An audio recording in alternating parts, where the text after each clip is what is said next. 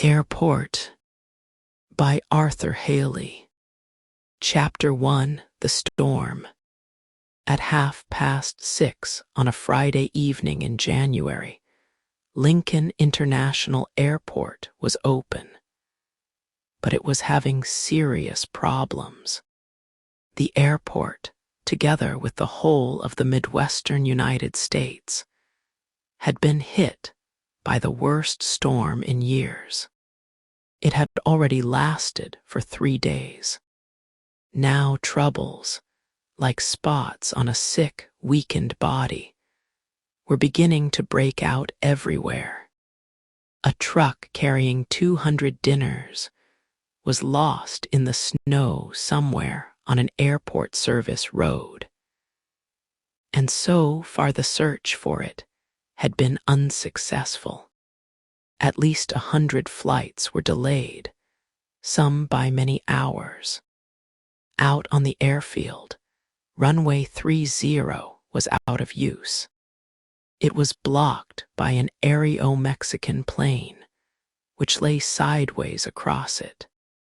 The front wheels were stuck in the deep mud, which lay under the snow near the edge of the runway. Aero-Mexican had tried hard for 2 hours to move it, but without any success. Now they were asking TWA to help them. The loss of runway 30 made the work of air traffic control even more difficult than usual. With 20 planes waiting to land, they were delaying takeoffs. The airfield seemed to be full of waiting planes. Inside the main passenger terminal, too, there were crowds of impatient people waiting beside their piles of luggage. Even the large notice on the roof of the terminal Lincoln International Airport was hidden by the snow. Mel Backersfeld was surprised that the airport was still open. Mel was the airport general manager. He was a tall, powerful man.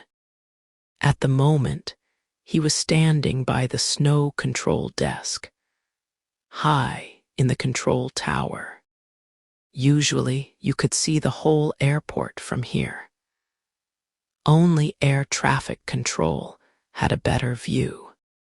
Tonight you could see only a few lights.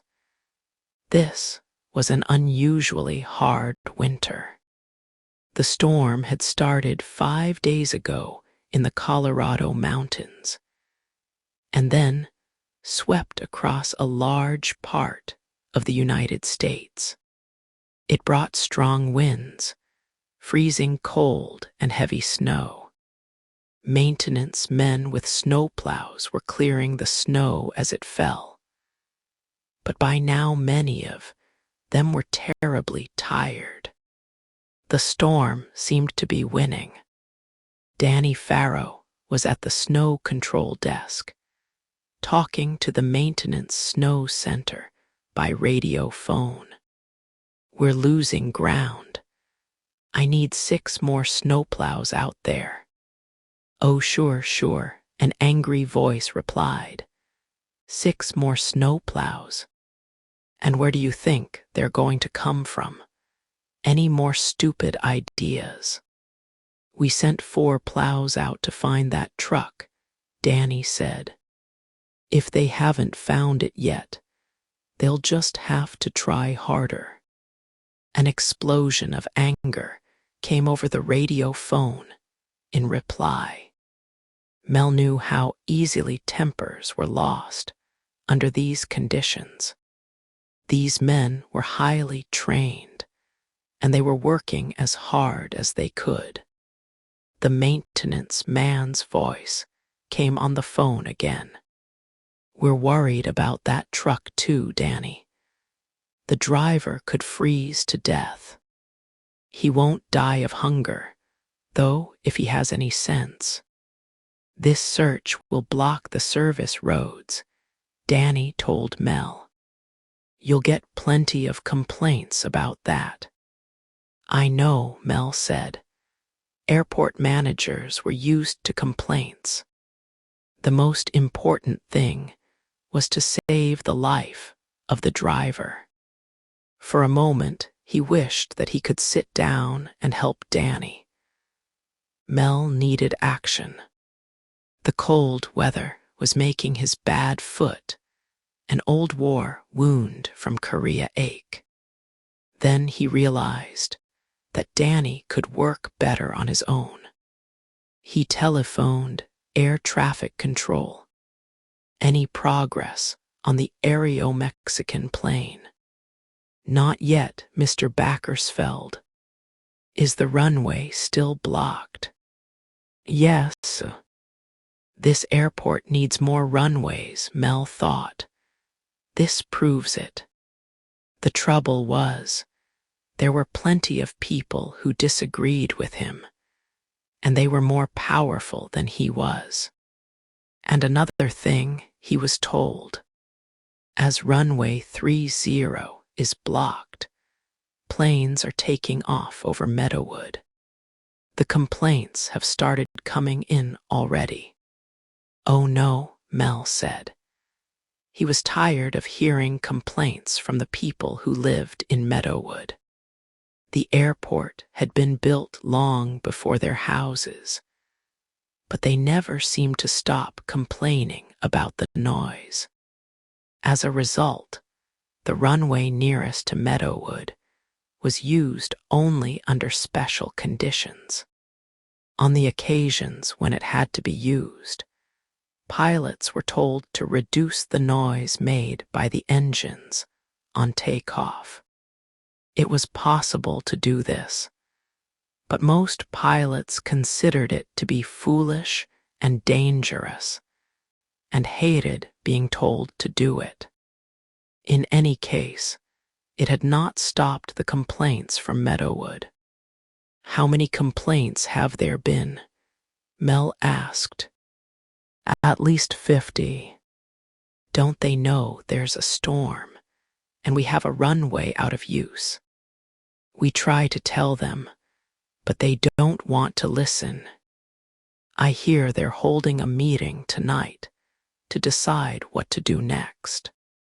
More trouble, Mel thought. He asked, Is my brother on duty tonight? Yes.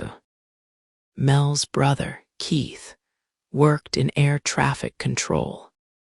Is he all right? Does he seem nervous? The other man paused before he replied. Yes, he does, more than usual. I wish I could tell him to rest, but we're short of men already. I know. Recently, Mel had been very worried about Keith. He put the phone down and thought again about a note he had received 15 minutes before. It was from Tanya Livingston. She worked for Trans-America as the passenger relations agent and was a special friend of Mel's. The note warned him that the airline's snow committee, led by Captain Vernon Demarest, was going to blame Mel for the many flight delays. They were going to attack him for what they believed was bad management. Captain Vernon Demarest was one of Trans-America's most experienced pilots. He was married to Mel's sister, Sarah. The Backersfelds were a real aviation family. But even with this family connection, Mel and Vernon were not friendly with one another. Recently, they had exchanged angry words at an important meeting, and Mel felt that the critical report was a direct result of this. He was not really worried, because he knew that he was doing everything he could to run the airport well. It was unpleasant to be criticized, but his conscience was clear. Tanya ended her note by inviting him to have a cup of coffee with her when he had time. Mel decided he had time now. He always enjoyed talking to Tanya. Chapter 2. Mel Backersfeld. Mel went down from the control tower to his office. The office was silent and empty. He took a heavy coat and boots out of a cupboard near his big desk. He was not really on duty at the airport tonight, but because of the storm, he had stayed on to help. Otherwise, he would have been at home with Cindy and the children. Or would he? It's hard to know the truth about yourself, he thought. If there had been no storm, he would probably have found some other excuse for not going home. He didn't seem to go home immediately after work very often these days. Of course, the airport kept him very busy. But to be honest, it also offered an escape from his endless quarrels with Cindy. Oh God! He had just noticed a note that his secretary had left on his desk, reminding him that he had promised to go to a party with Cindy that evening. Cindy hated to miss a party if she knew that any important people were going to be there. He still had 2 hours. He could finish what he had to do here in time to get to the party, but he would be late. He phoned his home number. Roberta, his older daughter, answered. "Hi," he said, "this is your dad." "Yes, I know," she said coldly. "How was school today?" "We had more than one class, Father." "Which one are you asking me about?" Mel sighed. There were days when he felt that his home life had become unbearable. Did all 13-year-old girls talk to their fathers like this? He loved both his daughters very much. There were times when he thought that his marriage had only lasted as long as it had because of them. It hurt him to hear Roberta speak so coldly. But who was to blame for her behavior? Perhaps she had seen her parents quarreling too often. "Is your mother at home?" he asked. "She went out.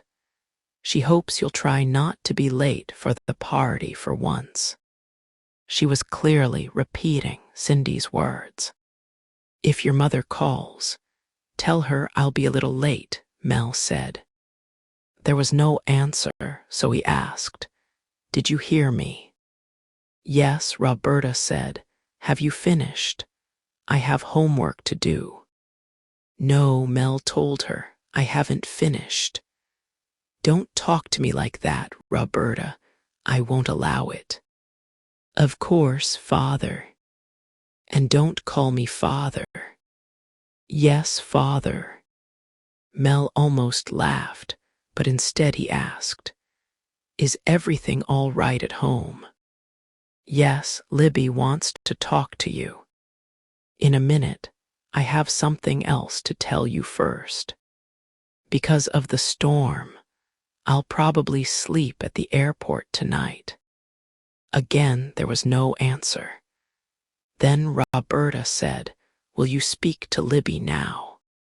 "Yes, please. Good night, Robbie." "Good night." The telephone changed hands, and he heard a small, childish voice say, "Daddy, Daddy." Guess what happened today? Libby always sounded so excited with life. "Let me think," Mel said. "I know. You had fun in the snow today." "Yes, I did, but it wasn't that." "Then you'll have to tell me." "Well, for homework, we have to write down all the good things that we think will happen next month. She was so happy and trouble-free. Mel wondered how long she would remain like this. "That's nice," he said. "I like that. Daddy, will you help me?" "If I can. I want a map of February." He understood what she meant and told her to look at the calendar on his desk. He needed a map of February himself, he thought. He heard her small feet running from the room. Someone else put the telephone down without speaking. Mel walked out of his office carrying his coat. From here, he could look down over the crowded hall of the main terminal building. He could not see a single empty seat. Every information desk was surrounded by a crowd of impatient or worried people. The ticket agents were working under severe pressure. As he watched, one of them was speaking calmly to a young man who had lost his temper and was shouting at her. Looking down at another desk, he saw an agent quietly finding a seat on a plane for an important businessman. Nobody looked up and saw Mel.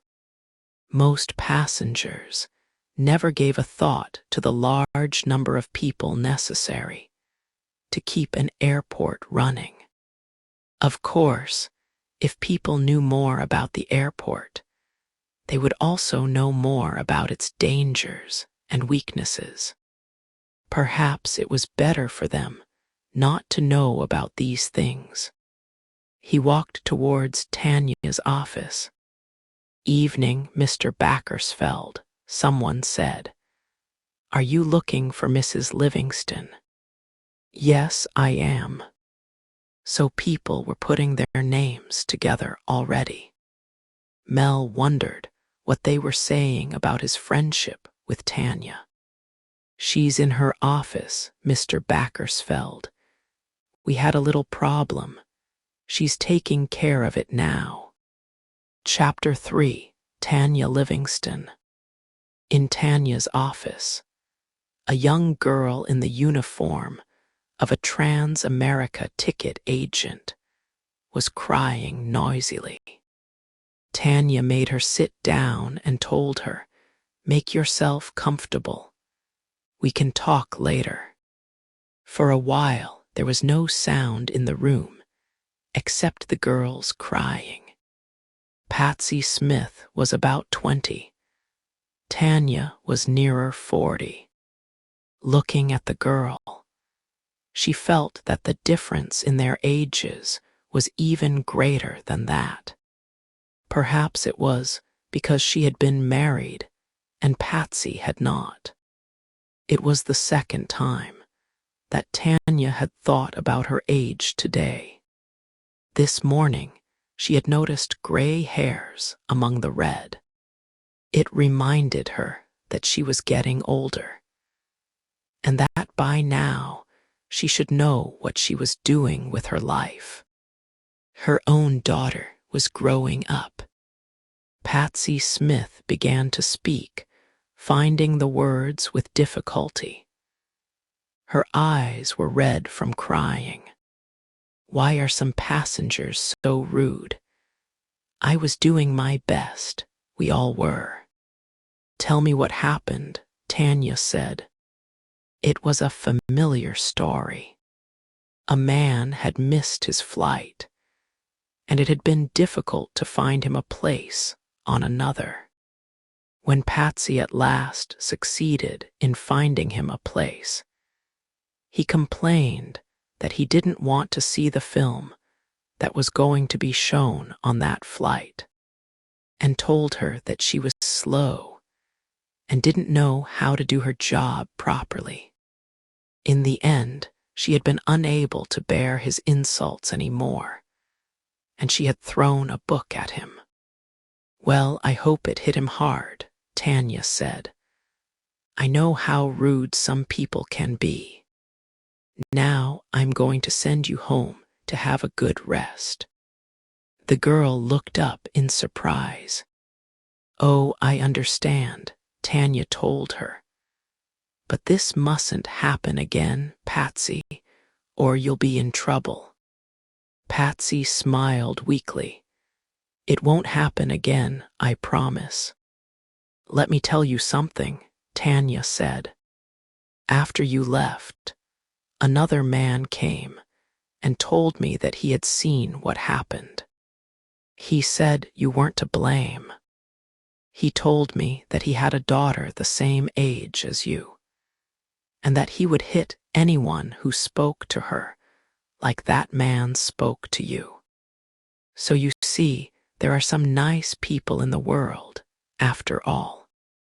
Dealing with the public could be terribly difficult, Tanya knew.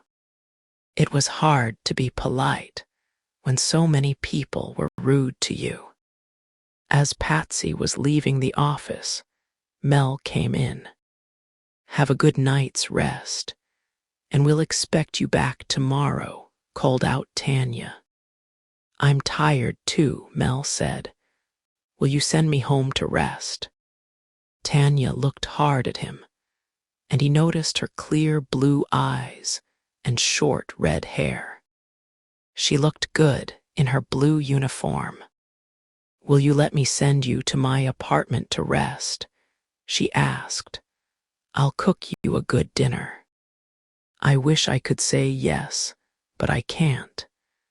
Can I buy you a cup of coffee?" "All right," Tanya said, "but I must be quick. I'm on duty for another 2 hours." As they walked towards the coffee shop, Mel said, "Can I come to dinner some other night, Tanya?" "I'd like to." Her sudden invitation had surprised him. She had never asked him to visit her apartment before. He wondered if this could be leading to a love affair, and knew that that would be a serious matter for both of them. "Come to dinner on Sunday," she said. "Thank you, I will." Could he leave his family on a Sunday? Well, Cindy often did. They had never seen the coffee shop so full of people before. As they went to sit down, Mel almost fell and seized Tanya's arm. "I suppose people will talk about that," she thought. "What crowds," she remarked. "We'll be seeing bigger and bigger crowds in the future," Mel told her. "We should be building bigger airports, but we're not. Some people just refuse to understand what is needed." He liked talking about airports and airlines to Tanya, because he knew that she was interested. "We'll see some changes soon," he said. "Carrying goods by air is going to become more important than carrying passengers." "Oh dear," said Tanya. "Perhaps I'm old-fashioned, but I prefer to work with passengers." Mel continued to talk until a waiter came to take their order. "Sorry, Tanya," he said. "I was beginning to make a speech." "You ought to make more speeches." They had first become friendly after he had made a speech to the Airport Operators Council. Tanya had thought it a wonderful speech and had told him so. But recently, he had not been speaking in public so much. "How did you know about the Snow Committee report?" he asked her. "It was typed in the Trans-America office," Tanya replied. "I saw it there. Tell me, why does Captain Demarest dislike you so much?" "I suppose he knows I dislike him." "If you want to, you can tell him that now." Mel turned and saw a tall, good-looking man. He was not in uniform, but he had a commanding manner. He saw Mel and Tanya, but he did not smile or speak to them. "He's taking Flight 2 to Rome tonight," Tanya said. Only the most experienced pilots flew Flight 2, which was called the Golden Argosy. Everyone knew that Vernon Demarest was a fine pilot, but few people liked him. Mel was just thinking how attractive Tanya looked in her uniform when she said, "I may be out of uniform soon. I'm looking for a better post." "I'm sure you'll be successful," Mel told her. "You could get to the top in aviation if you wanted to." "I'm not sure if I want to," she said slowly. "Would you prefer to get married again?" "How could I? Who wants a divorced woman with a child?" Tanya's marriage had been a terrible failure. Her husband had left her before her daughter had been born. Before they left the coffee shop, Mel phoned the Snow desk. Danny told him that the Aero-Mexican plane was still stuck across the runway. Aero-Mexican had asked TWA for help, and TWA had sent for Joe Patroni. He was driving to the airport from his home now. "I'm glad they sent for Patroni," Mel said. "If he can't move the plane, nobody can." There was more news. The lost truck had been found, and the driver was alive and going to be all right. "Good," said Mel. "I'm going out on the airfield myself in a minute." "Be careful," Danny told him. "I hear it's a bit cold out there." As they left the coffee shop, someone came with a message for Tanya. A stowaway had been found on a flight from Los Angeles. "Is that all?" she said. "That often happens." "Yes, but this is a very unusual kind of stowaway." "That might be interesting," Mel said. "It will give me an excuse to come and see you again later." Tanya touched his hand. "Do you need an excuse?" she asked. Chapter 4. Joe Patroni. Joe Patroni, as Mel now knew, was on his way to the airport. He had left his home, which was 25 miles from the airport, 20 minutes before. But he was making slow progress through the thick snow. In the end, the traffic stopped moving altogether. He lit a cigar. Many stories were told about Joe Patroni. He had begun his working life as a motor mechanic in a garage. One day he won an old plane from someone in a card game. Without any help, he repaired it and taught himself how to fly it. He studied at night school and went to work for TWA as a plane mechanic. Soon everyone knew that he was the best mechanic TWA had. Whenever there was an urgent or difficult repair job, they called Joe Patroni. He never wasted time and always told people exactly what he thought, regardless of how important the person he was talking to might be. Now he was TWA maintenance chief at Lincoln International. He had been successful in another way, too.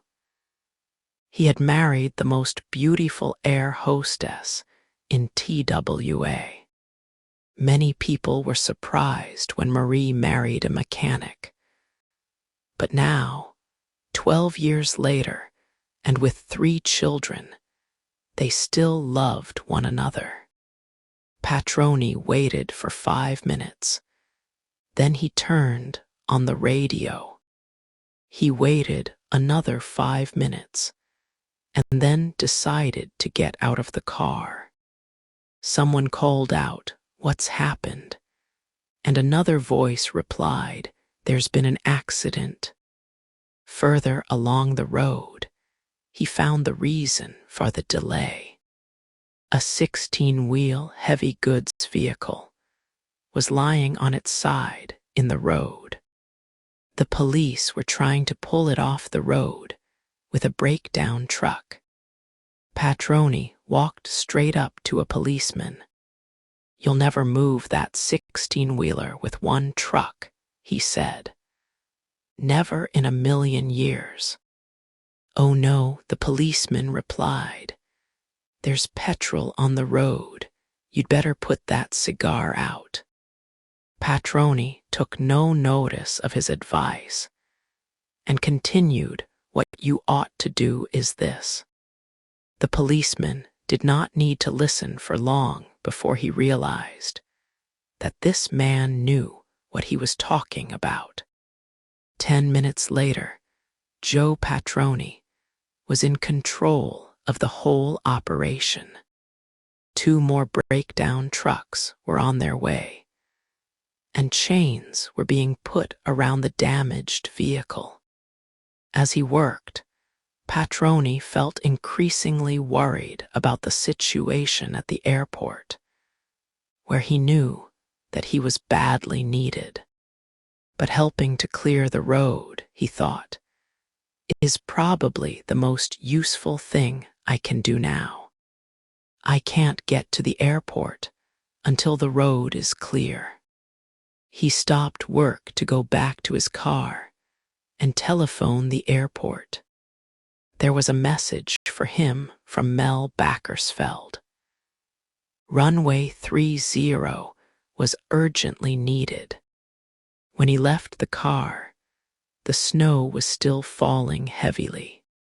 He was glad to see that the first of the 2 additional breakdown trucks had arrived. Chapter 5: The Blocked Runway. Mel went outside. His car, which had its own 2-way radio, was waiting for him close by. The strength of the wind was frightening. Freezing air came into the car through an open window, and he closed it quickly.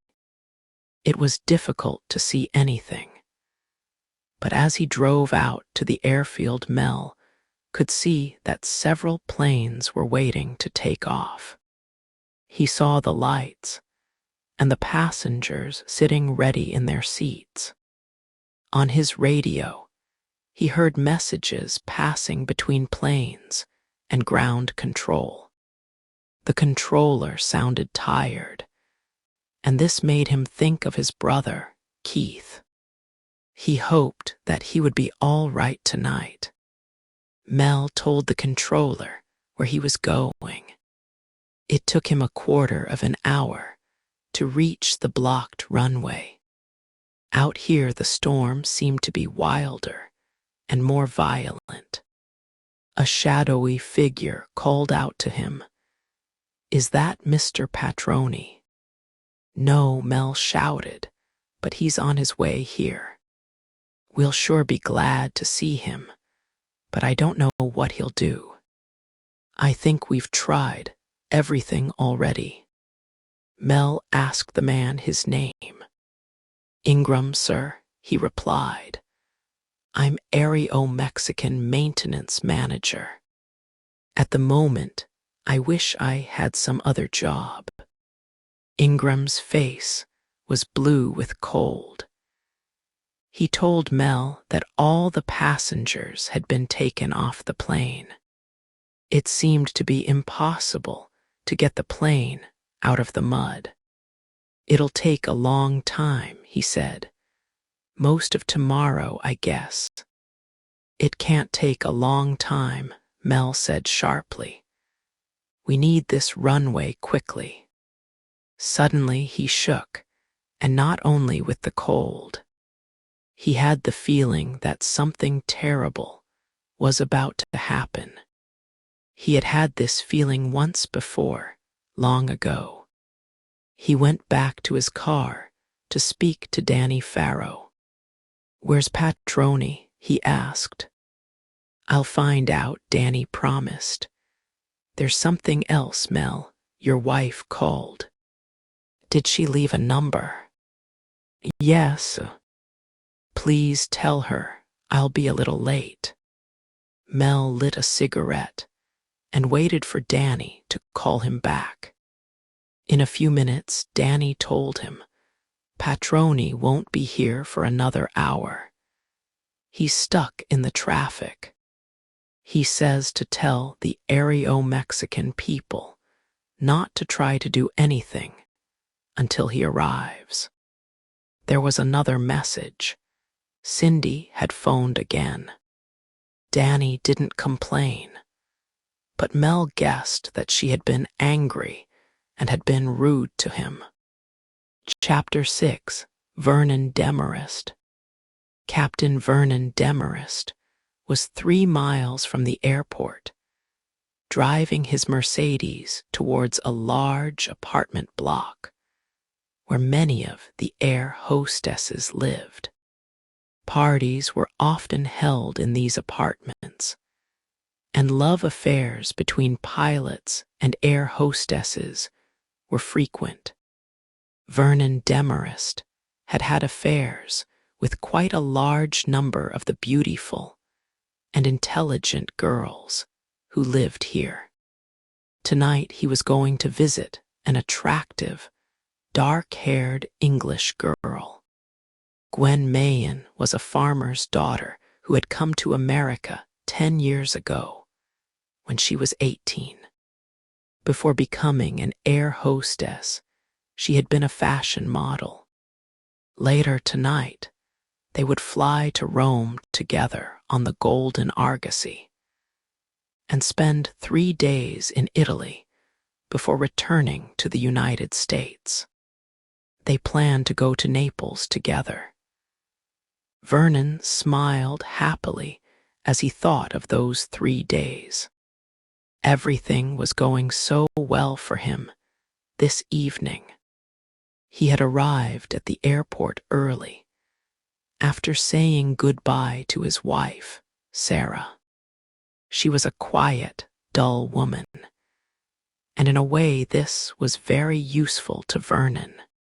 She never asked him about his relationships with other women, and while he was married to her, no other woman could expect him to settle down with her.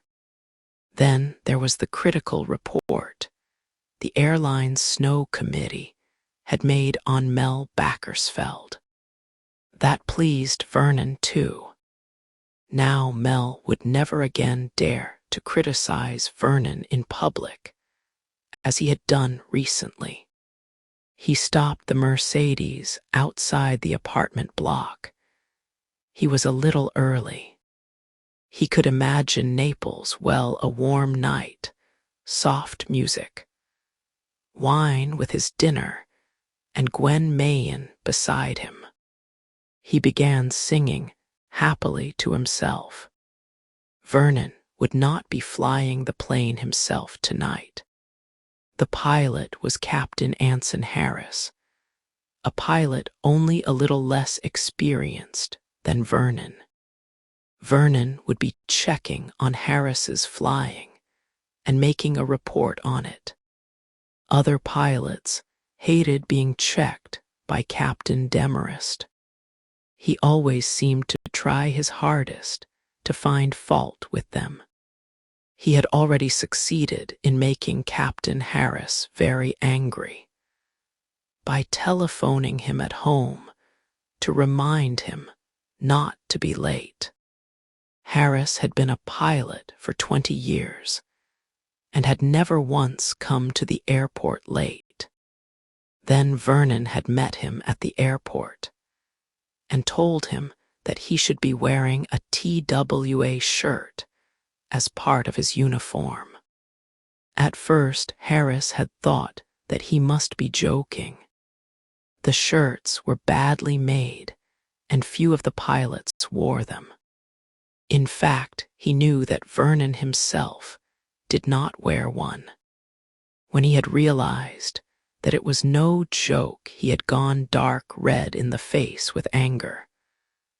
But somehow, he had managed to control himself and say nothing.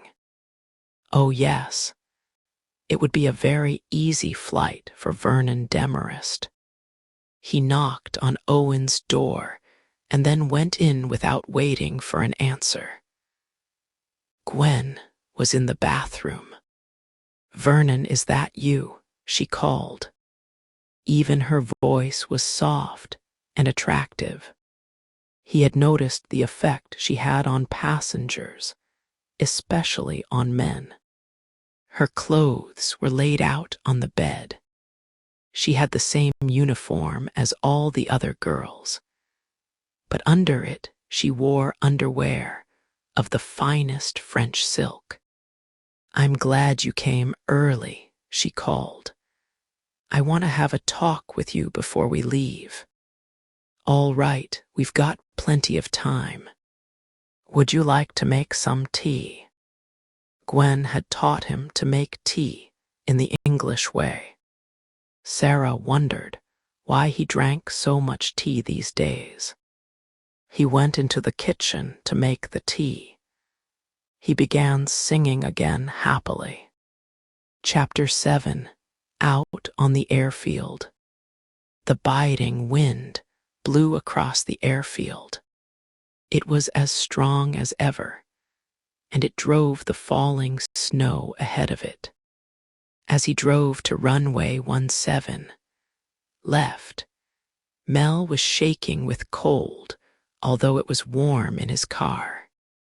Was he shaking just because of the cold, he wondered? Or was it also because of his memories? The pain in his foot helped to remind him of something that had happened 16 years before, when Mel had been a pilot during the Korean War. One day he had had a strange feeling, the knowledge that something terrible was going to happen. Next day his plane was shot down into the sea. It was sinking fast, and his foot was trapped. He had saved his own life by cutting at his foot with a knife. After a long time in hospital, he was able to walk, but he would never be able to fly a plane again. The strange feeling that he had had before that experience was with him again now. Only 2 of Lincoln International's runways, 17 right and 25, were in use now. 17 left was being cleared and would soon be back in use.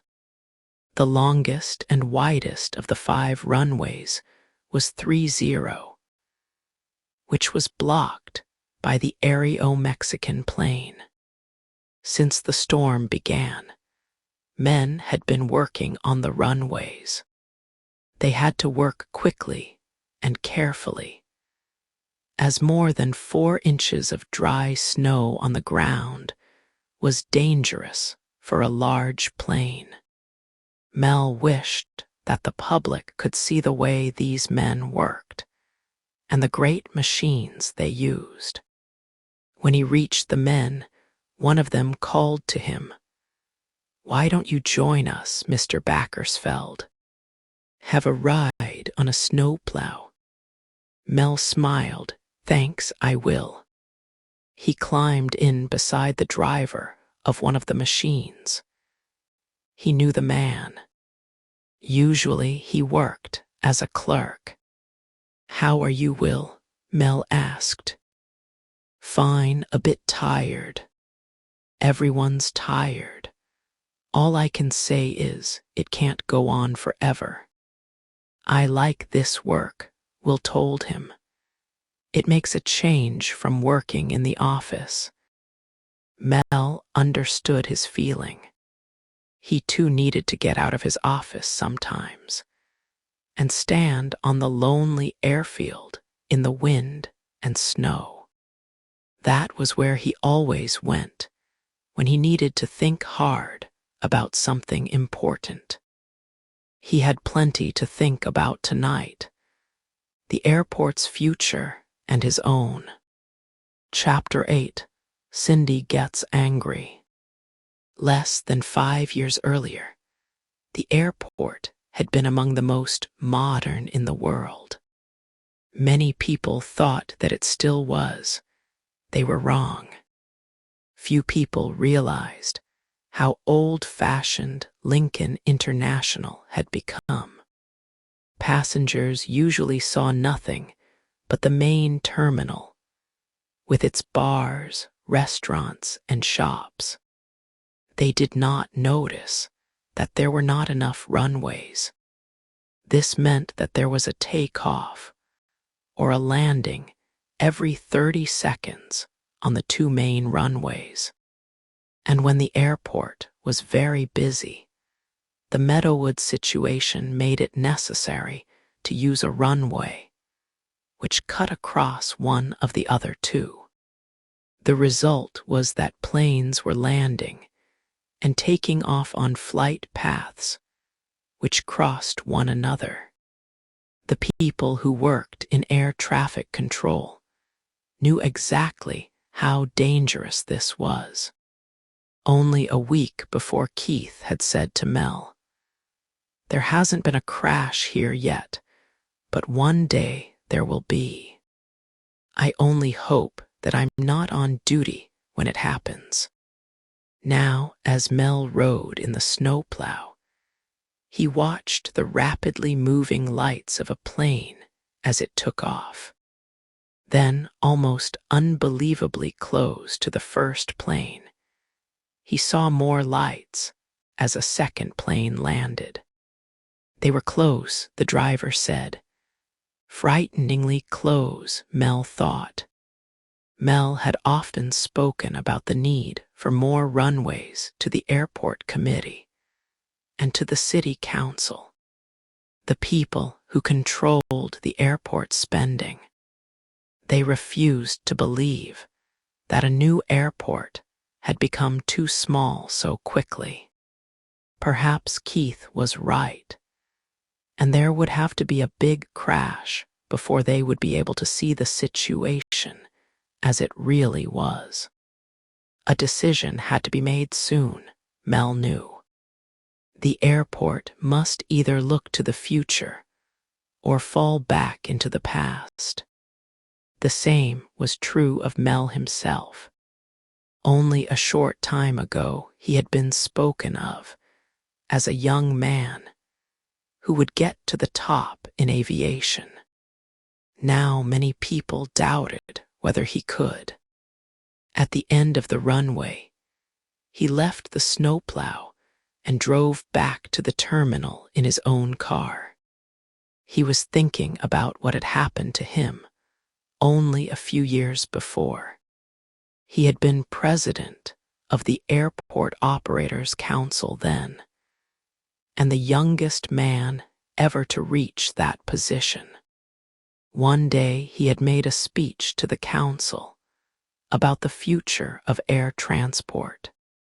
He had spoken of the need for good and imaginative planning in airports all over the world, and his speech had been well received in many different countries. Next day, he was invited to the White House to meet President Kennedy. He found that he could talk easily to the president and that they agreed about many things. On more and more occasions, the president began to ask Mel's advice about aviation. Great success seemed to be close for him. Then President Kennedy was killed. His early death was a terrible shock to the whole nation, but Mel felt that he had lost a friend. Later, he realized that the new president did not intend to ask him for advice. He was no longer the promising young man of aviation. When he reached the terminal, he spoke to Danny Farrow. "Any news about the Aero-Mexican plane?" "No, I'm afraid not." "Where's Joe Patroni?" "Still on the road." "Let me know when he gets here," Mel said. "You'll be at a party, won't you?" Mel stopped and thought. He had told Cindy that he would go to the party, but now he felt that he should stay at the airport. "No," he said, "I'm not going to the party." "Then I think you ought to ring your wife." Danny told him, "I'll give you her number now." Mel rang her immediately. There was a moment's silence while he waited for her to come to the phone. Then he heard her voice say sharply, "Mel, why aren't you here?" "I'm sorry, but I couldn't leave. There've been some problems here.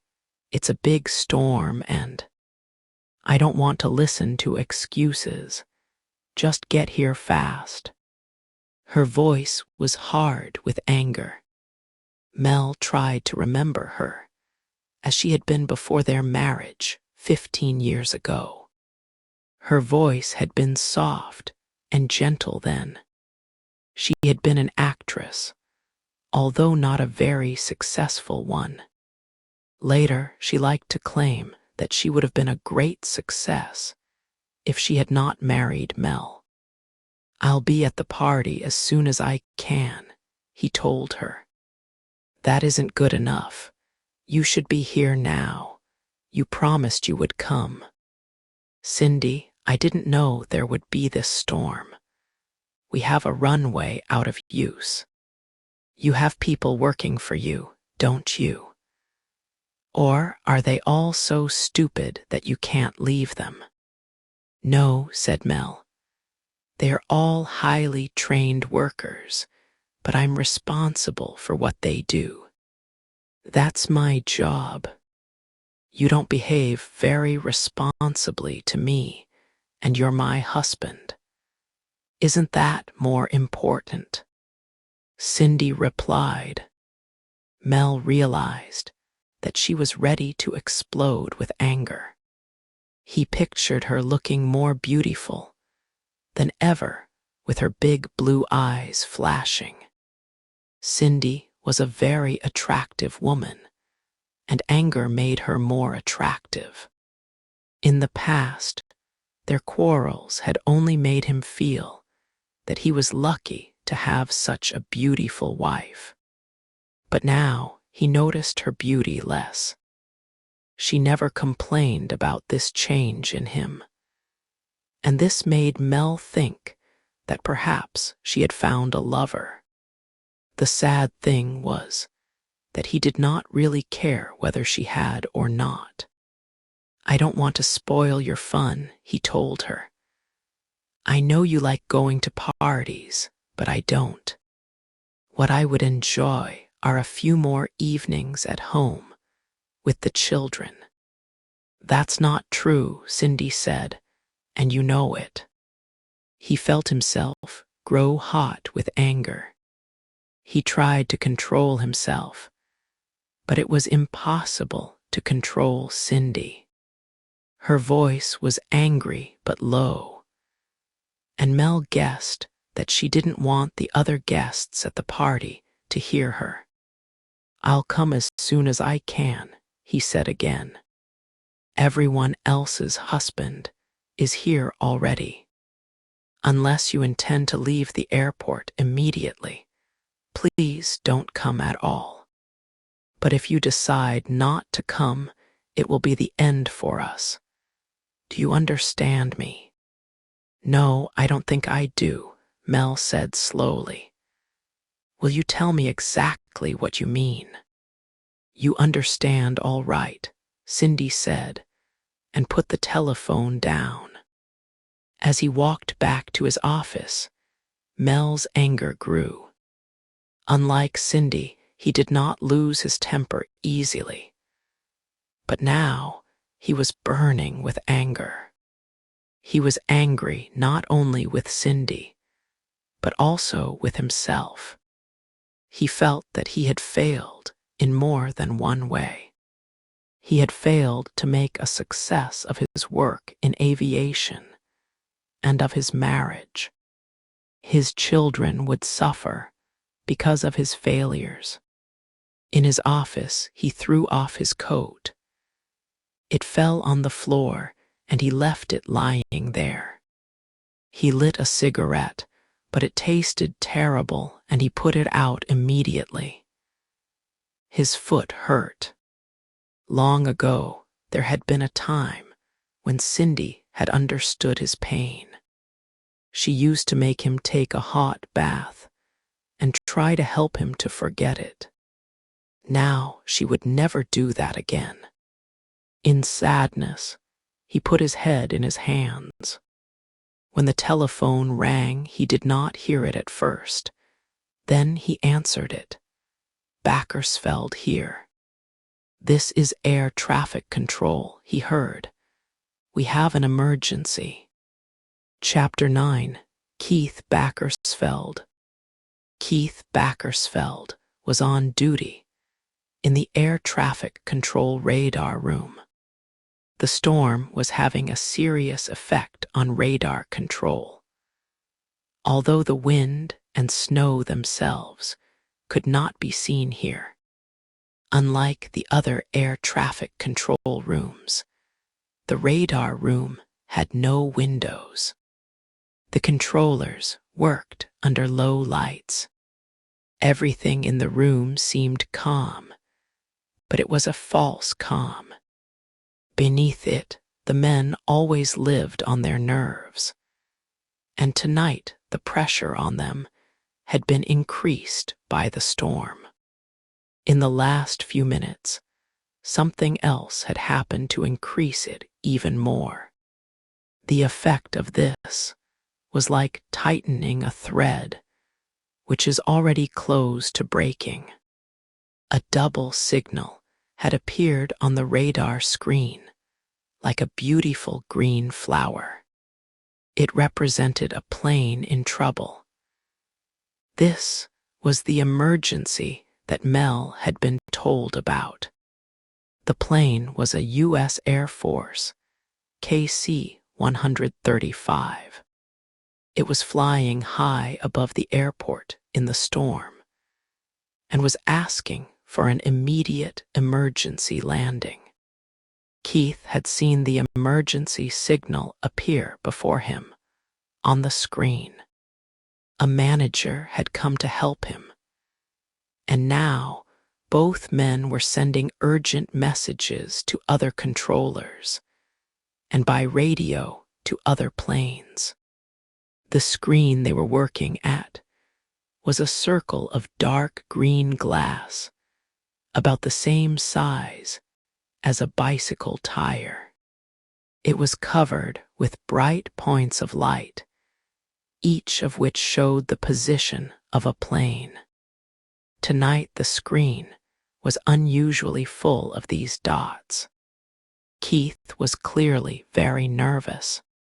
His face was thin, and the green light from the screen showed the deep hollows under his eyes. During the last year or so, he had changed completely in appearance and manner from a friendly, smiling person to a silent, unhappy man. He was 6 years younger than Mel, but he looked much older. The men who worked with Keith had all noticed the change in him, and they knew the reason for it. They did care about his problems, but they had to put their own jobs first, and they had little time to help him. That was why Wayne Tevis, the manager, stayed near Keith and watched him all the time. Tevis knew that he might have to send Keith off duty early in order to rest. He said to Keith now, "Look, Keith, that Braniff flight is getting too close to Eastern. Turn Braniff right, and then you can keep Eastern on the same course." Keith should have seen that himself, but he hadn't. The problem which most of the controllers were working on was to clear a path for the Air Force KC-135 to land. It was difficult to do this because 5 other planes were already circling above the airport, waiting to land. To the sides of the airport, 2 other planes circled. It needed strong nerves to guide the KC-135 between all these other planes safely. To make the situation even worse, radio communication with the KC-135 had been lost. Keith spoke. "Braniff 829, make an immediate right turn." At a moment like this, a controller's voice should be calm. Keith could not control his voice, and he sounded as nervous as he was. In another minute or two, the Braniff flight would have to be turned again, and so would several other flights. This would continue until the KC-135 had been brought safely down through them. The passengers on the other planes, although they might be tired or frightened, would have to wait. For a moment, Keith wondered how the pilot of the KC-135 felt in his difficulty and danger. Lonely, probably. Keith himself was lonely. Even when he was surrounded by other people, he felt that he was alone. He gave new paths to several flights. Behind him, he could hear Wayne Tevis trying to reach the KC-135 by radio, with no success. The green signal on the screen showed that the pilot was doing the right thing. He must know that his position could be seen on the radar screen, and that the controllers would clear a path for him. All around him, Keith could hear low voices. Everyone was working to the limits of their strength and abilities. A controller had to hold so much in his mind. Even the best controller knew that one day he might make a mistake, with terrible results. Keith had been one of the best controllers. Until a year ago, others had asked him for help and advice. Now he had to accept help from them. He must not make any mistakes tonight. Nobody knew, not even his wife, Natalie. But this was the last time Keith would ever sit in this radar room. It was also the last day of his life. "All right, Keith," Tevis said. "Go and take a break." Keith knew that the time for his break was not for another half an hour. Tevis did not trust him. Should he argue with him? No. Tevis was right not to trust him.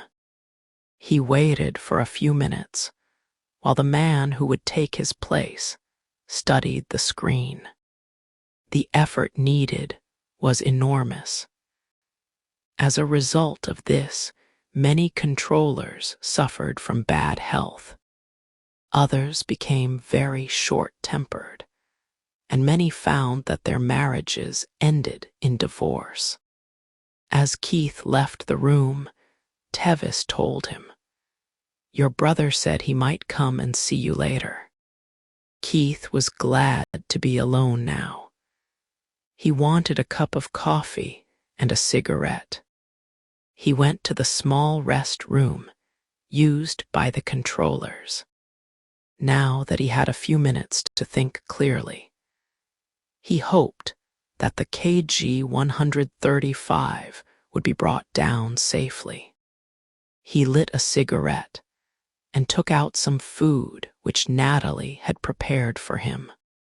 Sometimes she put a little note in with the food. She tried hard to make him laugh and to help him through his troubles. But recently, her eyes had been red from crying, and she had written fewer notes. Perhaps she knew that it was hopeless. He wanted to help her, but how could he when he could not help himself? He had a photograph of her in his pocket, showing her on holiday in Canada, happy and smiling. She loved him, he knew. He tried to love her, but he had no love left now, only hopelessness. Mel, too, loved Keith as much as any brother could, but he could not help him either. Nobody could help Keith now. He opened the bag of food. No note today. It was better this way, really. Natalie knew nothing about what he planned to do. When he came off duty at the airport, he would go to a hotel where he had taken a room. The room key was in his pocket. He took it out to check. Chapter 10. The Meeting in Meadowood. The information which Mel Backersfeld had been given about a meeting in Meadowood was quite correct. The meeting had started half an hour earlier in a church hall. It had started late because the 600 people who had come had to fight their way to it through thick snow. But they had come. They were the sort of people you would find in any small town. An equal number of men and women were present. As it was Friday night, most of them were dressed informally. Several newspaper reporters were also there. The room was uncomfortably crowded and full of smoke. All the chairs were taken, and at least 100 people were standing. Only an extremely serious matter could have brought them out from their warm homes on such a terrible night. They were all, at the moment, extremely angry. They were angry for two reasons. First, because of the noise which could be heard night and day in their homes. And second, because even during this meeting, the noise of planes taking off was making it impossible for them to hear one another. In fact, it was unusually noisy tonight. Of course, they did not know that this was because runway 30 was blocked by the Aero-Mexican plane, so that runway 25 was being used. This was the runway nearest to Meadowood. During a short silence, the red-faced chairman announced loudly that it was impossible to live in such terrible conditions. "We have tried to reason with the airport management," he shouted, "but they take no notice of our suffering." The chairman was Floyd Zanetta, the 60-year-old manager of a printing company. Near him sat a younger man, a lawyer called Elliot Fremantle. "What do the airport and airlines do?" Zanetta shouted. "I'll tell you. They pretend to listen to us. They make empty promises to us. They are nothing but cheats and liars." The word liars was lost in a sudden, almost unbelievable burst of sound. The room shook, and a glass of water on a table near Zanetta almost fell to the floor. The noise ended as suddenly as it had begun. This had been happening since the beginning of the meeting. Zanetta continued, "As I said, they are cheats and liars. I think what is happening now proves it, and—" "Mr. Chairman," a woman's voice interrupted, "we've heard all this before. What I and all the others here want to know is what we can do about it." "If you'll kindly let me finish," Zanetta said. He never did. Once again, the terrible noise exploded over them. Some people even began to laugh, and Zanetta looked hopelessly around him. He began to speak again, telling the people of Meadowood that they could not afford to be polite any longer. He had brought Elliot Fremantle, a lawyer who had made a special study of cases like theirs, to give them some good advice. He talked on and on. Elliot Fremantle was getting restless.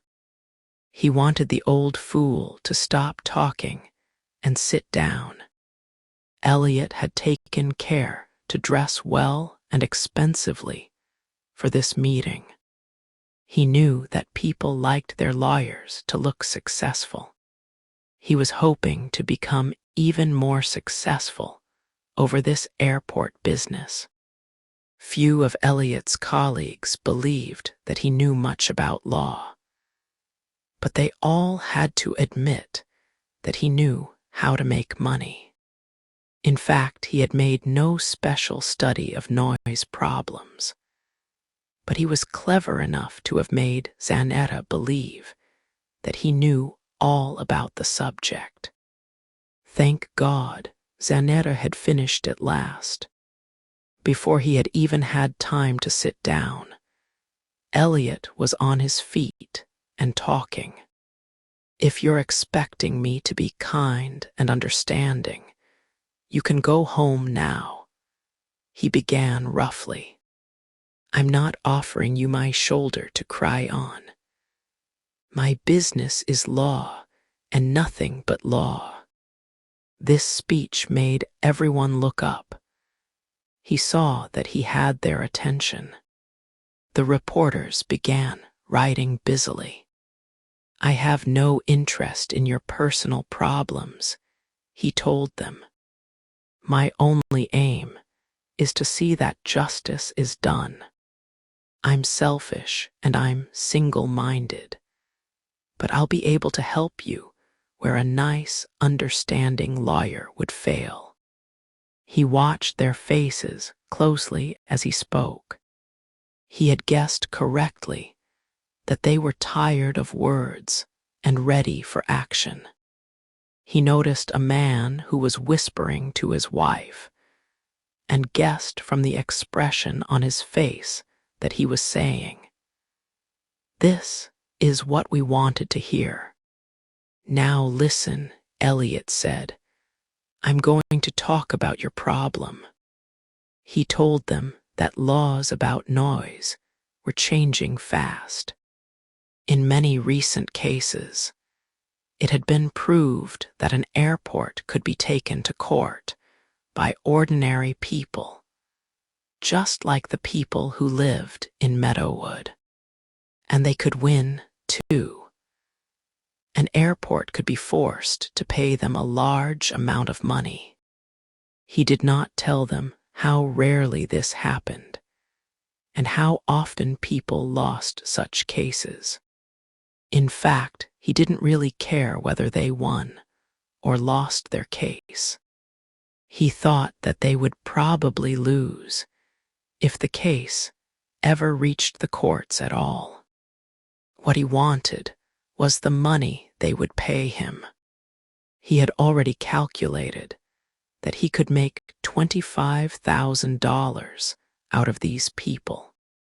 All that they had to do was to sign a paper which named him as their lawyer.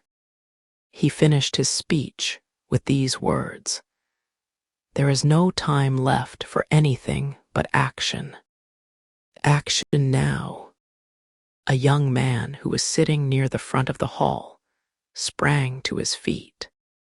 "Tell us what to do," he shouted.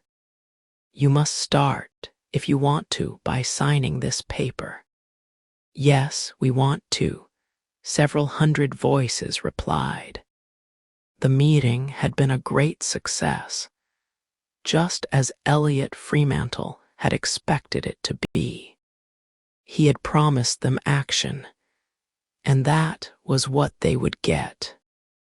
The action would begin at the airport, now, tonight. Chapter 11: A Ruined Man. At the same time that Elliot Fremantle was enjoying his success, a former builder called D.O. Guerrero was tasting the bitterness of failure. He was about 15 miles from the airport, in a locked room in a poor, dirty apartment on the south side of the city. The apartment was above an evil-smelling eating house. D.O.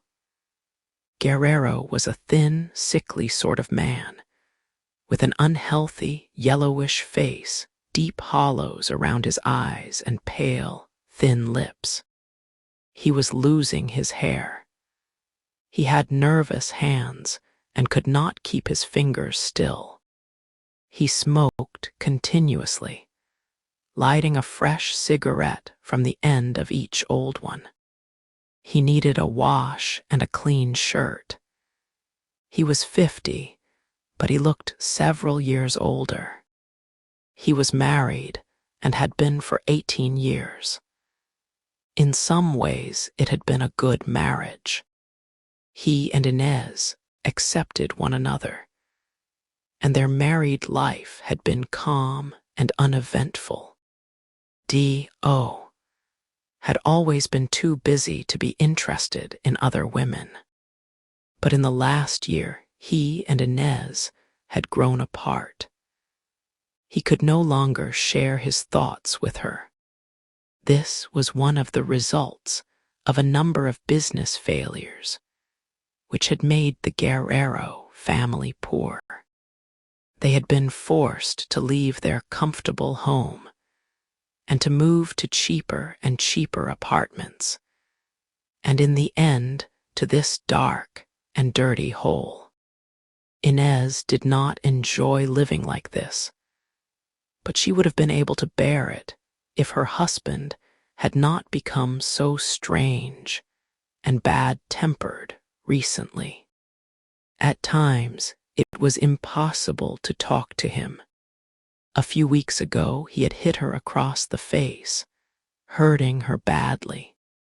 He refused to show any sorrow or even talk about it later. After that, Inez had sent their 2 children, a boy and a girl, to stay with her married sister, and had taken a job in a coffee shop. She had to work hard and did not earn much, but they needed the money for food. D.O.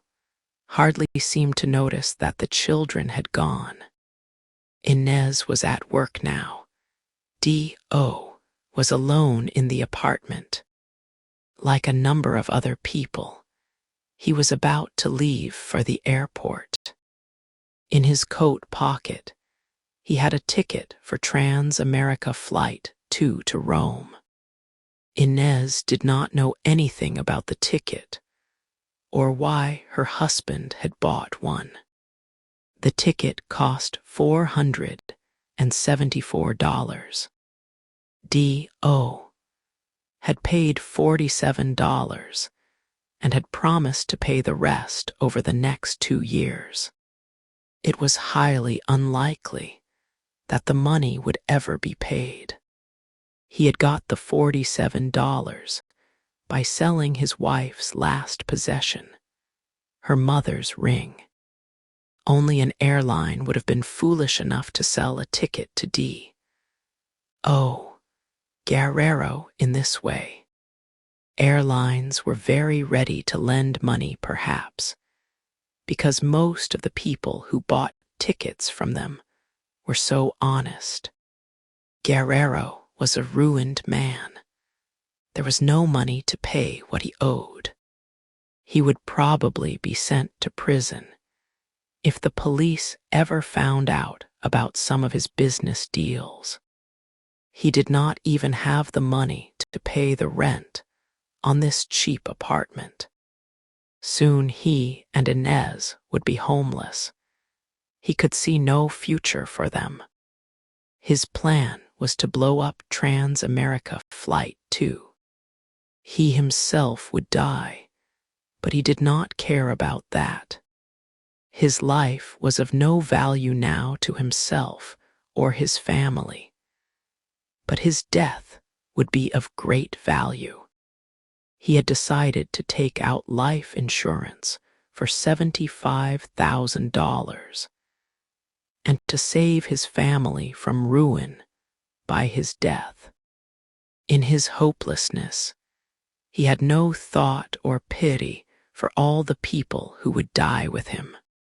He believed that he was acting out of love for his family. He had been thinking about his death for several months now. He believed that his plan was perfect.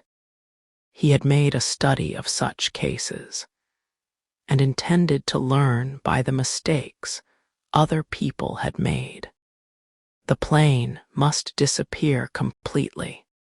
4 hours after takeoff, it would be high above the Atlantic Ocean. If it exploded there, the pieces would be lost in the sea.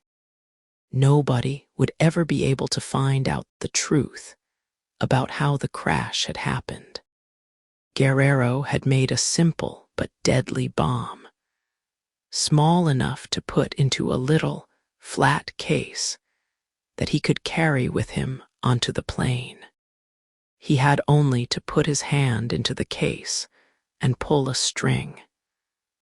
It would all be over in a second. The public did not know how easy it was to make a bomb. As a builder, Guerrero had often used explosives, and he had no difficulty in finding what he needed. He hid the bomb under some clothes and papers in the case and looked at the clock.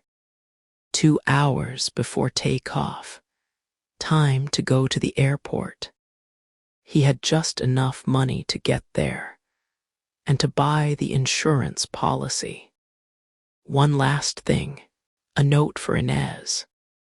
He thought for a few seconds and then wrote, "I won't be home for a few days. I'm going away. I expect to have some good news soon, which will surprise you." He signed it D. O. He paused.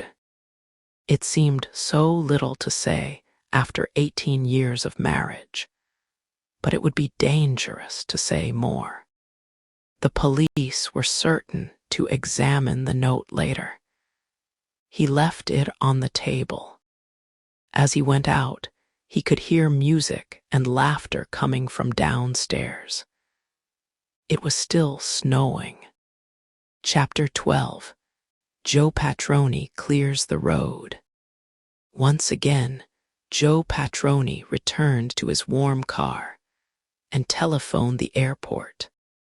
He reported that the road to the airport was still closed, but that it would be possible to move the heavy vehicle that was blocking it. He was told that the Aero-Mexican plane was still across the runway, and that everyone was calling for him to come and help them to move it. He hurried back to the group of people around the crashed goods vehicle. It lay on its side, covered with snow now, like a huge dead animal. 3 more breakdown trucks had arrived, as Patroni had requested. Their lights shone on the white snow and made it as bright as day. Some television cameramen had also arrived and were behaving as if the accident had been arranged specially for them. Everything would have to wait until they had got some good pictures on film. When Patroni had gone to phone the airport, he had left the breakdown trucks in the best positions to pull the crashed 16-wheeler off the road. Chains were being put around it. When he came back, the chains had gone and the trucks were in a different place.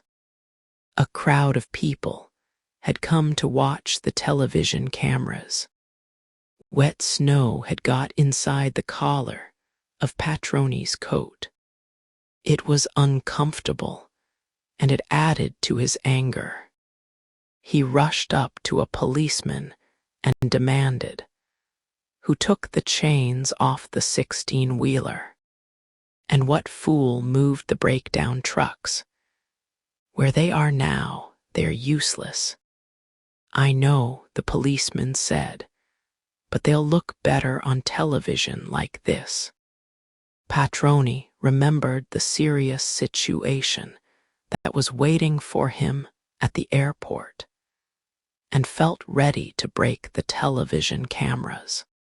He was strong enough to do it too.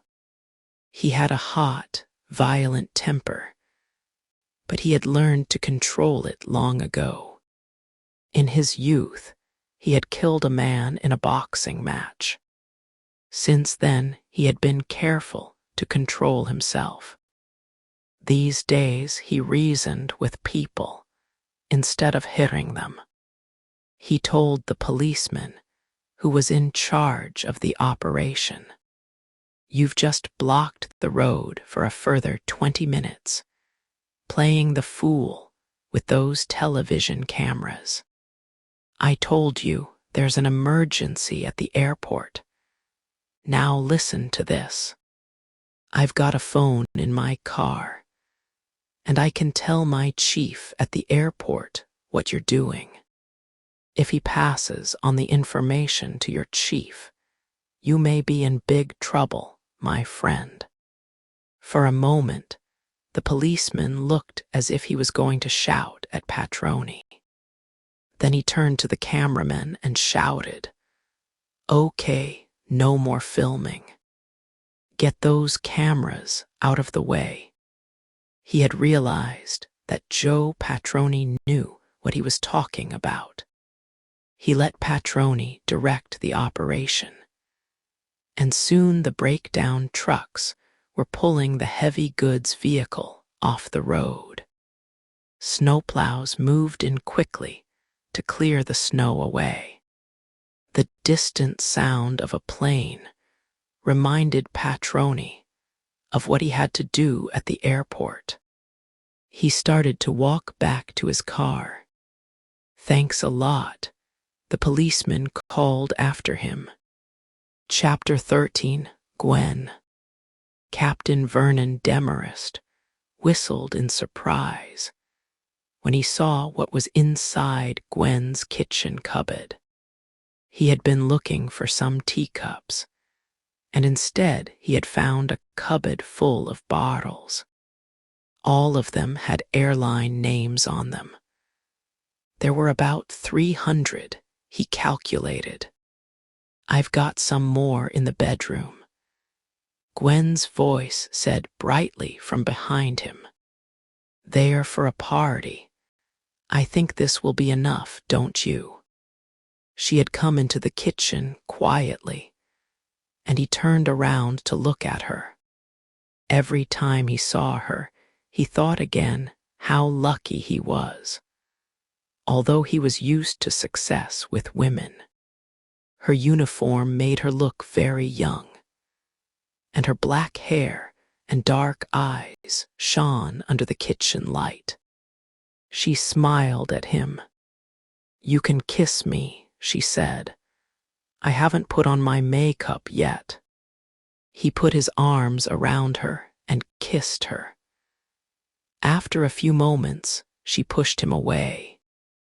"I want to talk to you," she said firmly. She turned to close the cupboard door. "Wait a minute, Gwen," Vernon cried. "What about all those bottles?" "Well, the passengers didn't drink them, so they will be useful for my party. I've been collecting bottles off flights for a long time, for a special occasion." Seeing his face, she continued, "Don't look so disapproving. All the girls do it. It isn't stealing, you know."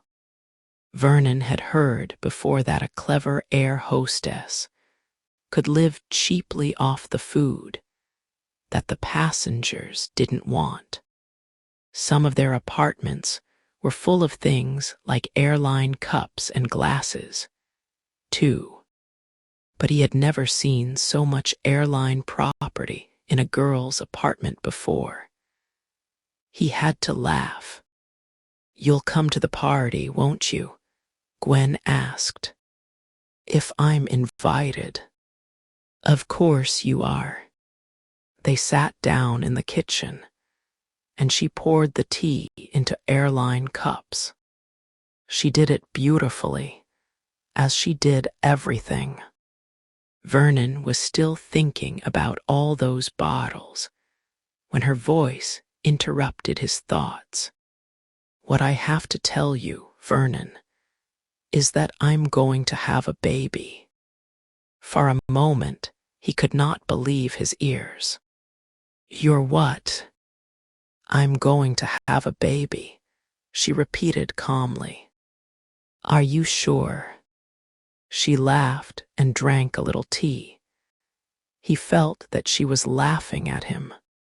He also felt that she had never looked so beautiful before. "Of course, I'm sure. I wouldn't tell you otherwise. More tea." "No." There was a silence before he said, "I don't know how to ask you this, but—" "You must ask," Gwen said, looking at him with her big, honest eyes. "You want to know if I'm sure that it's your child, don't you?" "Yes, I'm sorry, Gwen." "Don't be sorry," she said. "I want to tell you." She was speaking quickly now and did not sound so calm. She looked down. "There hasn't been anybody else. There couldn't be. You see, I love you. I've loved you for quite a long time now." Vernon took her hands gently in his. "Listen to me. We have plans to make." Now that the first shock was over, he was thinking about what they would have to do. "You don't have to do anything," Gwen said. "I intend to look after myself. I had to tell you because the baby is yours, and you have the right to know about it." "Of course, you must allow me to help you," he said. She could either give the baby away or have an abortion. An abortion would be the best solution to the problem. He would pay, of course. After all, he wasn't irresponsible, but how annoying. He needed all his money at the moment for some work he was having done on the house. He asked, "You're still coming to Naples with me?" "Of course.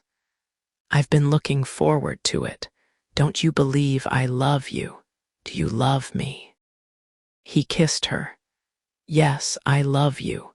It was true, he thought at the moment. As they drove off to the airport in his Mercedes, he told her, "You really mustn't worry, Gwen.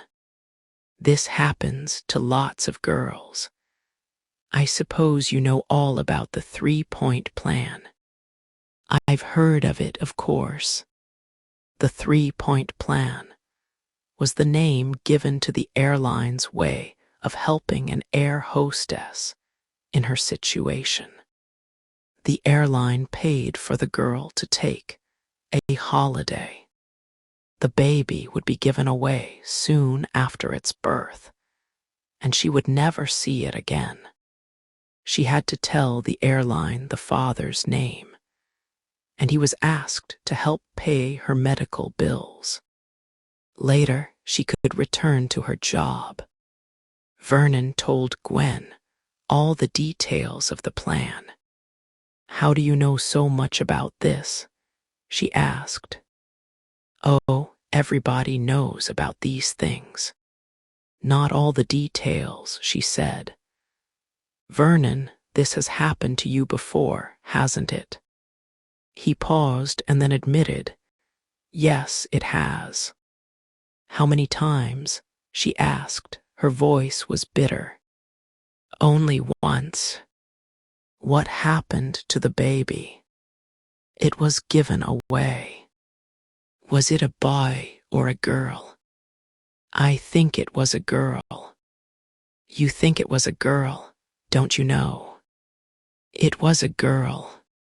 He didn't want to talk about his daughter. He had never seen her. "Thank you for telling me the truth," Gwen said. He took her hand. "We'll have a great time in Naples, I promise you." He almost wished that he could divorce Sarah and marry Gwen, but that would be stupid. He had seen too many other men of his age make fools of themselves over young women.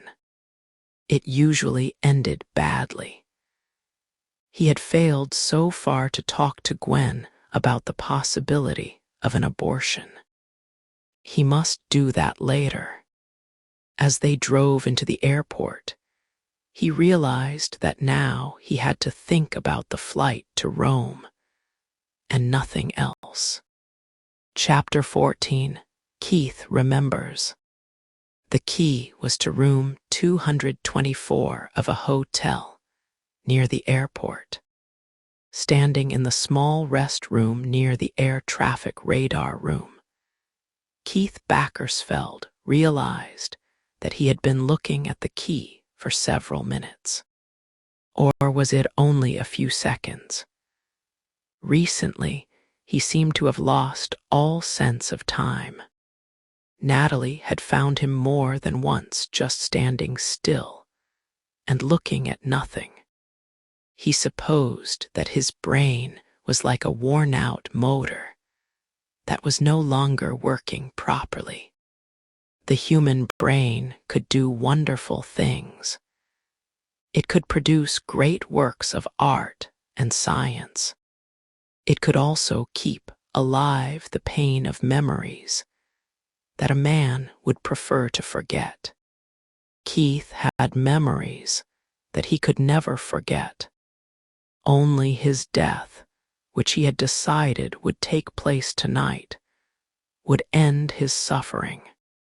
He must go back to the radar room now and finish his duty.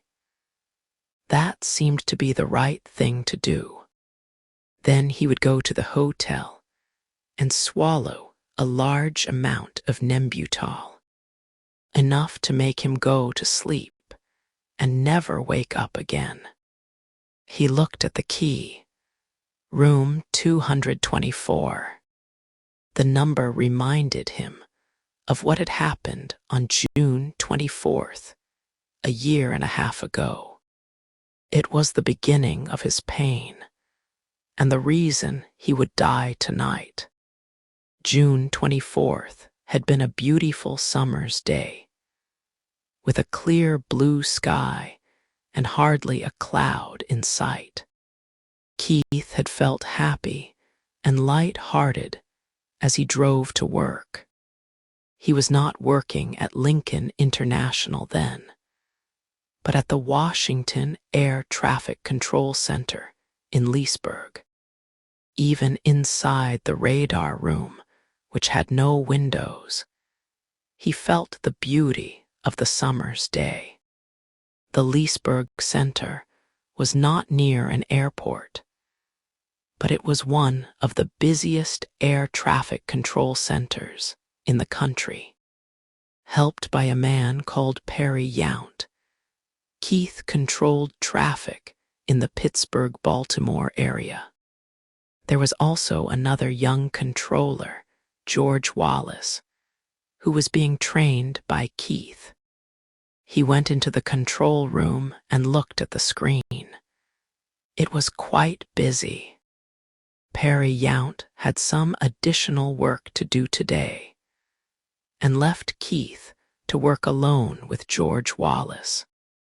George would finish his training and become a full controller in only 1 week from now. Keith allowed him to give directions to 2 planes which were coming too close to one another, and saw that he was making the correct decisions. Keith was a successful teacher, and he was proud of Wallace's progress. From time to time, Perry Yount came to see if Keith and Wallace needed any help. Everything was going well. Then, just before 11 o'clock, Keith had to go to the washroom. Perry Yount agreed to stay near Wallace until he returned. Keith stayed a long time in the washroom. It had a window, and he could look out and see green fields and flowers.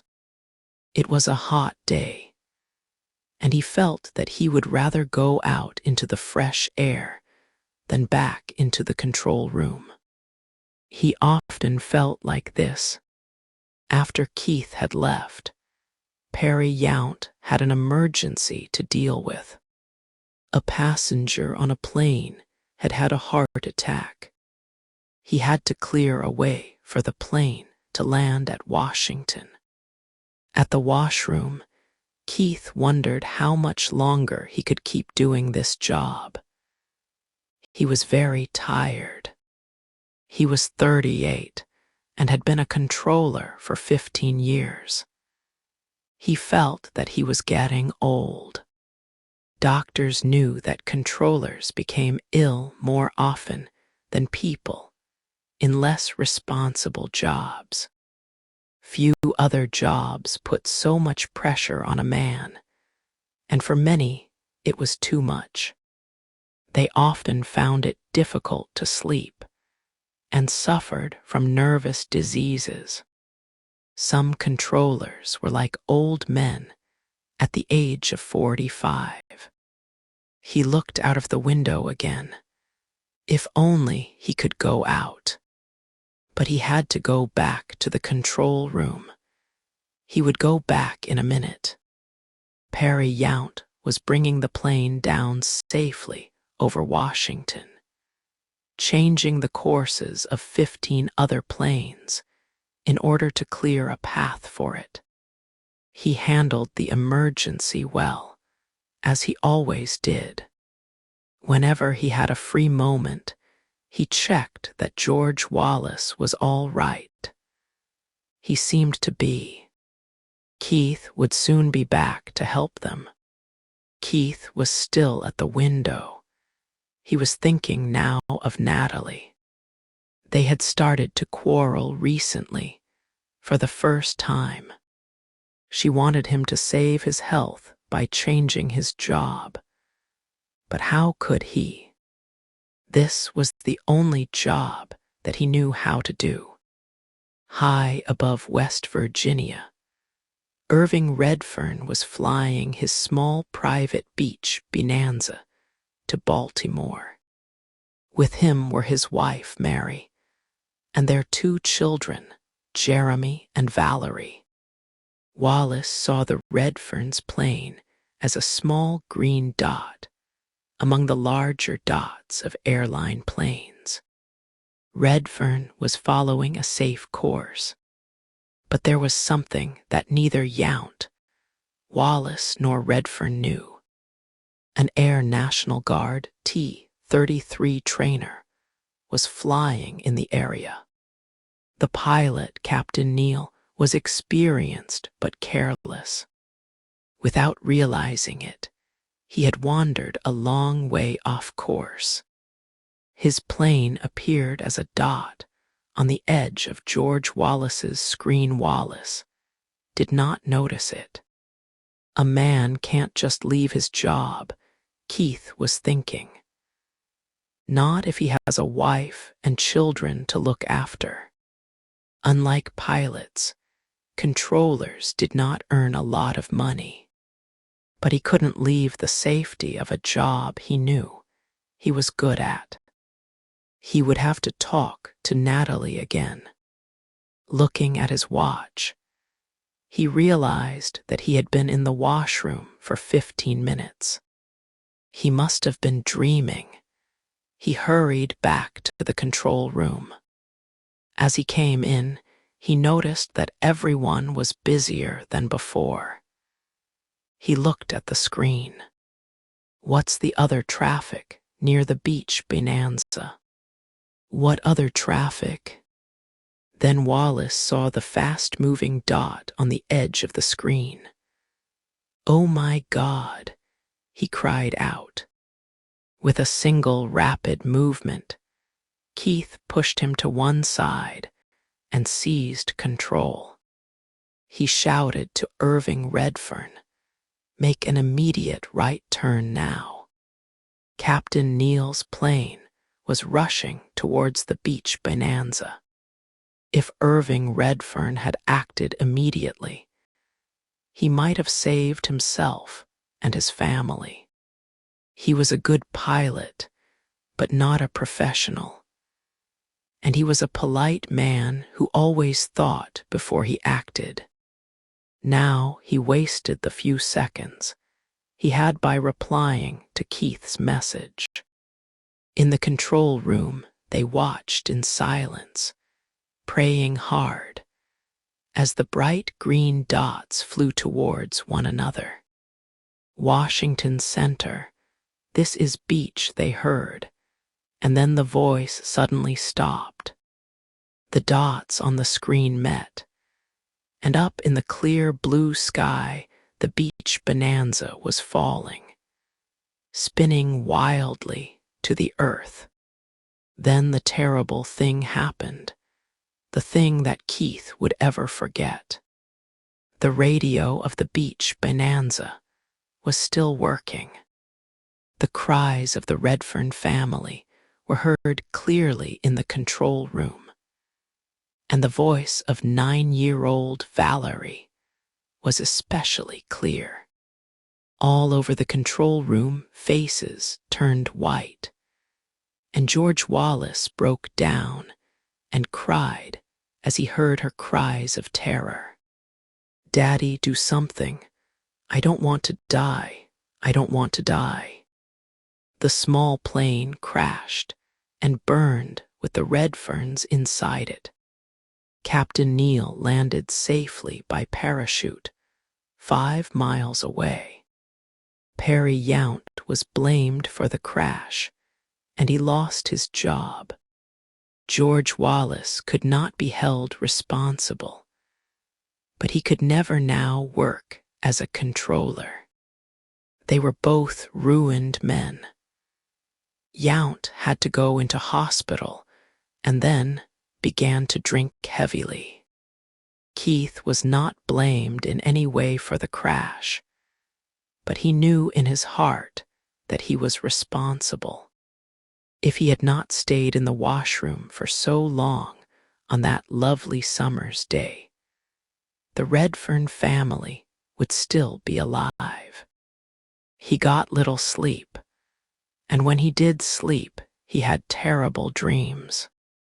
They always ended with the hopeless cries of little Valerie Redfern. Sometimes he tried to stay awake so that he would not dream of her again. During the day, too, he thought about her. He could not look at his own 2 healthy children without feeling guilty. His work suffered. He lost the ability to make quick decisions. Natalie begged him to change his job. Once, almost crying, she told him that unless he did something, she would take the children away from him, because she could not bear to see them growing up in such an unhappy home. It was then that Keith first thought of killing himself. He put his hand in his pocket and touched the key again. He would need it soon. Chapter 15: The Stowaway. It was almost an hour since Tanya had left Mel. She remembered his words. "It will give me an excuse to come and see you again." She knew that he had to go to a party with his wife, but she hoped that he would come and see her before he left. The excuse that he had spoken of was his interest in the message received by Tanya while in the coffee shop. The stowaway was with Tanya now, a little old lady from San Diego. She was wearing a black dress and looked like somebody's grandmother on her way to church. "You've done this before, haven't you?" Tanya asked her. "Oh yes, my dear, quite a few times." She sat there looking quite untroubled by her conscience.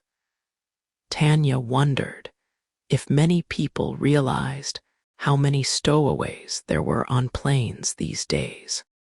Probably not. Airlines tried to keep quiet about it.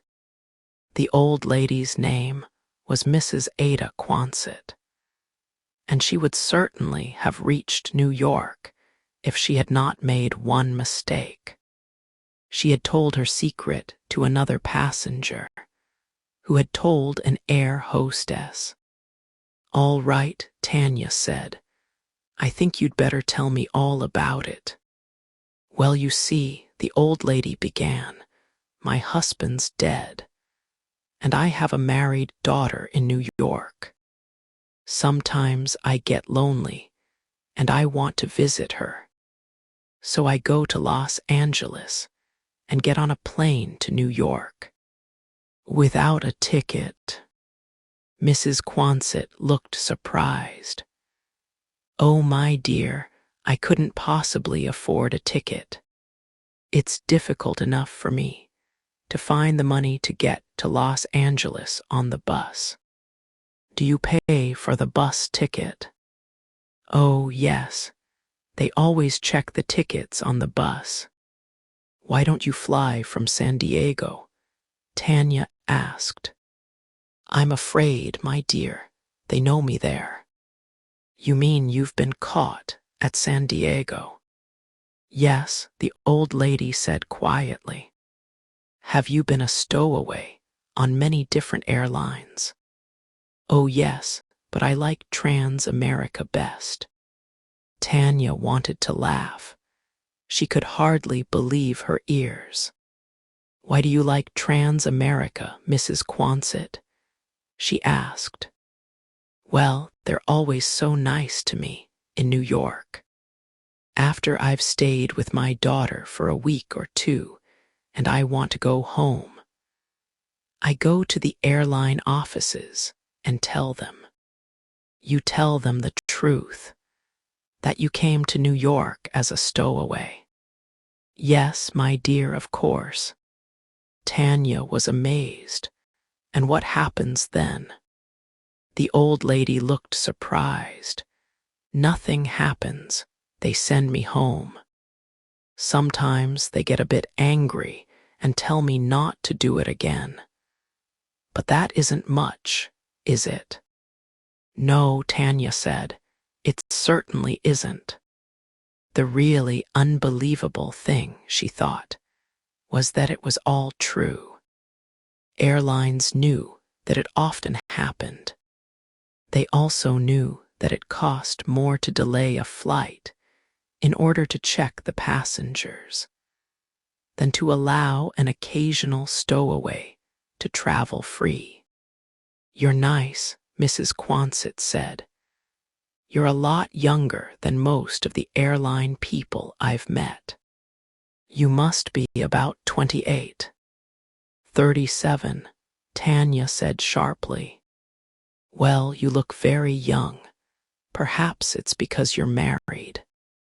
Stop it, Tanya told her. It isn't going to help you. But you are married. I was, I'm not now. What a pity.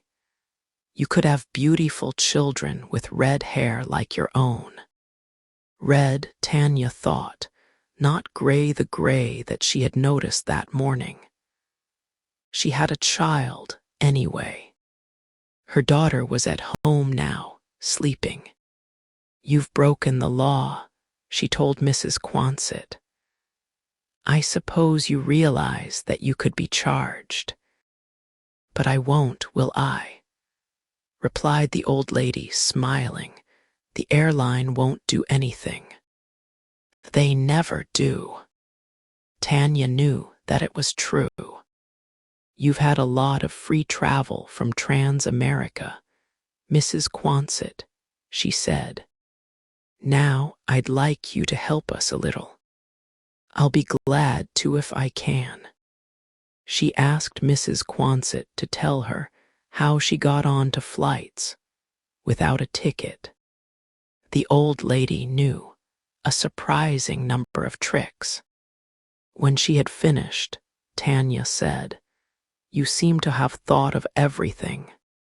My husband taught me to be thorough, Mrs. Quonset replied. He was a teacher and an extremely thorough man himself. The telephone rang. It was the transport manager. Have you spoken to the old woman yet? He asked Tanya.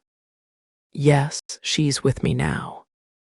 Did she tell you anything useful? Yes, I'll send you a report.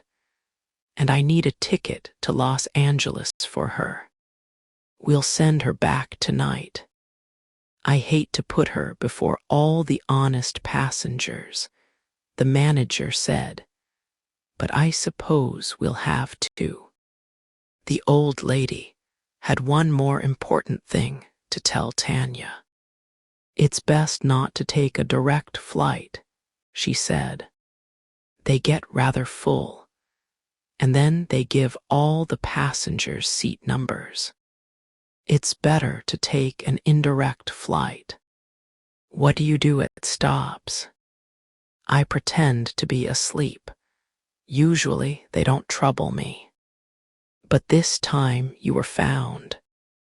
Only because of that man who was sitting next to me. Mrs. Quonset said bitterly. I told him that it was a secret, but he told an air hostess. You can't trust anyone these days. Mrs. Quonset, Tanya said. I expect you heard what I said on the phone a few minutes ago. We're sending you back to Los Angeles tonight. Yes, my dear, I thought you would. Just let me go and get a cup of tea first, and I'll be ready to go. Oh no, Tanya shook her head. You're not going anywhere alone. She asked a young agent called Peter Coakley to stay with Mrs. Quonset until her flight left. Don't let her get away from you for a second, she told him. And be careful. She's full of little tricks. The old lady took Peter Coakley's arm. You're rather like my daughter's husband, she said. He's a good-looking young man, too, but older than you, of course. What nice people work for Trans-America. She looked at Tanya. Some of them are nice. I mean, she said. Tanya felt sure that she had not seen the last of Mrs. Ada Quonset. Then she started to think about Mel Backersfeld again, and wondered if he would come and see her. Chapter 16. Mel's argument with Vernon. Mel had decided that it would be impossible for him to leave the airport that night. He was in his office and had been getting the latest reports on what was happening on the airfield. Runway 30 was still blocked, and there were many delays. It was possible that the airport would have to be closed in a few hours. Planes were still taking off over Meadowood, and many of the people who lived there had telephoned the airport to complain about the noise. Mel knew that there had also been a meeting, and now it seemed that some of the people from the meeting were coming to the airport. They would add greatly to the problems which he already had. One good thing was that the emergency was over. The Air Force KC-135 had landed safely, but Mel still had the feeling that there was going to be another emergency, and that it would be worse than this one. Cindy was waiting for him at the party. He must phone her immediately, although she wouldn't be very pleased to hear what he had to say. He had to wait for several minutes before she came to the phone. He was surprised at how quiet her voice was. There was no anger in it now, only an icy calm. He had not expected this, and found it difficult to talk to her. He told her that he would not be able to come to the party, and then paused, uncertain what to say next. "Have you finished?" she asked coldly. "Yes.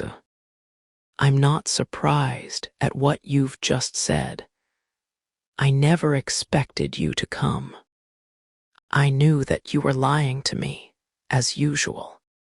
"I wasn't lying, Cindy, and I thought you said you'd finished." Mel stopped. Why argue with her? "You're staying at the airport," she went on. "I told you I was." "How long?" "Until midnight, possibly all night. Then I'm coming to see you there." "Listen, Cindy, you can't come here. This is neither the time nor the place." "Then we'll make it the time. And for what I have to say, any place is good enough." He tried to reply, but she had already put down the telephone. He sat in silence for a moment, and then, without knowing why, he called home. Mrs. Sebastiani, who was looking after the children, answered. "Is everything all right?" Mel asked. "Are the girls in bed?" "Roberta is, Mr. Backersfeld, but Libby's still awake." "May I speak to her?" He heard her small feet running to the phone. As usual, she had a question for him. "Daddy, does our blood keep going around and around forever?" "Not forever, dear," Mel told her. "Nothing's forever. Your blood has been going around for 7 years so far." "I can feel my heart," she said. Mel was sure that she could. Libby had a good heart, whichever meaning you gave to the word. He didn't know why he had telephoned home, but he was glad that he had. He supposed that Cindy would come to see him tonight. If she wanted to do something, she usually did it. Perhaps she was right, and it was time to decide whether their hollow marriage should continue or not. If they talked about it here, at least the children would not have to hear them. At the moment, he had nothing to do. He left his office and looked down over the crowded hall. He thought again that so much in the way airports worked was wrong, and would have to change in the near future. He saw a crowd in front of a notice that said Flight 2, Rome, the Golden Argosy. Tanya was standing near it, talking to a group of passengers. Mel walked towards her, and when she saw him, she left the passengers for a moment. "I mustn't stop," she said. "I've got so much to do here. I thought you were going to a party." "My plans have changed," Mel told her. "Why are you still on duty?" "I've been asked to stay. We're trying to make it possible for the Golden Argosy to take off on time. I think it's because Captain Demarest doesn't like waiting." "Don't think too badly of Captain Demarest," Mel said, smiling. "Although I do have doubts about him myself." Tanya pointed to a desk where two pretty girls were standing. "That's the reason for your fight with Captain Demarest, isn't it?" she said. The two girls were busily writing insurance policies. "Yes," Mel admitted, "that's a large part of the problem. Vernon thinks that we should stop selling flight insurance at airports.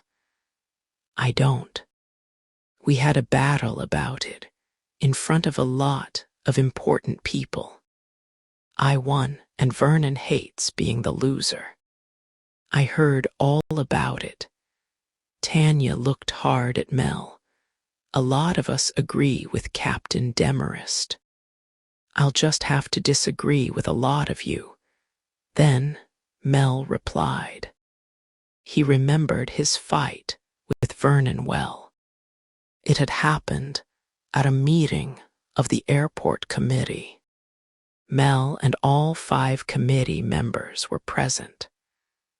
A woman called Mrs. Mildred Ackerman, 2 local businessmen, a union official, and a teacher.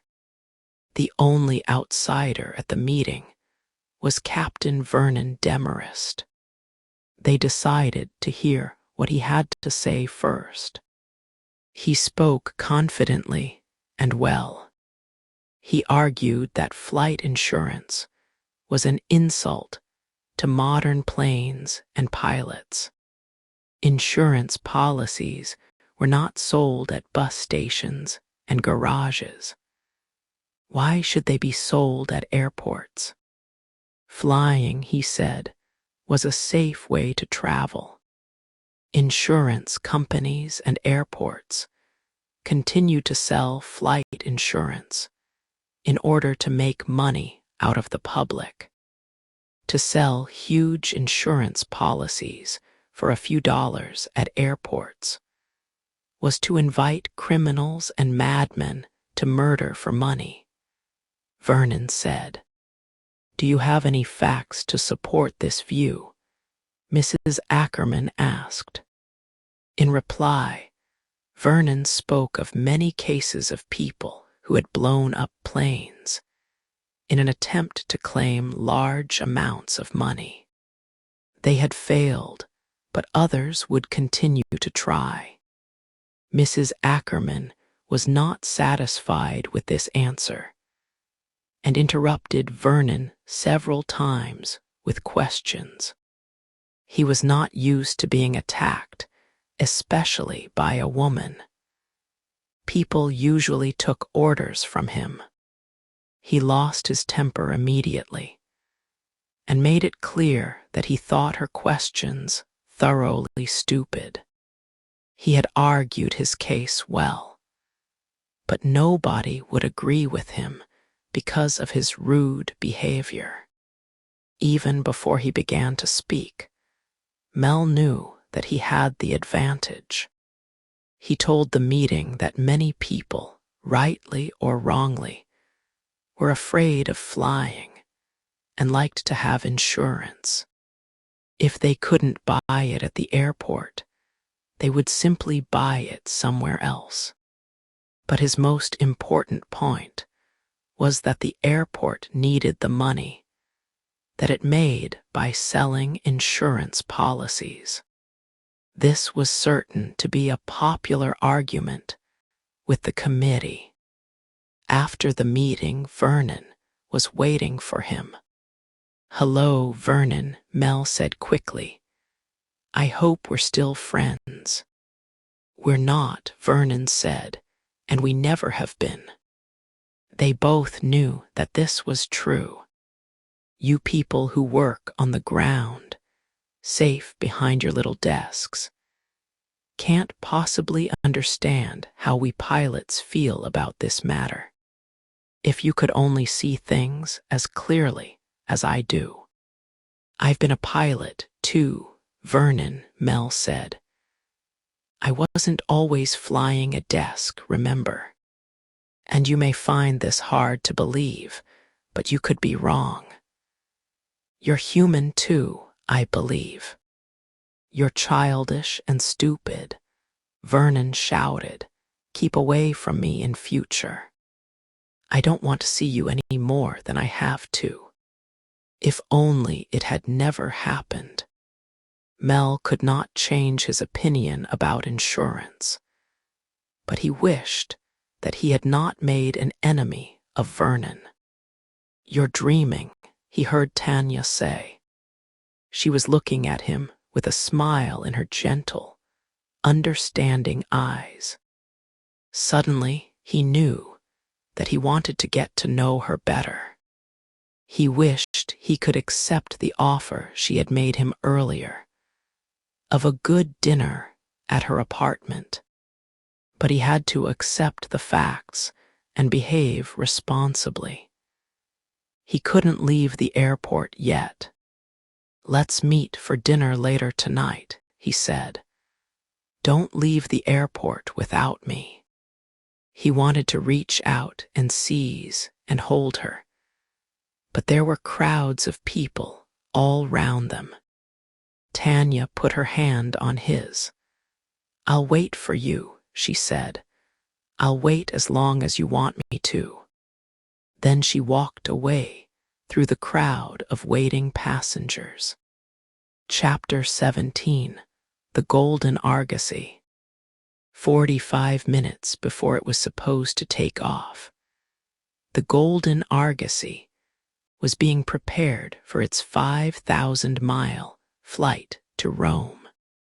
Some of the preparations for a long-distance flight take weeks or even months. Others are made at the last moment. The plane for Flight 2 was a Boeing 707-320B. It had 4 engines and a speed of 620 miles an hour. It could carry 199 passengers. Its last flight had been from Dusseldorf, Germany, to Lincoln International. During the flight, one of the engines had become too hot. The plane flew safely on 3 engines, and the passengers knew nothing about it. If necessary, it could have flown safely on 1 engine. When it arrived at Lincoln International, a team of mechanics was waiting. The repairs took a long time and demanded great skill and care. The plane was not ready to fly again until 2 hours before it was to leave for Rome. As soon as the repairs were finished, the job of loading the plane began. Large amounts of food and drink were taken on board, and so were newspapers and magazines. Finally, the passengers' luggage and bags of mail were loaded onto the plane. For some reason, this was the most badly managed part of the operation, and luggage was quite often lost or sent on the wrong flight. Captain Harris had decided to ask for additional fuel tonight. The plane might be delayed for a long time on the runway before takeoff, and the engines drank up fuel thirstily. Anson Harris was not feeling very comfortable. After Vernon Demarest had told him to put on an airline shirt, he had borrowed one from a friend. It turned out to be too small for him. He decided to suffer in silence, as he did not intend to quarrel with Vernon.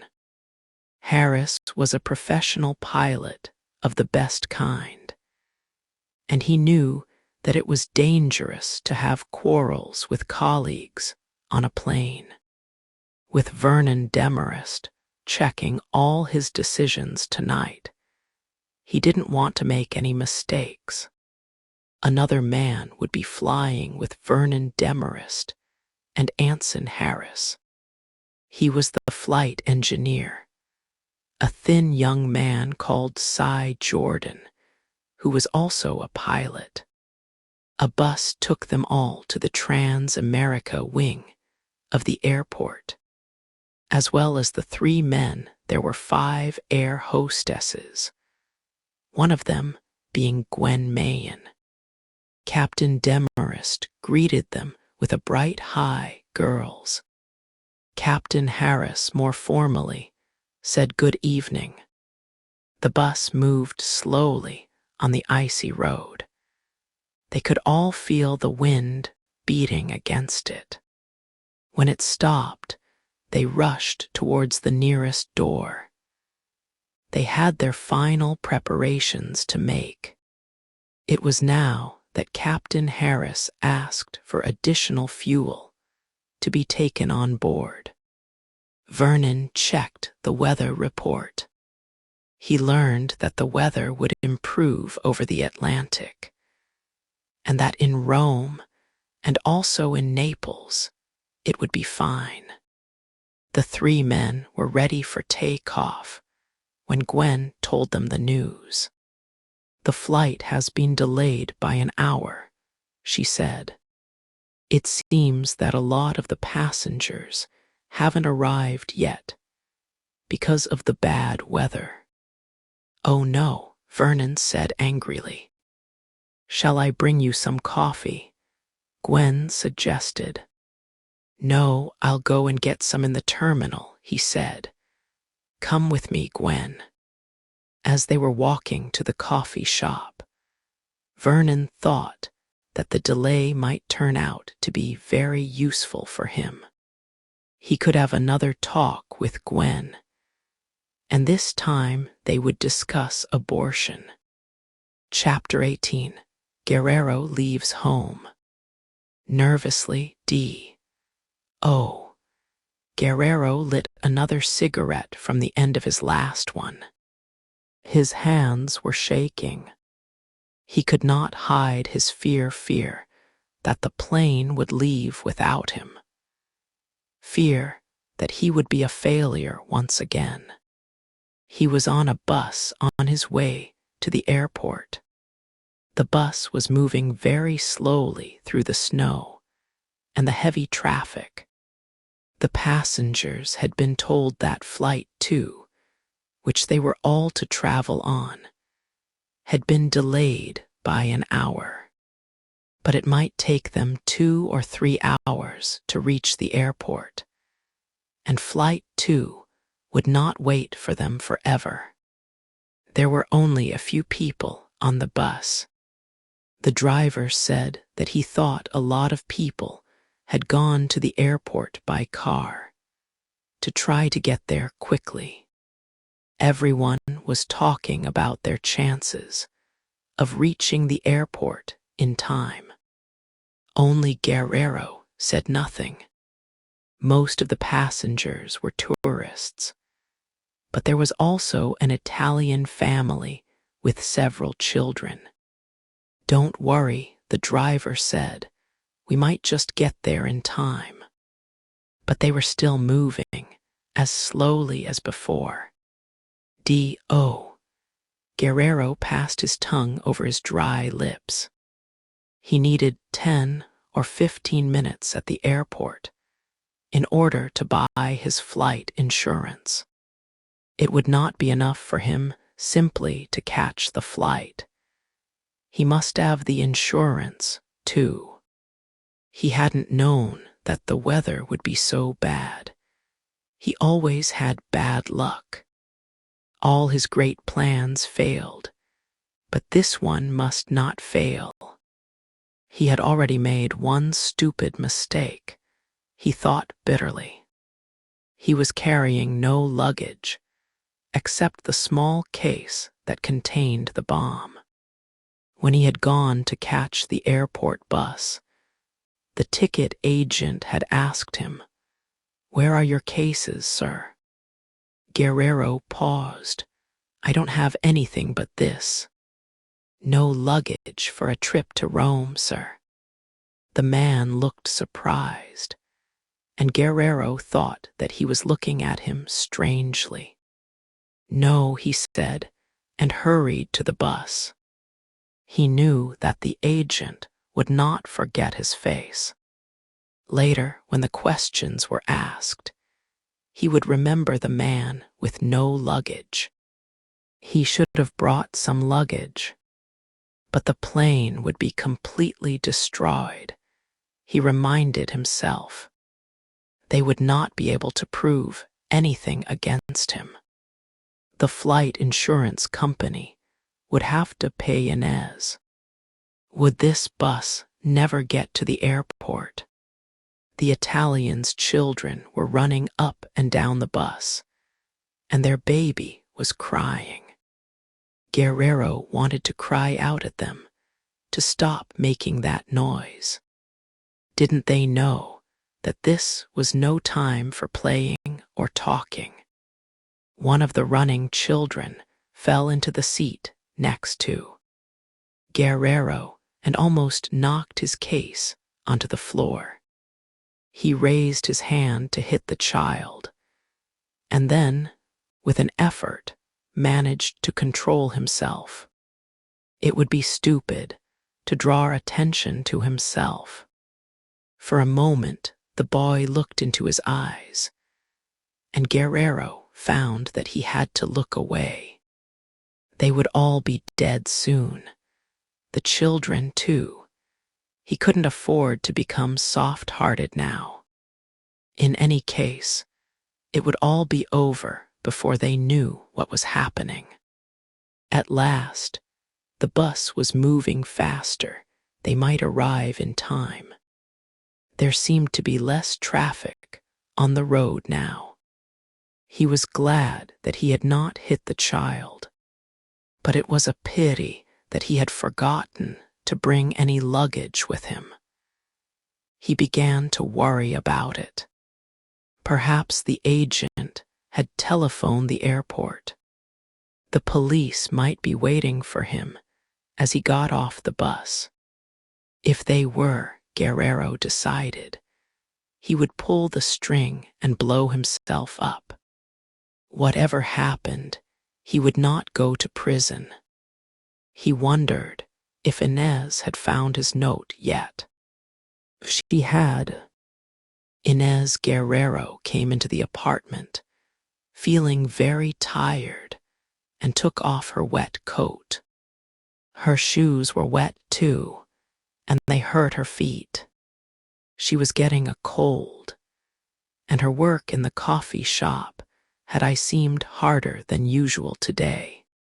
She was not used to this kind of work, and now she ached with tiredness. 2 years ago, in her own comfortable home, Inez had been a pleasant-looking woman. Her pretty face had disappeared with their money. In better days, she had looked younger than she was. Now she looked much older. She would have liked to take a hot bath, but there was only a cold, dirty bathroom, which was shared by 3 families. Inez could not bear to go into it. Instead, she went into the living room.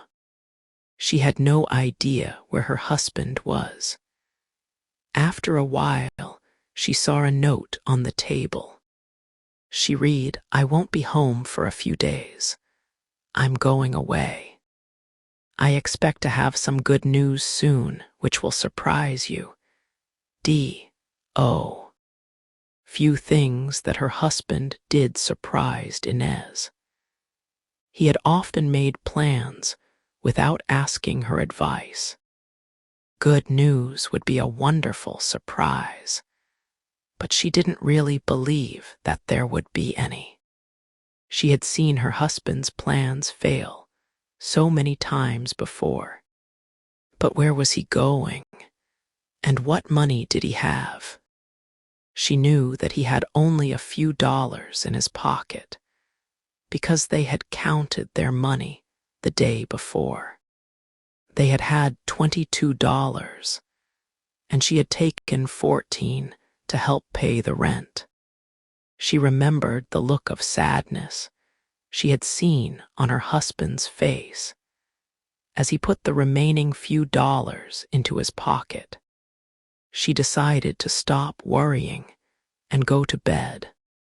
She opened a drawer to put her clothes away and noticed that some things had been moved, but that D.O.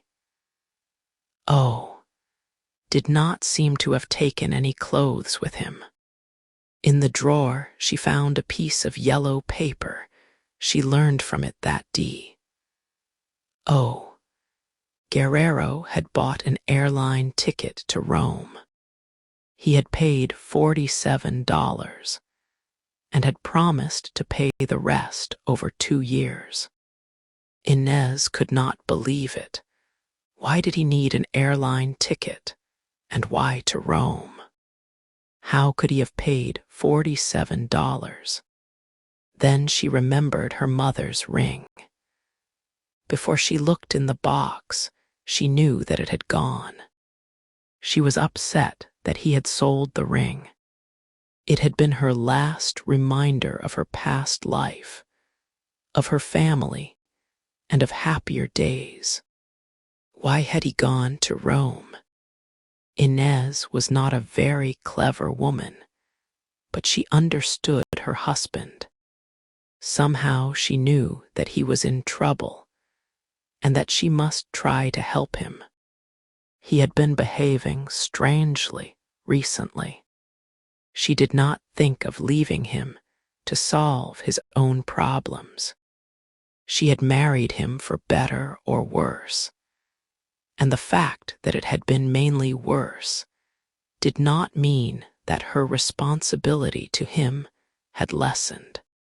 She forgot her tiredness and hurried out in her wet clothes to find a telephone. She phoned Trans-America and discovered that the flight to Rome had been delayed by an hour. It would leave at 11 o'clock instead of the usual 10 o'clock. It was now 10:05. "Please, can you tell me if my husband is on the flight?" Inez asked. "His name is D.O. Guerrero." "I'm sorry, but we are not allowed to give any information about passengers," was the reply. "But I'm his wife," Inez cried. "I'm sorry, but I can't break a company rule." She would have to go out to the airport herself and try to find him.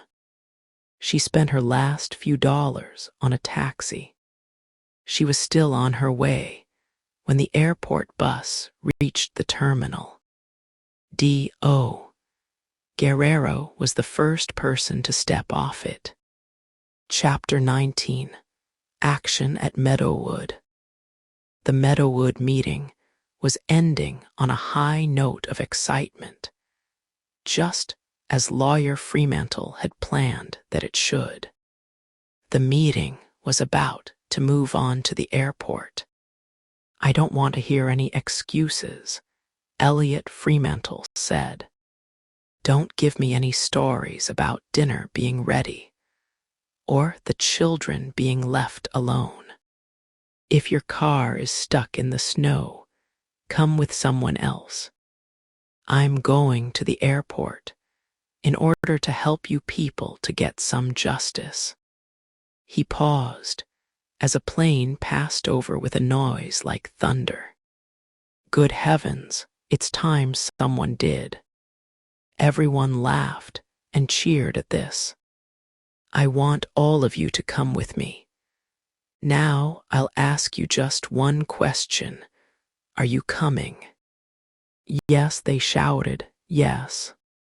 Elliot then told them that to take the airport to court was not enough. They also needed to have the attention and support of the public. "How do we get that attention and support?" he asked, and then answered his own question. "We get it by telling people all about our problem. We must interest the newspapers, radio, and television in any way that we can. We must give them a good story." The 3 reporters who were present smiled at this. "Do as I tell you," Elliot directed the people. "Perhaps we'll cause a little trouble at the airport. I hear that they are rather busy tonight. But we must be careful not to break any laws." They were all ready to go.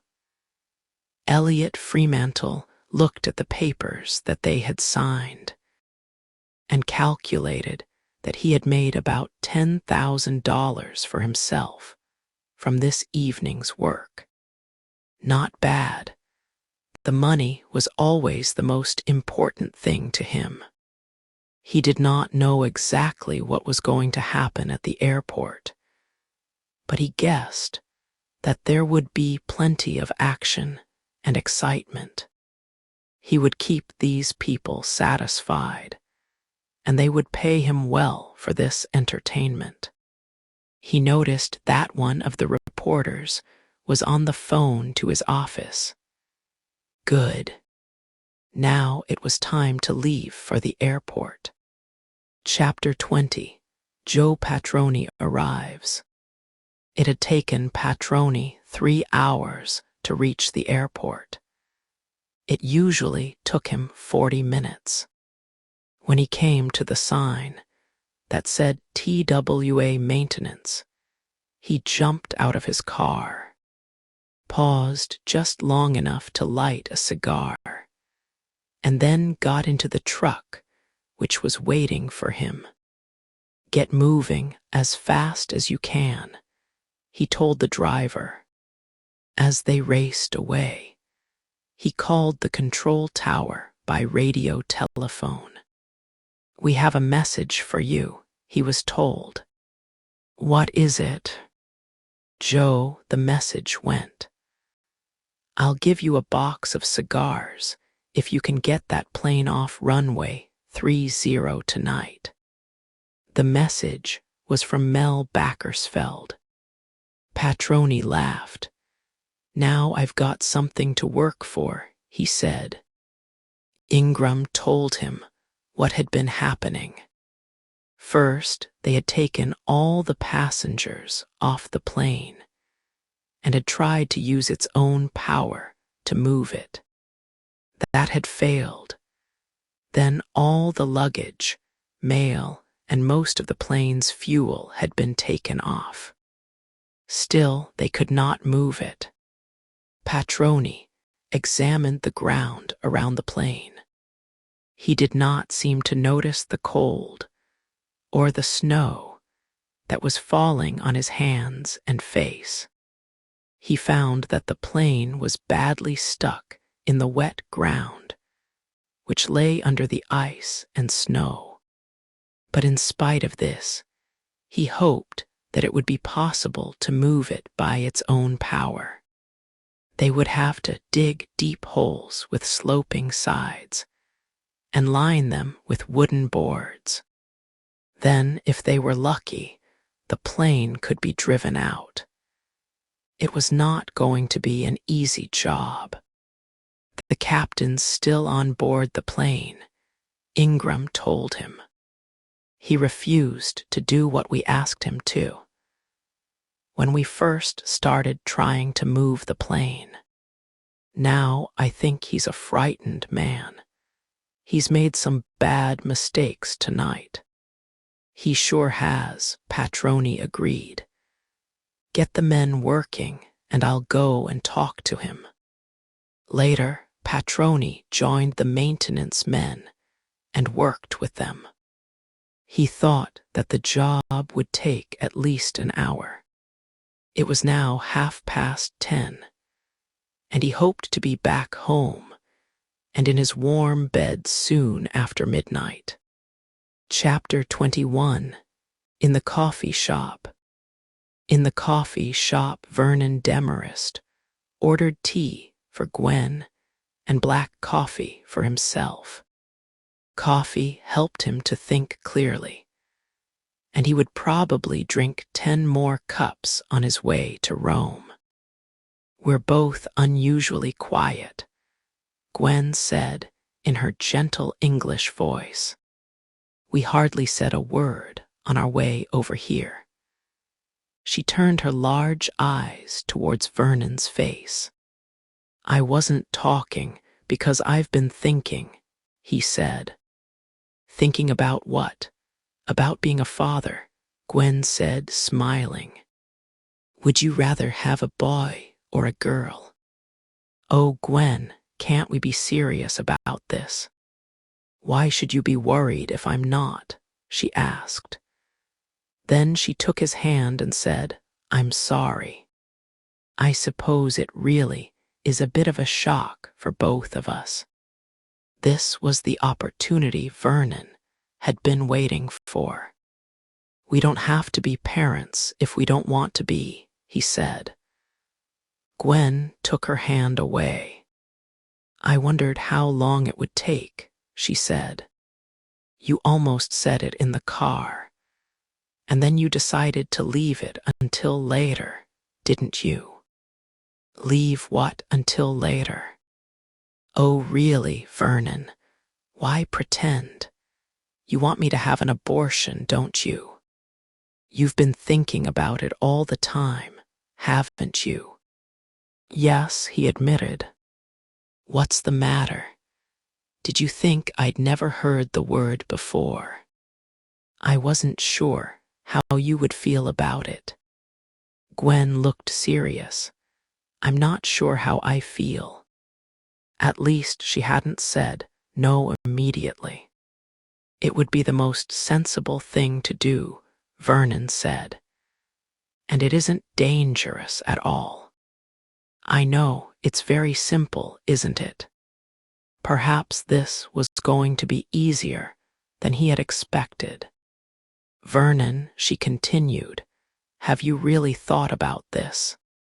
You want to kill a human being, a person who is part of both of us, a person we have made with our love. It is not a human being, Gwen, he said firmly. It would be later, but it isn't now.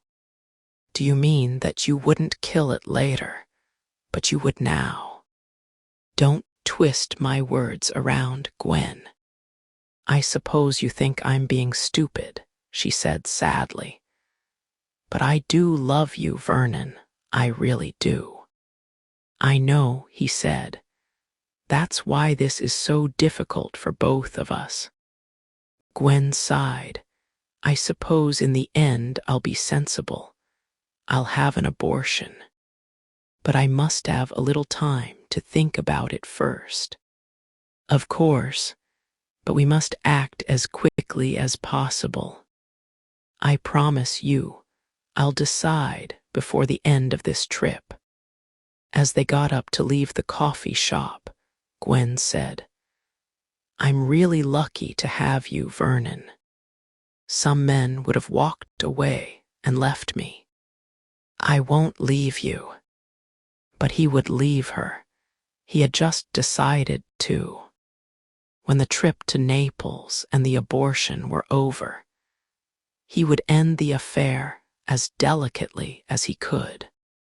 Gwen knew how to behave and would not make any difficulties for him. Even if she did make trouble, he could handle the situation.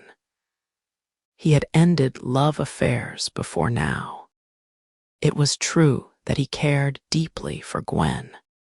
It would not be easy to leave her, but it was time to finish the affair. He did not intend to leave Sarah, or to make any great changes to his lifestyle. He touched Gwen's arm. "You go on. I'll follow in a minute." He had just seen Mel Backersfeld, and what was worse, he knew that Mel had seen him. Mel was talking to Ned Ordway, the man who was chief of police at the airport. "I've just heard that we're to have visitors later," Ordway told him. "We have several thousand already. I don't mean passengers. I mean the people from Meadowood. They've just had a meeting, and now they're coming to see you." "Oh no," Mel said. "I'm busy enough tonight without them." "I can't keep them out unless they break the law," Ordway said. "I've told my men what's going to happen, and they'll handle it carefully. We don't want any violence here." Mel had complete confidence in Ned Ordway. He knew he was a good policeman. "Any other trouble tonight?" he asked. "More fights than usual. It's because of all the flight delays. All the bars are full." He added, "I'll let you know when the Meadowood crowd get here." As Ordway walked away, Mel saw Vernon coming towards him. "Good evening, Vernon," he said. "Hi. I hear you know all there is to know about snow clearing now. I don't need to know much to see that a bad job is being done." "Do you know how much snow there has been?" Mel asked. "I know better than you, I expect. Part of my job is to read weather reports. We've had about 30 centimeters of snow in the last 24 hours. Then clear it." It was useless to try to discuss this matter with Vernon. Mel knew that his critical report on snow clearing had been written for reasons of personal dislike. "I'll think of you here, stuck in the snow, when I'm enjoying the sun in Naples," Vernon said, and walked off laughing. But he soon stopped laughing when he saw the two girls selling insurance policies. They reminded him of a fight that Mel Backersfeld had won. He wondered if any Flight 2 passengers were buying insurance. He would like to tell them not to waste their money. As he watched, a thin, nervous-looking man joined the line of people waiting at the desk. He kept looking at the clock and seemed to be worried because there were so many people in front of him. He should have arrived earlier if he wanted to stand in line for flight insurance, Vernon thought. As he hurried away, he heard the announcement. Trans-America Airlines announced the departure of Flight 2, the Golden Argosy, for Rome. Chapter 22. Guerrero insures himself. The flight departure announcement meant something different to each person who heard it. To some, it meant a business trip. To others, a holiday and the possibility of adventure. To some, it meant the sadness of parting, and to others, a happy meeting. Some heard the announcement with fear, and others with joy. They were all about to leave the safety of the ground for the adventure of the skies. More than 150 Flight 2 passengers heard the announcement and hurried to Gate 47. Gwen Mayen welcomed them on board the plane. For her, the other girls, and the 3 men in the team, this was the beginning of many hours of hard work. Mel Backersfeld heard the announcement and remembered that the Golden Argosy was Vernon's flight. He wished that he and Vernon could find some way of being polite to each other. Perhaps they couldn't be friends, but he didn't want them to be enemies for the rest of their lives. Part of the trouble was that Vernon, like many pilots, was terribly proud. Mel wished that he was still able to fly a plane. He had enjoyed being a pilot, but now he could only fly as a passenger. He was jealous of the people who were flying off into the Italian sunshine. He needed a little sunshine in his life, too. Ned Ordway heard the announcement as he sat in his small office. He had just received a message from a police car telling him that the Meadowood people had arrived at the airport. Mrs. Ada Quonset stopped talking for a moment and listened to the flight announcement. She was sitting next to Peter Coakley and telling him all about her dead husband. Such a dear person, she sighed, so wise and good-looking. When he was young, he looked rather like you.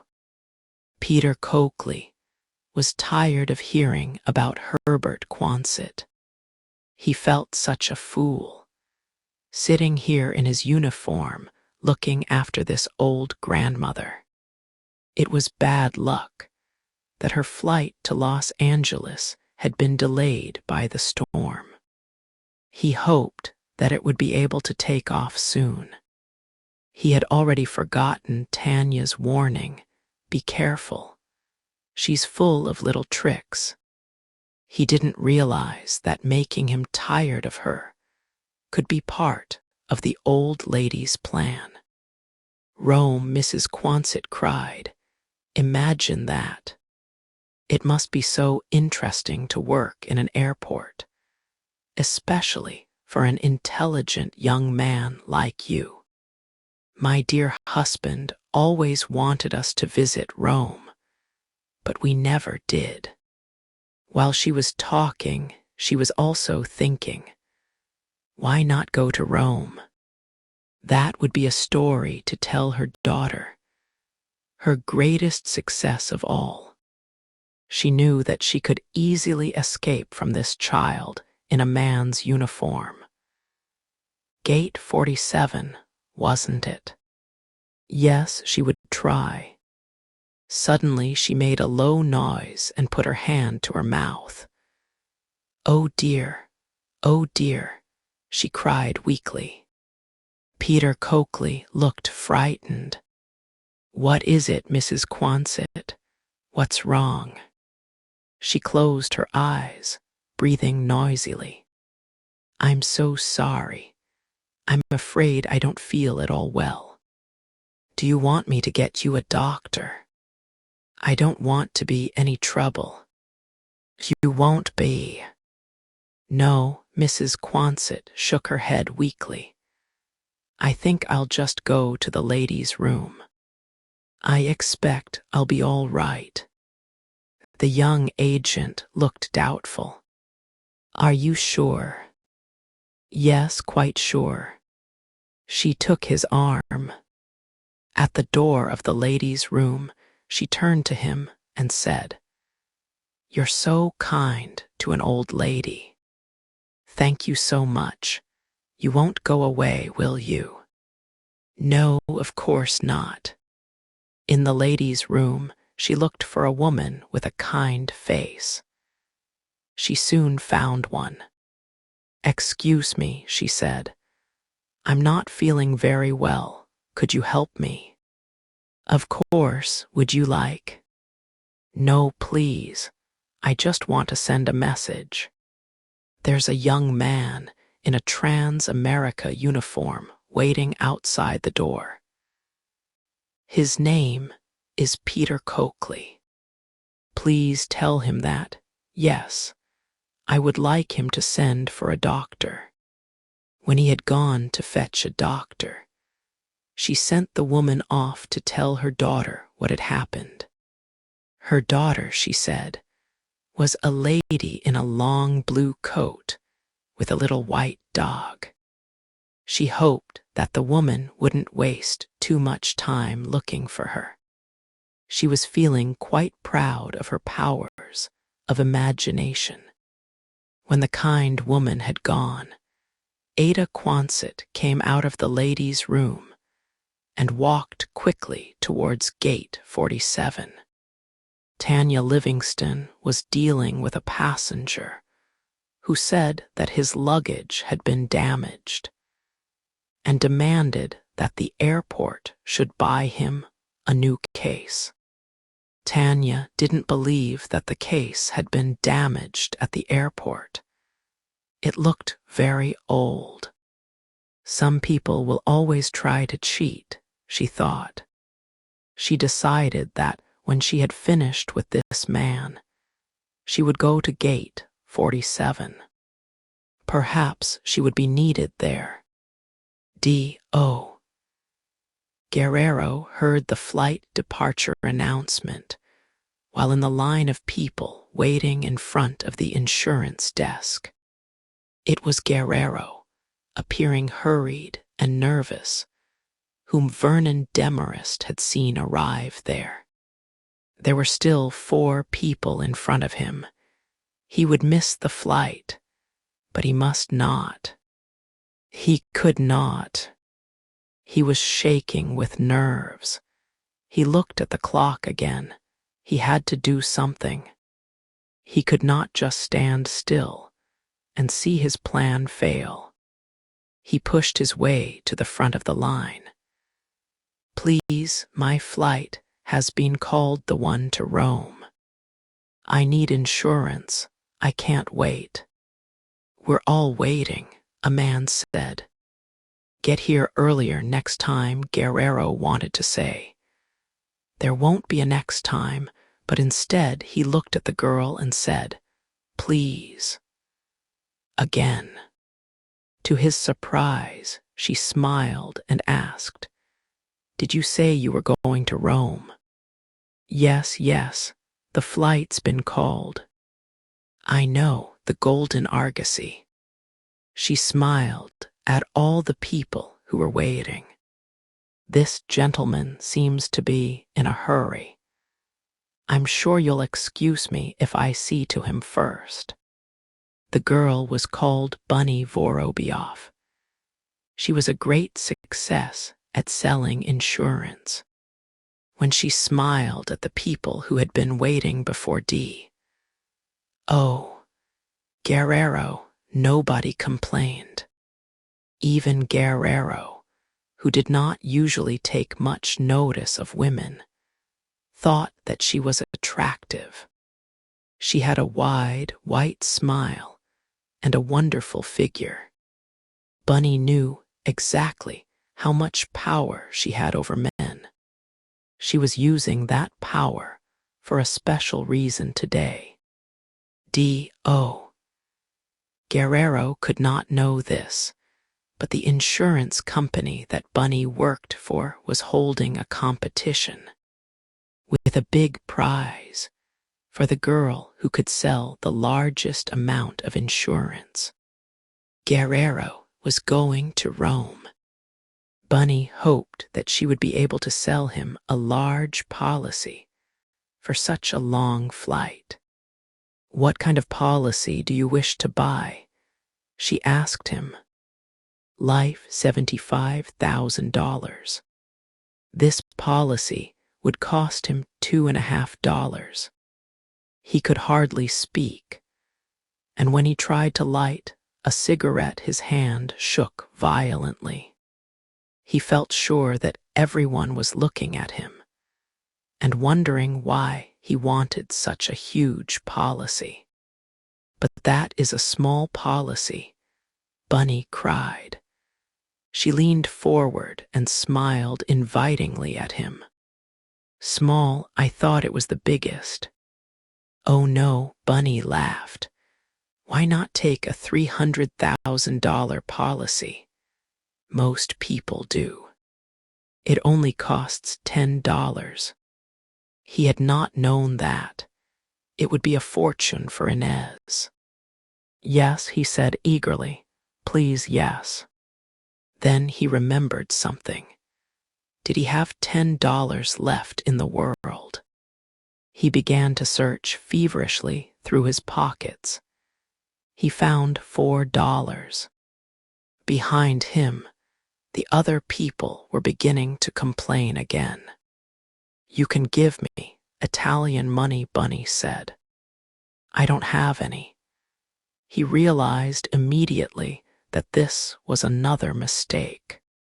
Now he had told one person that he had no luggage, and another that he had no money. "But the plane will be completely destroyed," he reminded himself. "No proof will remain." To his surprise, he found $5 in a pocket. Then he found a few coins. Yes, he had enough. He could not hide his excitement. But now it was Bunny's turn to stop. She had been watching his face while he counted his money, and in it she had seen hopelessness. Should she refuse to sell this man a policy? Bunny wanted to win the prize. She paused for only a few seconds before she insured D. Oh, Guerrero's life for $300,000. He posted the policy to his wife, Inez. Then he rushed towards Gate 47 and Flight 2. Chapter 23. Mrs. Quonset Escapes. Customs Officer Harry Standish did not hear the flight departure announcement, but he knew that it had been made. He had a special interest in Flight 2 because Judy would be traveling on it. Judy was a fine young girl and a great favorite with her Uncle Harry. He was a very busy man, but he found time to walk over to Gate 47 to say goodbye to her. When she had gone, he stood near the gate for a while, watching the last few passengers hurry by. Tanya Livingston was watching them, too. A tall, fair young man went through the gate. He seemed to be the last one. Tanya left as soon as he had disappeared, but Standish saw two other people arrive. One of them was a small figure in black, a little old lady. "My son just went through this gate," he heard her say to a ticket agent. "He's a tall, fair young man. He's forgotten all his money. May I take it to him, please?" The agent was busy with his papers. "Go and ask an air hostess," he said, smiling kindly at the old lady. The last passenger came a moment later. He was a thin man who was carrying a small case. Something about this man attracted the officer's attention. He knew immediately, from his long experience in dealing with the public, that there was something strange about him. He had successfully bought and posted the insurance policy, and he was on the plane. D.O. Guerrero felt full of confidence. All his difficulties were over. "Have a pleasant flight, sir," the agent at the gate had said to him. His seat was by the window. There was an empty seat in the center, and then another man. He closed his eyes. He felt happier than he had for a long time. He put his fingers inside the case and felt the important piece of string. When he pulled it, the plane would be destroyed immediately. Immediately. He hoped that there would be a last second in which he would know about his success, and then thank heavens no more. He opened his eyes. One of the air hostesses was counting the passengers. During the count, Mrs. Ada Quonset was hiding in one of the toilets. If she could remain hidden now, she knew that she had a good chance of reaching Rome. It had been a nasty shock seeing that red-haired woman at the gate. But in the end, all her plans had gone well. She opened the door a little and looked out. There was an empty seat between two men, and she decided to slip into it. As she did so, she was included in the passenger count. She hoped that she would find someone interesting to talk to during the flight. She knew that sooner or later she would be found and sent back to Los Angeles. But before that happened, she intended to enjoy a film, a good meal, and some pleasant conversation. She looked at the man on her left. He had a thin, yellowish face and looked as if he needed a good dinner. Perhaps he was worried about something. He had a small case on his knees, and he was holding it firmly. Mrs. Quonset always wanted to know about other people, and she wondered what was inside the case. Standish was talking to Tanya. "I watched the last passengers get on flight 2, he told her. "There was one man I felt very worried about. If he'd been arriving instead of leaving, I would have asked him to open his case." "What do you think he's doing?" "I don't know. Oh, perhaps I'm wrong, but I have a strange feeling about him." As Tanya walked back to her office, she wondered what, if anything, she should do about this. She found Peter Coakley waiting for her there. "What are you doing here?" He had to tell her that the little old lady had been too clever for him. Tanya was extremely angry. "Didn't I warn you about her?" she shouted. All they could do now was telephone the gates and warn all the agents not to allow an old lady in black to get on a plane. Tanya knew that it was total war between Mrs. Quonset and her, and the old lady was winning. For a moment, her conversation with Standish was forgotten. At the controls of the Golden Argosy, Vernon Demarest was beginning to lose his temper. "What are we waiting for? Why can't we take off?" He saw Gwen coming towards him. "Gwen, what's happening?" She looked worried. "The passenger count keeps going wrong. We're checking it now. We seem to have one passenger too many." That, Vernon thought, was not a good enough reason to delay their takeoff any longer, especially on a night like this, when traffic was very heavy. A delay like this was expensive as well as annoying. He did not waste time, but found the officer who was responsible for checking the passengers' tickets. "Look," he said, "the engines are running. We're using up fuel fast. There's a runway ready for us now, but there may not be later. If we wait for you to fool around any longer, there may be a really big delay. Now decide what you are going to do, but please, make the right decision." As usual, Vernon won. The passengers were not checked again.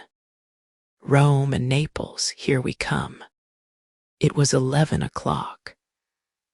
A tired, badly dressed woman almost fell as she ran towards gate 47. She had no breath left to ask questions, but she could see that it was unnecessary to ask. Inez Guerrero saw the lights of a plane moving away from her into the darkness. She had arrived too late. Chapter 24, Takeoff. The minutes just before takeoff were a busy time for Gwen Mayen. First, she had to welcome the passengers on board the plane. With her pleasant voice, she tried to make the insincere words mean something. Then there were more important announcements to make, telling the passengers what to do in an emergency.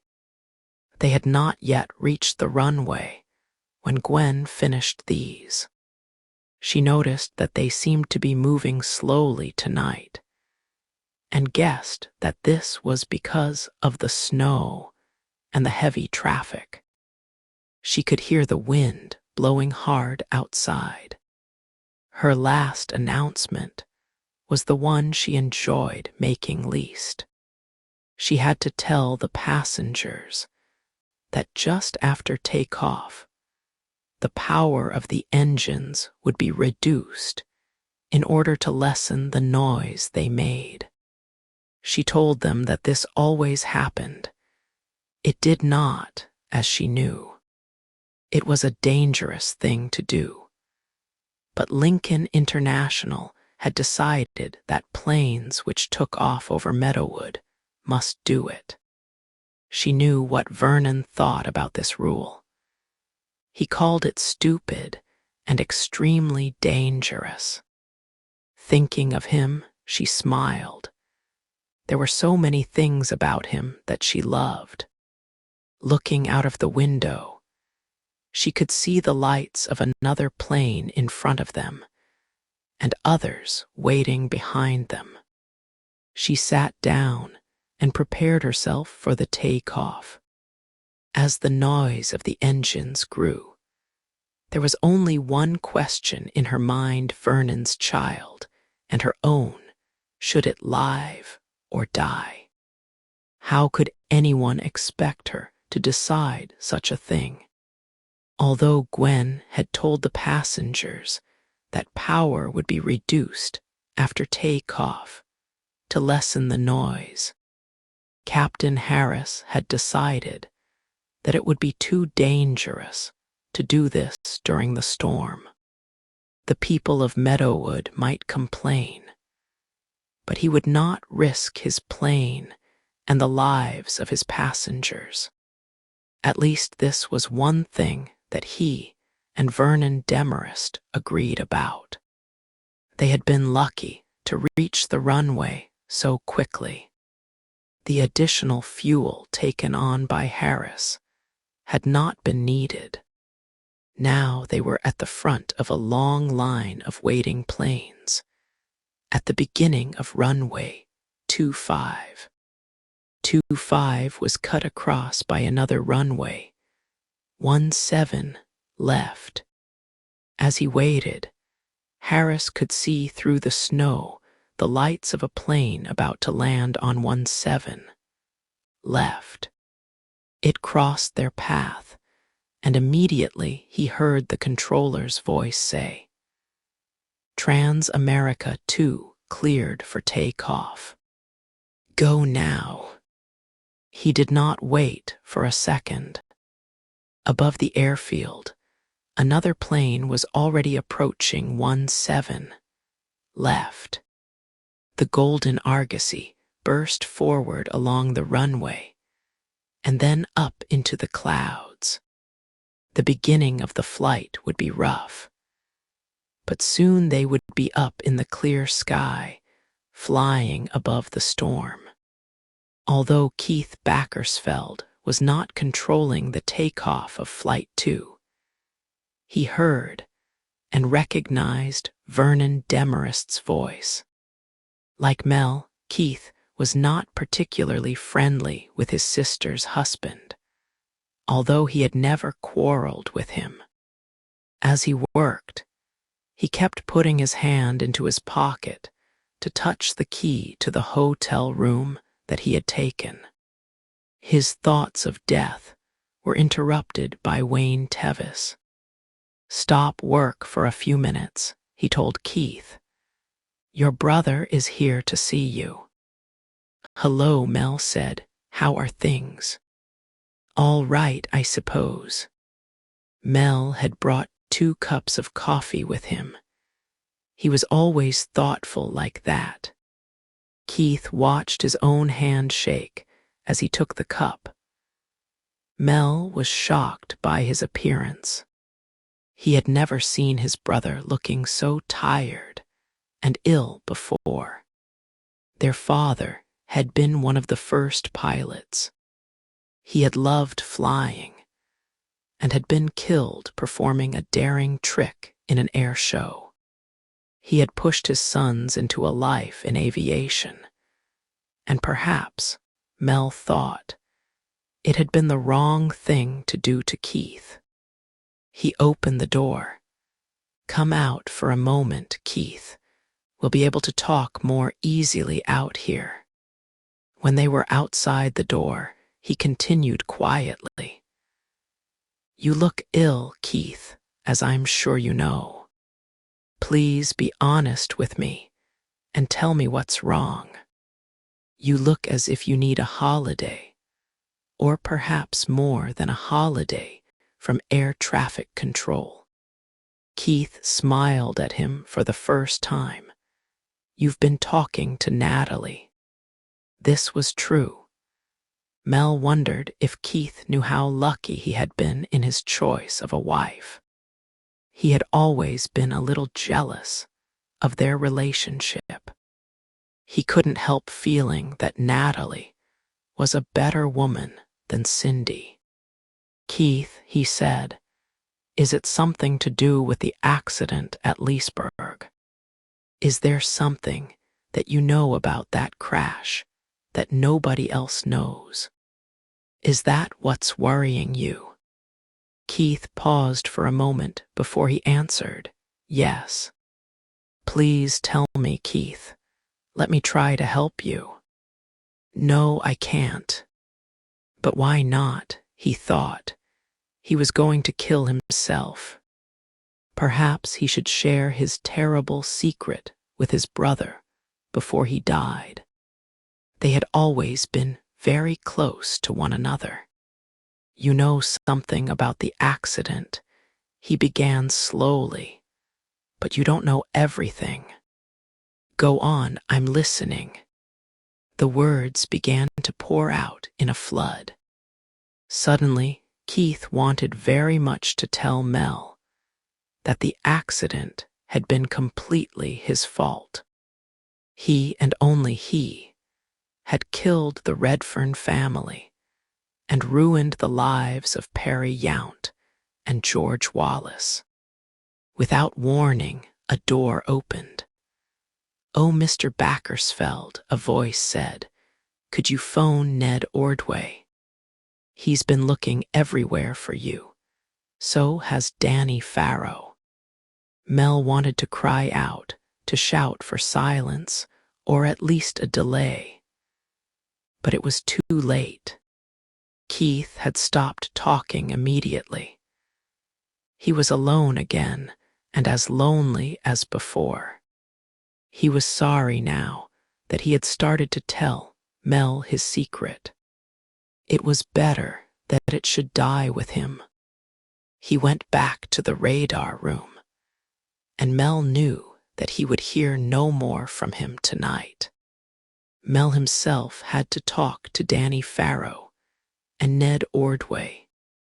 The police chief wanted to tell him that the Meadowood people were beginning to arrive at the airport. So far they had caused no trouble, but there was something else. A policeman had found a woman wandering about the airport crying. She was unable to tell him what was wrong with her, and he hadn't wanted to frighten her by taking her to the police station. "Then what did you do with her?" Mel asked. "I left her sitting outside your office. It's quiet there, and she can calm down and collect her thoughts." "Is she alone?" "One of my men was with her, but he may have left by now. I'm sure she isn't dangerous." "I'm going back to my office in a few minutes," Mel said. "I'll speak to her then." He hoped that he would have more success in helping this woman than he had had with his brother. He was still very worried about Keith. "Did you take her name?" "Yes, I've got it here. Guerrero, Mrs. Inez Guerrero." Tanya Livingston cried. "You mean Mrs. Quonset's on board Flight 2? "I'm afraid so, Mrs. Livingston," the ticket agent said. He was in Tanya's office. So was an extremely red-faced Peter Coakley. "I didn't think she could get past me like that," the agent went on. "But I was so busy that she did. I was doing the work of 2 people all evening." "Yes, I know," Tanya said. She couldn't blame him. In fact, she blamed herself. She said that her son had forgotten his money and that she wanted to go and give it to him. She often says that. It's one of her many tricks. "She sure can fool you," poor Peter Coakley said. There was no doubt about it. Ada Quonset was on her way to Rome. The flight had already taken off, and there were no stops. The old lady had won her battle against Tanya. When Peter Coakley and the agent had left, Bert Weatherby, the transport manager, wanted to see Tanya. She had to take full responsibility for Mrs. Quonset's presence on Flight 2. "Send a radio message to the captain and tell him what has happened," Weatherby told Tanya. "By the way, who is the captain?" "Captain Demarest." "Oh no, he always loves it when other people make mistakes." "Well, it was your mistake, and you must deal with it." "Yes, sir." Tanya tried to tell him about her conversation with Standish, but Weatherby had heard enough already. "Forget it," he shouted. "Let Italian customs deal with the man. It isn't our problem." But Tanya couldn't help worrying about the thin man with the small case. Chapter 25, Cindy's Decision. In a taxi on her way to the airport, Cindy Backersfeld leaned back and closed her eyes. She had a lot to think about. Her marriage to Mel was over. They had been growing slowly apart for a long time, and now Cindy realized that they had reached the end. Early in their marriage, they had had the wonderful social life that she wanted. But now, Mel seemed to have only one interest in life: the airport. The trouble had really begun at the time when Mel met President Kennedy. Cindy had hoped for invitations to the White House and had dreamed of calling Jackie Kennedy her friend. It had never happened.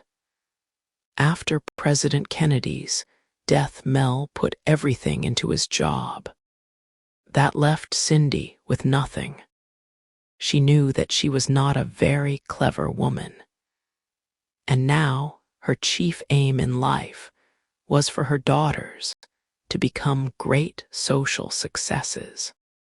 This was something that Lionel would be able to help her with. As Mel had guessed, Cindy had found a lover. Lionel came from an old and respected family and had plenty of money.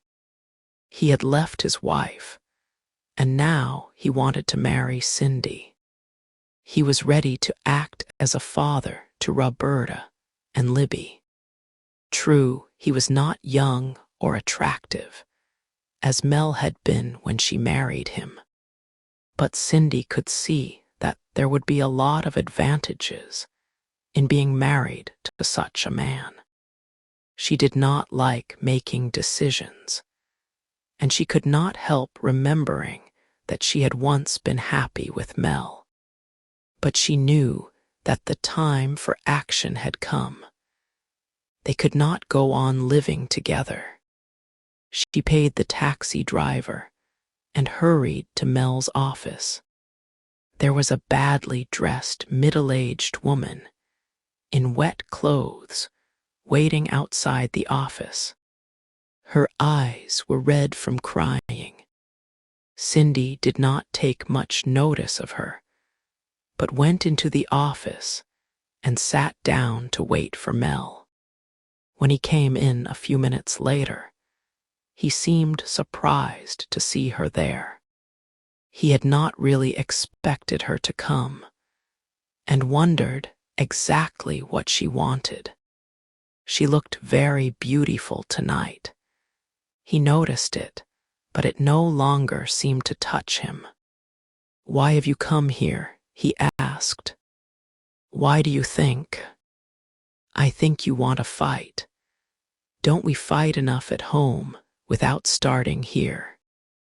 You don't spend much time at home these days." "I would if it was more pleasant there."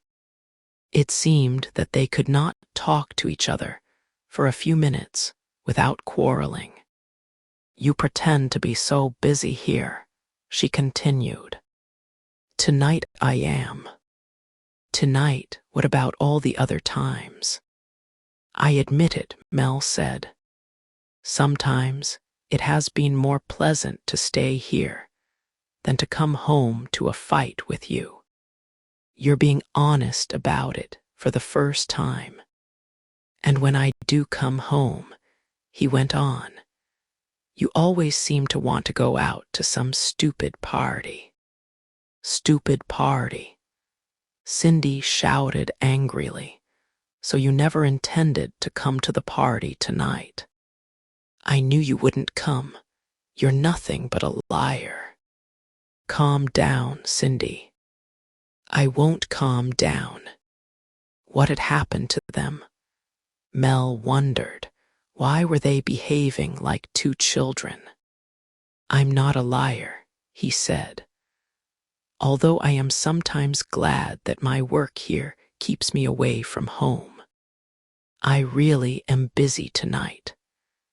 For a start, I must see that woman who's waiting outside the door. She's in trouble." "Your wife's in trouble," Cindy said.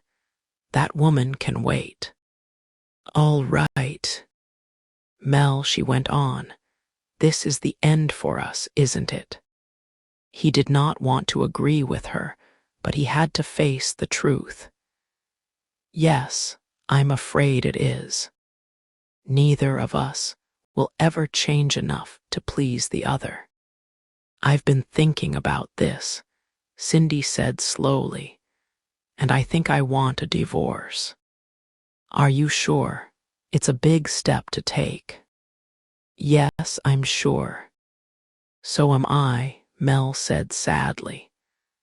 I think it's the right decision for us to make. There was no anger now. They were both very calm. I'm sorry, Cindy said. I'm sorry, too. Mel was close to tears at the thought of losing his daughters. They would remain with their mother. He knew that he would miss his talks with Libby very badly. Earlier this evening, she had asked him for a map of February. Well, now he had one. There was a knock at the door. I'm sorry to interrupt, Ordway said. That's all right. What is it? The Meadowood people are here to see you. He brought 6 representatives of Meadowood into the office. They were followed by Elliot Fremantle and 3 reporters. Cindy remained where she was, silent and angry at the interruption. Through the open door, Mel saw that the woman who had been waiting was standing now. When he looked again a moment later, he noticed that she had gone. Chapter 26. Mrs. Quonset enjoys herself. Trans-America Flight 2 was 20 minutes out of Lincoln International and on course for Rome. It was flying above the storm in a clear sky. Inside the plane, a radio message was being received. Anson Harris, Cy Jordan, and Vernon all laughed as they listened to the description of Mrs. Ada Quonset, the stowaway. I don't believe it, Jordan said. I do, Vernon laughed. It's so easy to get past those fools on the ground. Even an old grandmother is too clever for them. He asked Gwen to go and look for the old lady. When she came back, she was laughing too. She's all in black and about 80 years old. A real threat to public safety. Shall I ask her to show me her ticket? No, Vernon said, don't do that. The others looked at him in surprise. Let her enjoy the flight. Give her a nice dinner and let her see the film. You can tell her that we know who she is just before we get to Rome. Well, Vernon, you can be quite likable sometimes, Gwen said. I didn't know you liked old ladies, Vernon, Harris said, when Gwen had gone. Vernon laughed. I prefer young ones. I'm not like you, Anson. Everyone knew that Harris had never cheated on his wife. When he was away from home on flights, Vernon had seen him reading books or going to a film alone. How many children have you got? He asked. 7, 4 we intended to have, and 3 we didn't. But we're glad to have them all. The ones you didn't intend to have. Did you ever consider doing anything about them? Before they were born. Do you mean abortion? Harris asked sharply. Yes. Never. It's something I have very strong views about. Because of your religion. No, I'm not a very religious man. Why then? Do you really want to hear all about it? Why not? We have all night. They would be able to hear any radio calls that might come in, and they were free to talk. Harris told Vernon what he believed. He said that society had progressed by caring about people and by respecting their rights. Abortion refused a child the right to life, and to him, this was as bad as murder. This was not at all what Vernon wanted to hear. "You should have been a lawyer, not a pilot," he told Harris. "I told you that I had strong feelings about this. You don't need to be religious to respect human life, or to have a lot of stupid ideas. Anyway, abortion is becoming easier all the time. Not many people agree with you. Then our society is taking a step backwards." Harris replied firmly. "So you think it's right for unwanted children to grow up without any of the advantages of normal family life, do you?" "No, of course not. We should help them by trying to improve our society, not by killing them." Vernon was beginning to wish that he had never started this conversation. "Let's get some food before the passengers eat it all," he said.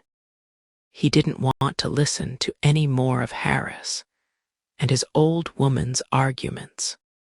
Of course, it would be right for Gwen to have an abortion as soon as possible. Mrs. Quonset was enjoying a pleasant conversation with one of her neighbors, who was a musician. "How wonderful," she said. "My husband loved good music. He played a little himself, but not professionally, of course. What a pity he can't be here to talk to you." Her new friend had already bought her one drink, and now he asked her if she would like another. "How kind of you," she said. "Perhaps I shouldn't say yes, but I really think I will." Her other neighbor was rather a disappointment. She had tried to talk to him, but he had said almost nothing. He just sat there with his case on his knees. "Poor man," she said to herself. "Perhaps he has problems." She enjoyed her second drink even more than the first one. Soon she would be having dinner, and then there would be a film. She had never felt happier in her life. Guerrero calculated that they were flying over the Detroit area. He was correct. There had been several useful announcements about the position and speed of the plane, and like every other passenger, he had a flight map. In about 2.5 hours, they would be flying over the coast of Newfoundland, and an hour after that would be the best time to pull the string and blow them all up. Now that the time was near, he wanted it to come quickly. He did not want to talk to anybody, especially not to that annoying old woman in the next seat. He just wanted to close his eyes and dream about all the money that would be coming to Inez and the children. He wondered if they would ever guess what he had done for them and thank him for it. But there was one strange thing. He couldn't remember their faces anymore. It was easier for him to imagine the money. Then he must have fallen asleep. When he woke up, a voice was saying, "Are you ready for your dinner, sir? May I take your case?" Chapter 27. Mel meets Elliot Fremantle. As soon as Mel met Elliot Fremantle, the lawyer, he disliked him. 10 minutes later, he knew that he hated the man. It seemed that Fremantle was being as unpleasant as possible. He replied rudely to everything that Mel said. Mel soon realized that the lawyer was trying to make him lose his temper. He continued to speak calmly and politely to him, but he was finding it increasingly difficult. Fremantle claimed that he did not care that people's lives were being ruined by the noise from the airport. "We do care," Mel told him. "We know that there's a problem and we're doing our best to solve it." "Then your best is not good enough. And what have you done? You've just made a lot of empty promises, that's all." "That's not true. We only use runway 25, which is the runway nearest to Meadowood, when we have to. The airport loses money by doing this. Perhaps you don't know this, but we've had many meetings with representatives of Meadowood before. Perhaps you didn't tell them the truth at all those other meetings.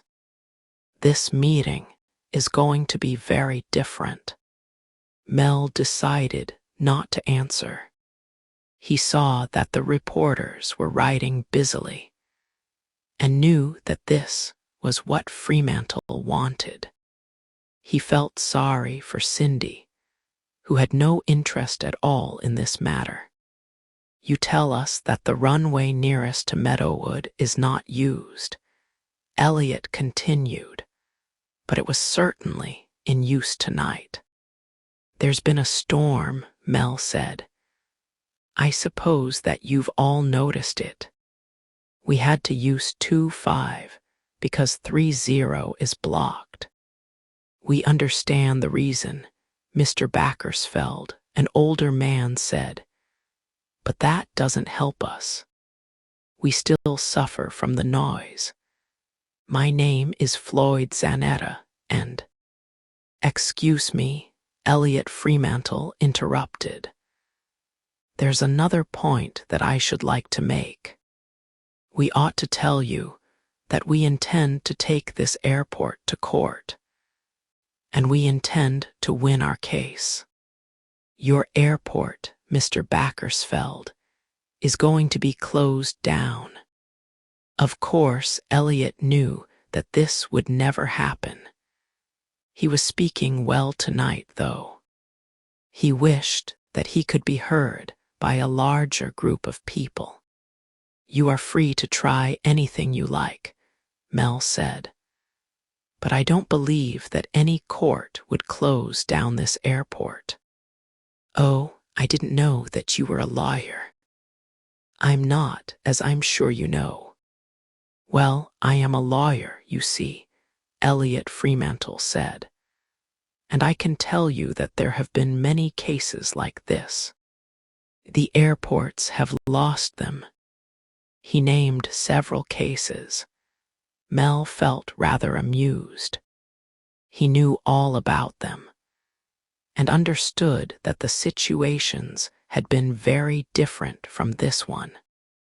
There were many other cases which the airports had won, but of course, Elliot did not mention them.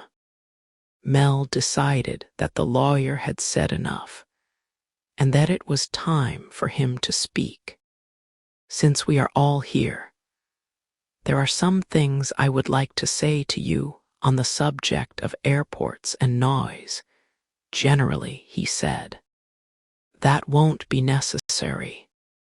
Really, Mr. Fremantle, I've listened to everything you've had to say. Don't you think you ought to listen to me now? I'm sure the press will be interested in this. I think we ought," Zanetta started to say. "Let Mr. Fremantle answer me," Mel said sharply. "There's no need to shout or to be rude," Elliot said, smiling. "Oh, then why have you been doing both those things yourself? Are you losing your temper, Mr. Backersfeld?" "No," Mel said. "I know that you would like me to, but I'm not going to. I'm going to tell you all the facts about this situation." He told them how difficult it was to reduce the noise that a huge plane makes when it takes off and lands. planes were getting bigger and noisier all the time, too. There was no easy answer to the Meadowood problem.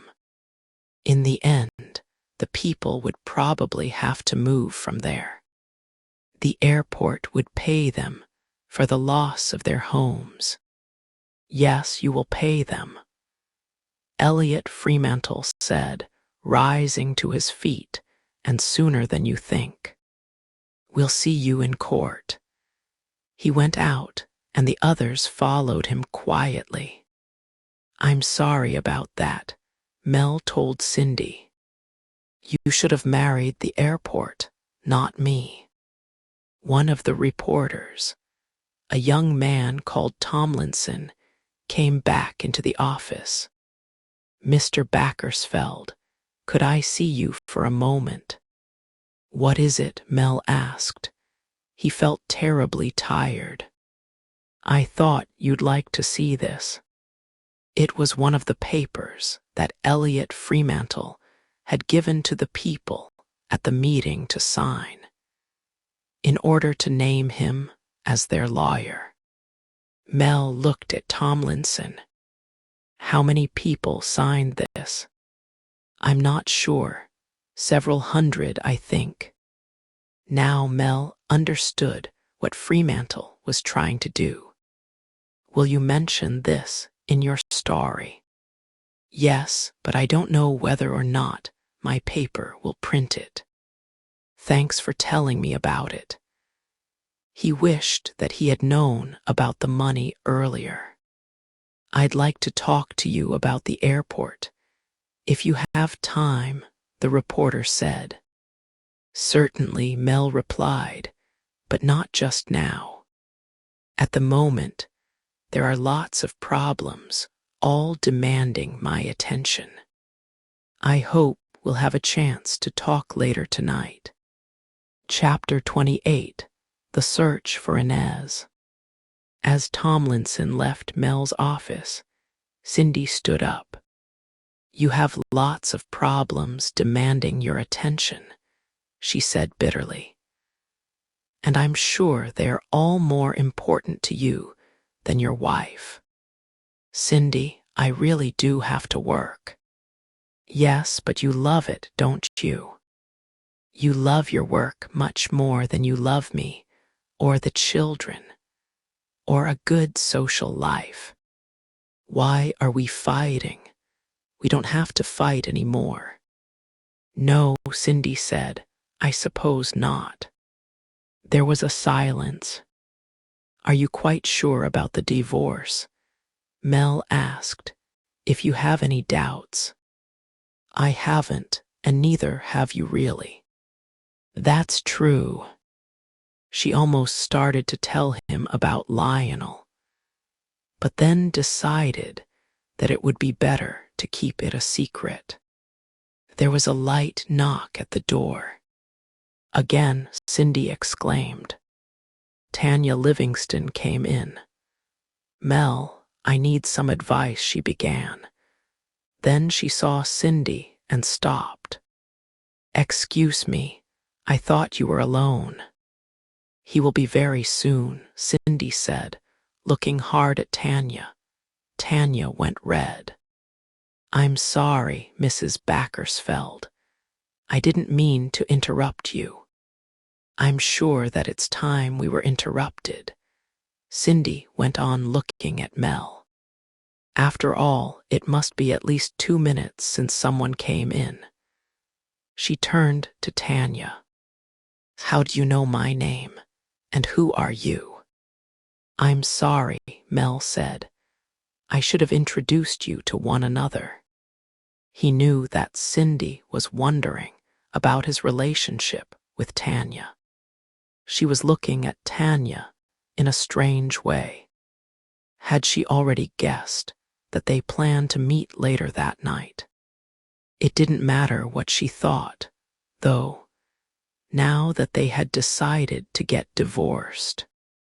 How nice that attractive ladies come to ask you for your advice, Cindy said sweetly. It must make your job so much more interesting. She turned to Tanya. Now, what exactly was your problem? I said that I wanted some advice. Oh, really? What kind of advice? Professional or personal? Stop it, Cindy. Mel said sharply. That's enough. You have no right to behave like this. Tanya looked at Cindy calmly. It's about Flight 2. That's a flight to Rome, Mrs. Backersfeld. What's wrong? Mel asked. Tanya told him about the thin man with a small case and her conversation with the customs officer, Standish. It sounds like a job for Italian customs. Not us, he said. They had both forgotten that Cindy was there. I'm not sure. I've checked on this man, and I've discovered something strange about him. He's flying to Rome without any luggage. Flying to Rome without any luggage. That's mad. Why would he do that? I don't know, Tanya admitted. Well, it may sound stupid, but... Go on, what are you trying to suggest? Perhaps he doesn't need any luggage, because he knows that the flight will never arrive. If there's a bomb in the case... A bomb. Mel wondered what he should do. It could be all imagination, and yet what if it was true? He did not want to look a fool, but on the other hand... Then he thought of one thing that he could check. He phoned the insurance desk and asked the girl for the names of all the people who had bought flight insurance policies that evening. While he was waiting for the girl to find the names, he asked Tanya, "Did you get the name of the man with no luggage?" "Yes, his name's Guerrero. D.O. Guerrero. The same name as that woman Ned Ordway had brought to his office. Could there be some connection?" "Tanya," he said, "there was a middle-aged woman waiting outside my office earlier this evening. I didn't have time to see her, and she left. Try and find her now. Her name is Inez Guerrero." Tanya went off to make the announcement that he hoped Inez Guerrero would hear. It would be heard all over the terminal. The girl from the insurance desk came back to the telephone with the information that Mel needed. Now he knew exactly how important it was to find Inez. They must find her. If only he had had time to talk to her earlier. But there had been the Meadowood meeting, and Keith, to worry about Mel, remembered he had considered going back to the control tower. Then there had been Cindy. He looked around and realized that Cindy had gone. He had not even noticed her leaving. He phoned Ordway. Now, every policeman in the airport would be looking for Inez Guerrero. Tanya came back. "Have you discovered anything new about our man?" she asked. Mel answered her slowly and quietly. "Yes, I have. Guerrero, the man who is going to Rome without any luggage, insured his life this evening for $300,000. In the event of his death, the money would go to Inez Guerrero. He bought the policy with his last few coins." Tanya turned white. "Oh no," she whispered. "Oh God, no." Chapter 29. The Plane on the Runway. Patroni was glad that he worked out on the airfield and not in an office. He saw the office workers and managers as children who played games against one another. On the other hand, he saw the engineers and maintenance men as adults who shared their skills and worked together. This was being proved to him tonight. He had begun the job of digging under the Aereo-Mexican plain with a small group of Aereo-Mexican and TWA workers.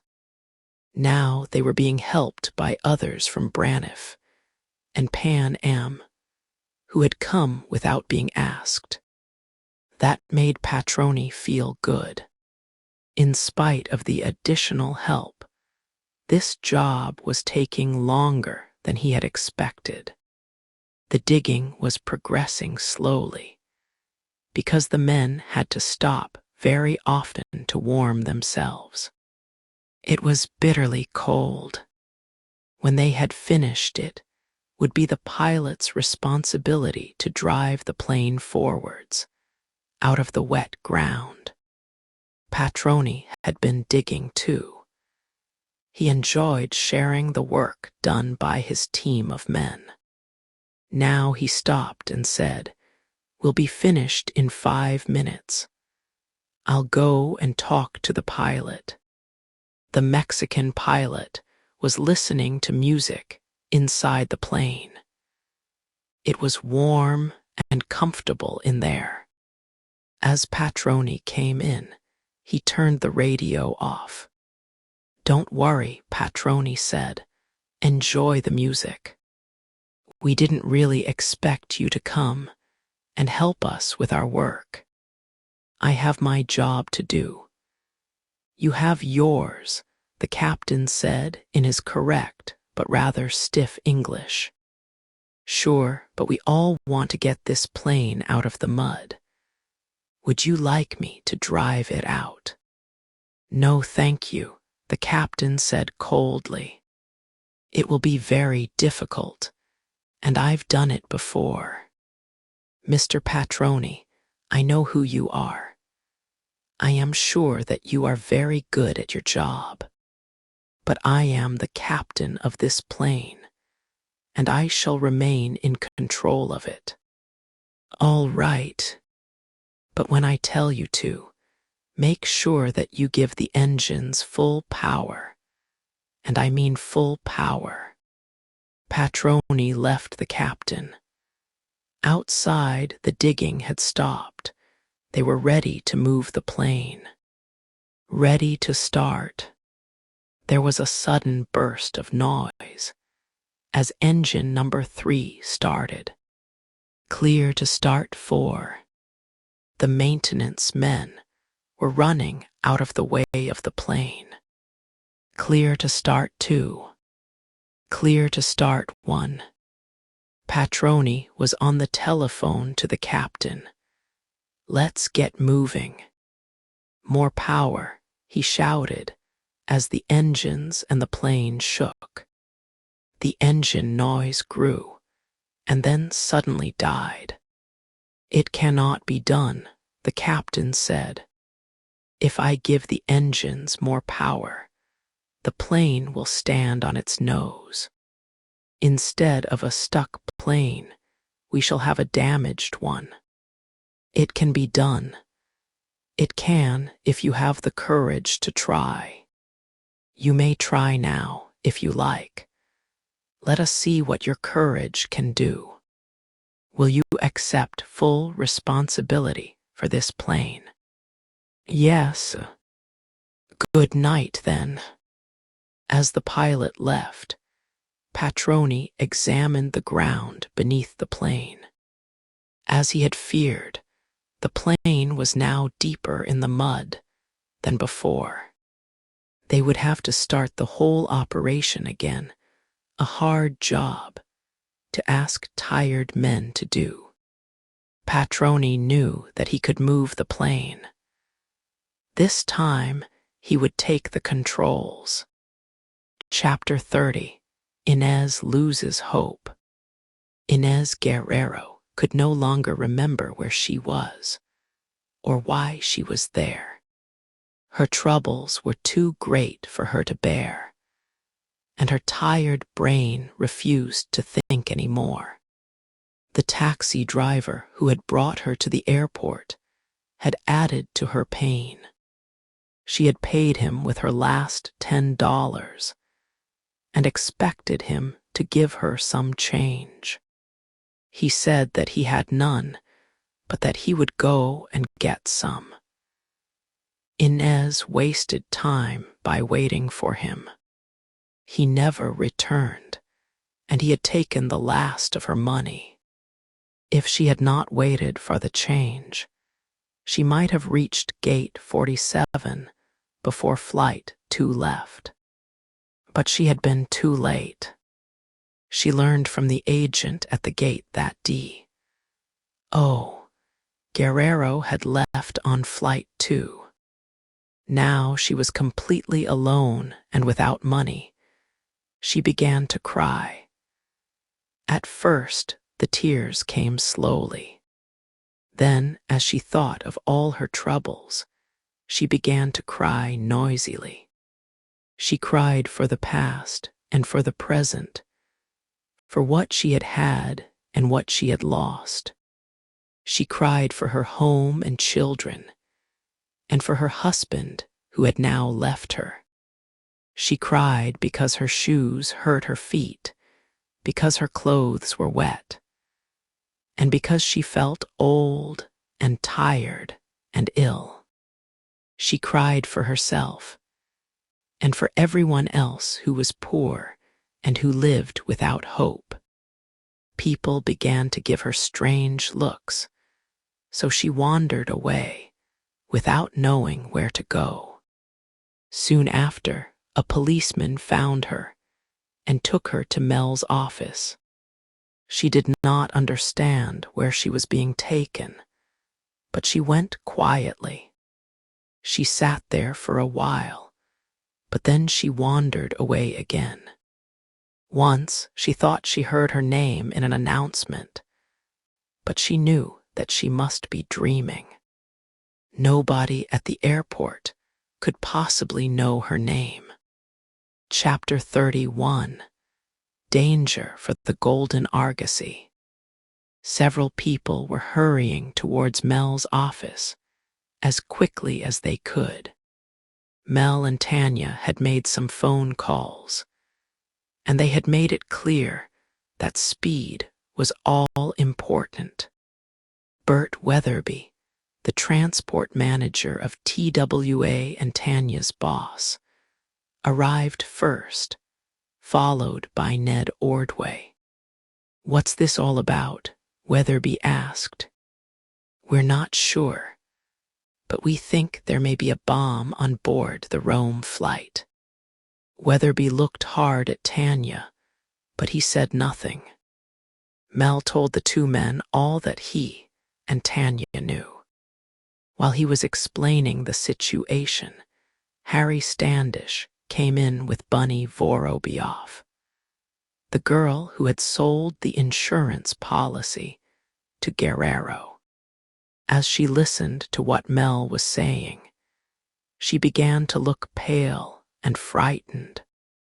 "What we have to decide," Mel told them all, "is whether we should warn the captain of Flight 2, and if so, what we should tell him." The captain of Flight 2 was Vernon Demarest. He remembered. The telephone rang. There was more information for them about Flight 2, giving them the present position of the plane and its height, speed, and course. There was some news from Joe Patroni, too. Runway 30 would be out of use for at least 1 more hour.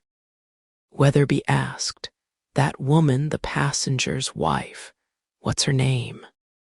"Inez Guerrero," Ordway told him. "Where is she?" "We don't know. My men are looking for her now." "She was here," Mel said. "We had no idea." "We were all slow," Weatherby said. Tanya knew that he was remembering that he had told her to forget it. When she had tried to talk to him about Guerrero. Perhaps we should send a description of Guerrero to the captain, she suggested. Yes, Mel agreed. We have someone here who has seen him and can describe him. He turned to Bunny. Are you Miss Vorobioff? All the men turned to look at her. Weatherby almost whistled, but he managed to stop himself just in time. Do you remember the man we are talking about? I'm not sure, she said nervously. A man called D. Oh, Guerrero. You sold him an insurance policy, didn't you? Yes. So you can tell us what he looks like. No, I can't. Mel looked surprised. But I thought you said earlier that you could. I'm sorry, I don't remember now. Ned Ordway stepped towards Bunny. Listen, he said, I know that you can describe this man. You're frightened, aren't you? You think that it will get you into trouble. Bunny did not answer. Ordway's voice was hard as he went on. You'll be in really big trouble if you refuse to tell us what you know. Now I'll ask you once more. Do you remember Guerrero? Yes, she said quietly. Describe him. A thin man with nervous hands. A pale yellowish face and thin lips. He had no Italian money and had to search his pockets before he found enough coins to pay for his insurance policy. And you sold him one. Weatherby cried, You must be mad. I thought. You thought, but what did you do? Nothing. Oh, we're all mad to allow you to sell insurance at an airport. Mel turned to Standish. Would you like to say anything? Just this. If this man has a bomb in his case, he must be able to reach it easily. If anyone is going to try to take the case from him, it will have to be done very carefully. Of course, Mel said, there may be no bomb. He may be just an ordinary passenger. I don't think so. I wish I did, because my favorite little girl is on that flight. If only I had acted earlier. Standish was thinking. How will I tell Judy's parents if anything happens to her? As a customs man, I'm used to watching people, he went on. Let me say something about Guerrero. I'm sure that he's a dangerous man. Put that word in your message to the Captain Dangerous. As the message was being prepared and sent, Ordway received some news from his men. They had found Inez Guerrero. She had been sitting quietly in a corner when she heard someone ask, Inez Guerrero. Are you Mrs. Inez Guerrero? She looked up and saw a policeman, a different policeman from last time. Are you Mrs. Guerrero? Yes, she whispered. Come on, the whole airport's looking for you. 10 minutes later, she was sitting in Mel's office, surrounded by people. Mrs. Guerrero, Ordway asked, why is your husband going to Rome? She did not answer. Please listen to me carefully. We need your help. I have to ask you some questions about your husband. Will you answer them? Come on, Weatherby said impatiently. This is wasting time. Get rough with her if you have to. Leave it to me. Mr. Weatherby Ordway said calmly. Shouting won't make this any quicker. Inez, he continued. May I call you Inez? Yes, she whispered. Inez, will you answer my questions? Yes, if I can. Why is your husband going to Rome? He could hardly hear her answer. I don't know. Have you got any friends there? No. What is your husband's job? He was a builder. Isn't he now? Things went wrong. Is he in trouble? Yes. In debt? Yes. Then how did he pay for his ticket? She told Ordway about the ring that D.O. had sold. Did you agree to this? No, I didn't know what he was doing. I believe you, Inez. Did your husband often do strange things without telling you? Yes. Was he ever violent? Yes, she whispered. Please, why do you want to know all this? Did he ever use explosives? Yes, he liked using them. Everyone in the room was suddenly silent. Where do you live? She gave them her address. And where did he keep the explosives? In a drawer in the bedroom. A sudden look of shock crossed her face. Ordway saw it. You thought of something then. What was it? Nothing. That's not true. Tell me, Inez, what was it? Ordway had stopped being gentle and polite. Now he was shouting, tell me, at her. Tonight the explosives. I didn't think of it before. Yes, go on. They had gone. Nobody spoke.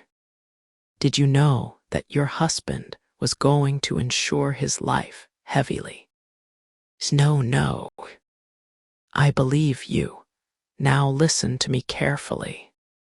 We think that your husband intends to use those explosives to blow up the plane he is on. He is heavily insured, and the money would come to you. The explosion would kill everyone on the plane, including children. Inez, you know your husband. Could he do a thing like that? Tears poured down her face. She could hardly speak. Yes, she cried. Yes, I think he could. Chapter 32. Vernon's Plan. On board the Golden Argosy, Captains Harris and Demarest were enjoying a good meal. They had exactly the same to eat as the first-class passengers, but without the wine, of course. Suddenly, their meal was interrupted as a radio message came through. While Vernon wrote it down, his face changed. He passed it to Harris and Jordan. There was only one sensible thing to do: turn in a wide circle that the passengers would not notice, and return to Lincoln International. Harris began to do this immediately. Vernon sent for Gwen. What do you want? She asked as she came in. If it's more to eat, I'll have to say no. We want you to look for a passenger, Vernon told her. Look, you'd better read this message. As she stood by him reading, he watched her face. She looked serious, but not frightened. He remembered that she had told him that she loved him. He wondered whether he himself had ever really loved anybody. Perhaps what he felt for Gwen was the nearest that he would ever come to love. For a moment, He felt angry about the change in plans. They would not get to Naples now as quickly as he would have liked to. A second later, he was the complete professional pilot once again, with thoughts only for his plane and his passengers. "Find this man, Gwen," he told her. "See how easy it would be to get the case from him." "I've already noticed him," she said quietly. "I don't need to look again. He wouldn't let me touch his case when I took him his dinner. Another reason I remember him is that he's sitting next to our old lady stowaway. He's between her and the window. That will make it difficult for us to get the case away from him." For the first time, Vernon began to feel that they were in danger. "If only we could think of some trick," he said slowly. "Did you say that he's next to our little old stowaway?" "Yes, and she doesn't yet know that we know who she is." "That's right. Listen, I have an idea. It may work." Mrs. Quonset was just finishing her meal. "That was very nice, my dear," she said to the girl who had come to clear the empty meal containers. Then she noticed another girl standing by her. She had black hair, an intelligent face, and strong, dark eyes. Mrs. Quonset had noticed her earlier. "Excuse me, may I see your ticket?" "Why, of course," Mrs. Quonset said. She knew what was happening, but she never gave up without a fight. She pretended to search her handbag. "How strange. I simply can't seem to find my ticket." "Shall I look?" Gwen said coldly. "If you have a ticket, I'm sure I'll find it." "Certainly not. My handbag is private. I shall find the ticket myself." "You're English, aren't you?" she went on. "How beautiful you make our language sound. My husband always used to say, 'Never mind about him. I want your ticket.'" It was hard for Gwen to be so rude and unpleasant to an old woman. But Vernon had told her exactly what she had to do.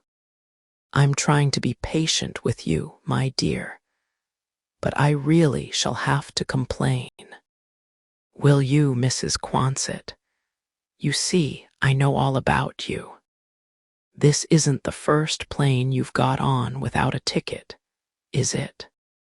If you know all about me already, there's nothing more I can say." "What's wrong?" Mrs. Quonset's musician friend asked. "Perhaps I can help." "Are you traveling with this lady?" "No." "Then this does not concern you." "Are we going back to the airport?" Mrs. Quonset asked. "You're not important enough for that. We'll deal with you in Rome." Gwen hoped that Guerrero was listening. She looked at him quickly and felt a sudden icy fear. "Come with me," she said to the old lady. "The captain wants to speak to you, and he doesn't like to be kept waiting." Mrs. Quonset was feeling rather frightened of the captain, so she was very surprised when he said hello to her in a friendly voice. "Forget what happened just then," he told her. "I ordered Miss Mayen to be rude to you. That isn't the reason I want to speak to you." Mrs. Quonset looked around. How exciting to see how a plane was flown. It would be another adventure to tell her daughter about. "Do you get frightened easily?" The captain asked her. What a strange question. No, she said. When you are as old as I am, there isn't much left to be frightened of. We need your help, Mrs. Quonset, he told her. I suppose you've noticed the man sitting between you and the window. Yes, he won't talk to anyone. I think he's worried about something. We're worried, too. We think that he has a bomb in his case. This was exciting, but a bit frightening, too. I suppose you want me to try and take the case away from him, she said. No, don't touch the case. That would be very dangerous for us all. Now listen. When he had finished telling her his plan, she smiled. Oh yes, I think I can do that, she said. Why do you keep flying to New York as a stowaway? Vernon asked her. She told him all about her daughter in New York, and how lonely she sometimes felt in San Diego. If you can help us now, he said, I promise we'll give you a free ticket to New York and back, first class. Mrs. Quonset's eyes filled with tears. How kind! What a dear, wonderful man! Mrs. Quonset really was crying as Gwen pushed her roughly back towards her seat. What a good actress I'm becoming, she thought happily. Couldn't you be less rough? One passenger asked Gwen. Keep out of this, sir, she replied, knowing that Guerrero could hear her. Again, she felt a wave of fear at the thought of him. As Mrs. Quonset's friendly neighbor stood up to let her sit down, Gwen stood between him and his seat. Vernon was waiting behind the curtain between the first class and tourist areas, ready to come in when his help was needed. Still standing, Mrs. Quonset began to beg Gwen. Please, ask the captain to change his mind. I don't want to go to prison. I don't give orders to the captain. Gwen shouted, Now sit down. Ada Quonset began to cry noisily. Please take me home. Don't leave me in a strange country. How can you be so cruel to this old lady? The musician complained to Gwen. Gwen took no notice of him, but gave the old woman a hard push, so that she fell into her seat. You hurt me, she cried. She turned to Dee. Oh, Guerrero, help me, help me. He took no notice of her. Crying and shouting, she threw her arms around his neck. He struggled with her, fighting to free himself, but she wound her arms around his neck more tightly. Oh, help me. Red-faced and breathless, Dee. Oh. Guerrero put up both hands to push her away. As if to beg him for help, she seized them. In a second, Gwen had reached over and taken the case from him. It had all been surprisingly easy. Vernon hurried in. Well done, Gwen. Let me take the case. That should have been the end of the whole affair. But it was not, and all because of a man called Marcus Rathbone. He was an unpleasant man who always liked to criticize other people's ideas. Although he had never had a good idea of his own in his life, he was especially critical of women. When he saw a woman in uniform take a man's case from him, he knew that he had to help that man. He seized the case from Gwen and handed it politely back to Guerrero. like a wild animal with madness in his eyes. Guerrero took it and held it tightly to him. Vernon ran forwards, but he was too late. Gwen, Rathbone, and the musician were in his way, and he could not reach Guerrero before he had pushed past them and was rushing down the plain. "Stop that man," Vernon shouted. "He has a bomb." Everywhere, passengers were jumping to their feet, shouting. Guerrero stopped with his back to the toilets. "Stay away from me," he shouted. "Guerrero, listen to me." Vernon called to him over the heads of the others. "Do you hear me? Listen." There was silence as Guerrero looked back at him, his eyes wild.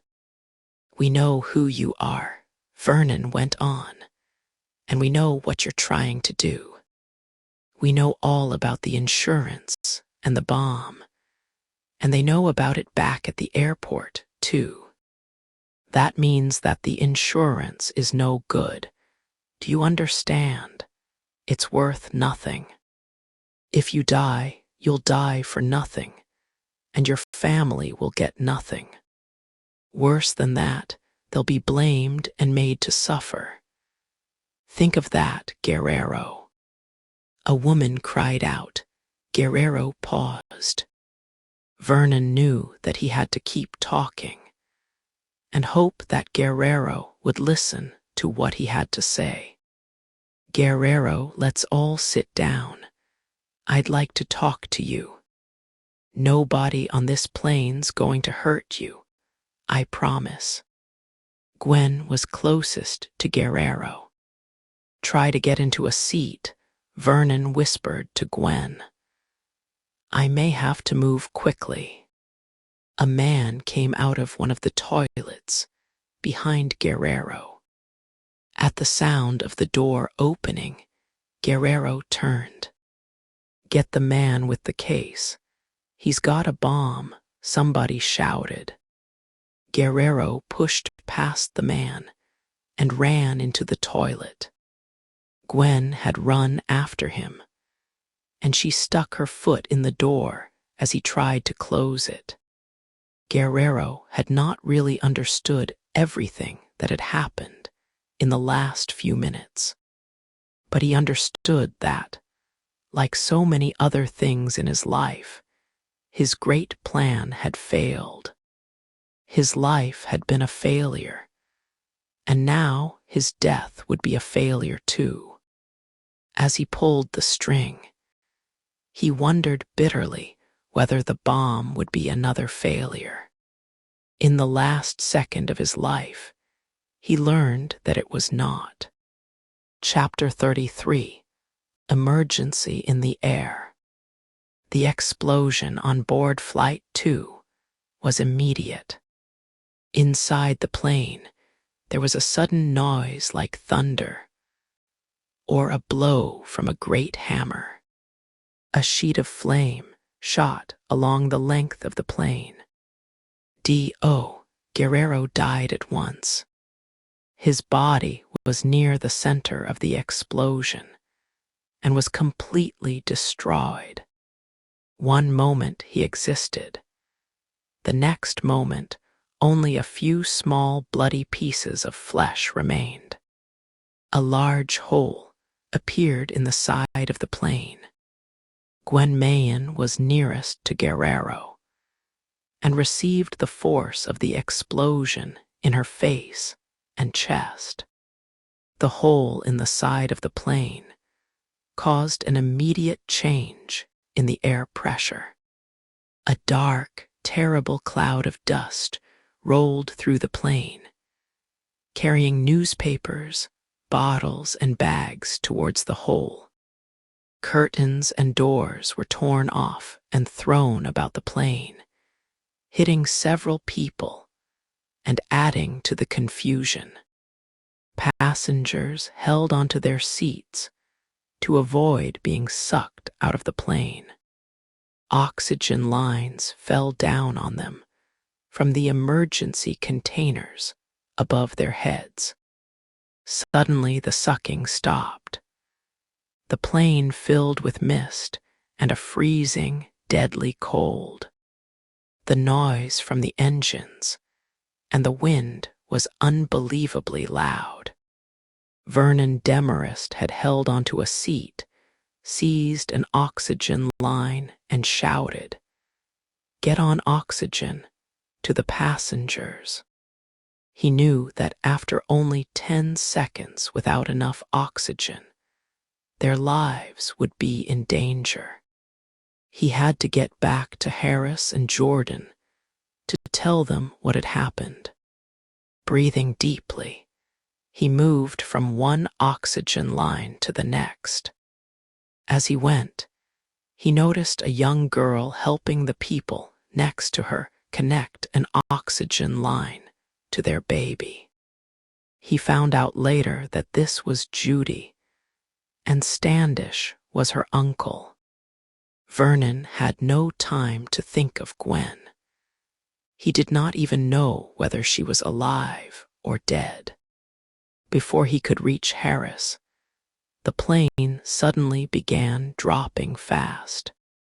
Harris and Jordan did not know exactly what had happened, but they had felt the shock of the explosion and the pressure change which followed it. The door to the pilot's area was torn off, and a thick cloud of dust rushed in. As in the passenger part of the plane, this had been replaced by a fine mist and a terrible cold. Harris acted quickly, using all his skill and experience in his fight to save the plane. Fortunately, like all pilots, he had practiced dealing with emergencies so often that, when a real emergency came, he acted with the greatest speed. It was a rule of aviation that, in an emergency, airline employees must take care of themselves before they began to think about the passengers. Harris reached for an oxygen line immediately, and a moment later, Cy Jordan pressed the button that gave the passengers the oxygen they needed. Harris reduced the speed of the plane. Now he had a decision to make. It was necessary to take the plane down to a safer height where they could breathe without the help of oxygen. The question was, should he bring the plane down slowly or in a rapid fall? If the plane was badly damaged, a sudden fall could break it in two. But if they went down slowly, there was a chance that the passengers would die of the cold. What could they do? Freeze for certain or take a risk and go down fast? "Warn air traffic control," Harris told Jordan. "We're coming down fast." He pushed the controls forward. "We are coming down fast," he heard Jordan say. "Request 10,000 feet." They were falling rapidly, passing through 26,000 feet minus 24 to 23. There was no other traffic near them. No time to think about the cold. They would live if they could get low enough fast enough, if the plane did not break up. At 14,000 feet, Harris decided he would pull out of the fall and level at 10. The controls were stiff and heavy, but everything seemed to be working. They were coming out of the fall. 11,000 feet, 10, 5, 10. They were level. The plane had not broken up. He had made the right decision. Now they needed information from Toronto. Where could they land at Detroit, Toronto, or Lincoln International. Vernon Demarest came in. "We missed you," Harris said. "How are we doing? If the tail doesn't fall off, we may be all right." "What happened?" "Oh, just a little bomb that made a big hole in our nice plane." They did not want to talk about the real dangers of the situation. "It was a good idea," Vernon, Harris said kindly. "It could have worked." "Yes, but it didn't." Vernon told Jordan to go and see how bad the damage was. "Count the people who are hurt and do what you can to help them," he said, "and find out how badly hurt Gwen is."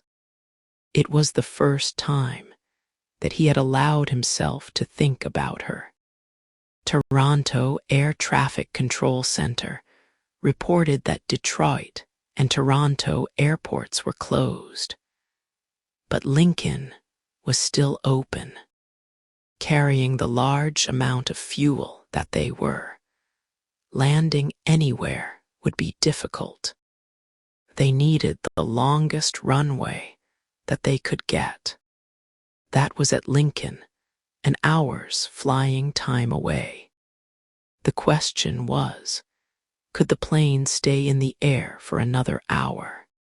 Jordan reported on the damage.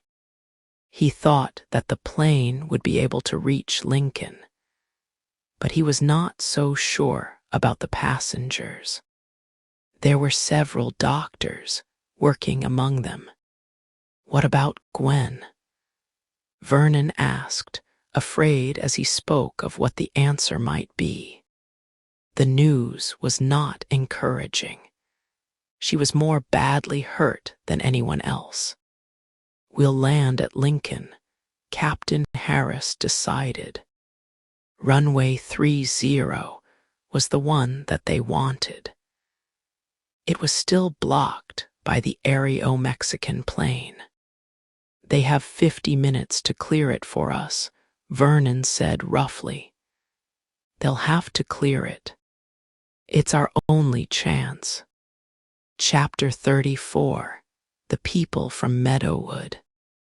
Elliot Fremantle could not understand it.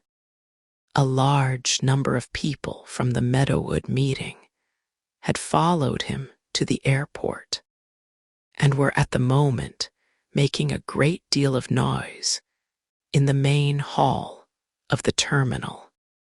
Television cameras had arrived, but there were no policemen. Elliot wanted the police to arrive. Then there would be trouble and a big story for the press. All the time he was talking to the television reporters. He was waiting for the police to arrive. "Why are you here?" a reporter asked him. "Because this airport is full of thieves and liars." "That's strong talk. Will you explain exactly what you mean by it?" "Certainly. The peace, the rest, and the good health of these people are being stolen from them by this airport. Nobody cares how much they suffer. Only this evening, the airport manager told them that the noise will get worse, not better. He didn't care. What are you going to do about this?" "We're going to take the airport to court, to the highest court in the land, if necessary. We shall begin by asking for some runways, if not the whole airport to be closed at night. I care about these people. I shall fight for them and I shall win." The crowd was growing bigger all the time, Elliot noticed, and people were growing angrier too. When he had finished speaking, a man shouted, "Let's show the airport how loud a noise can be." And a great shout rose from the throats of the crowd. If the police came now, the press would certainly write about the meeting. What Elliot Fremantle did not know was that every policeman in the airport was looking for Inez Guerrero. Even after she had been found, Ordway, the police chief, was busy talking to her in Mel's office. When he had finished, he and Mel left the office together. Immediately, they saw Elliot Fremantle surrounded by a crowd of people and cameras. "That lawyer again," Ordway said. "I'll soon get rid of him." "Be careful," Mel said. "He wants attention from the press. We don't want to help him." As Ordway went to speak to the lawyer, Mel saw Tomlinson, the young reporter he had met earlier that evening. He asked him what Elliot had been saying, and when he found out, his face darkened with anger. "Fremantle," he shouted, "I'm interested in what you've been saying this evening. Do these people know that it's all lies?" Everyone was silent. They turned to look at Mel. "Don't listen to him," Elliot shouted. "I think that the press should hear what I have to say," Mel said. "I'm the airport manager. Mr. Fremantle has told you that I don't care how much these people are suffering. Now I'd like to answer that criticism. He'll tell you more lies." "You be quiet," Ned Ordway told Elliot. "You've spoken already. Now listen." Mel spoke for the second time that evening about how they tried to reduce noise at the airport and how the storm had made it necessary to use the runway nearest to Meadowood. Again, he said that planes were becoming bigger and noisier all the time. "I do care about your problem," he went on, "but I must remind you of something. You won't like listening to this, but it's true.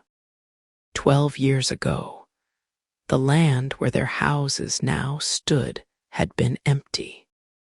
Building companies had been told not to use it for houses, but some of them had been too interested in money to take any notice of the warnings.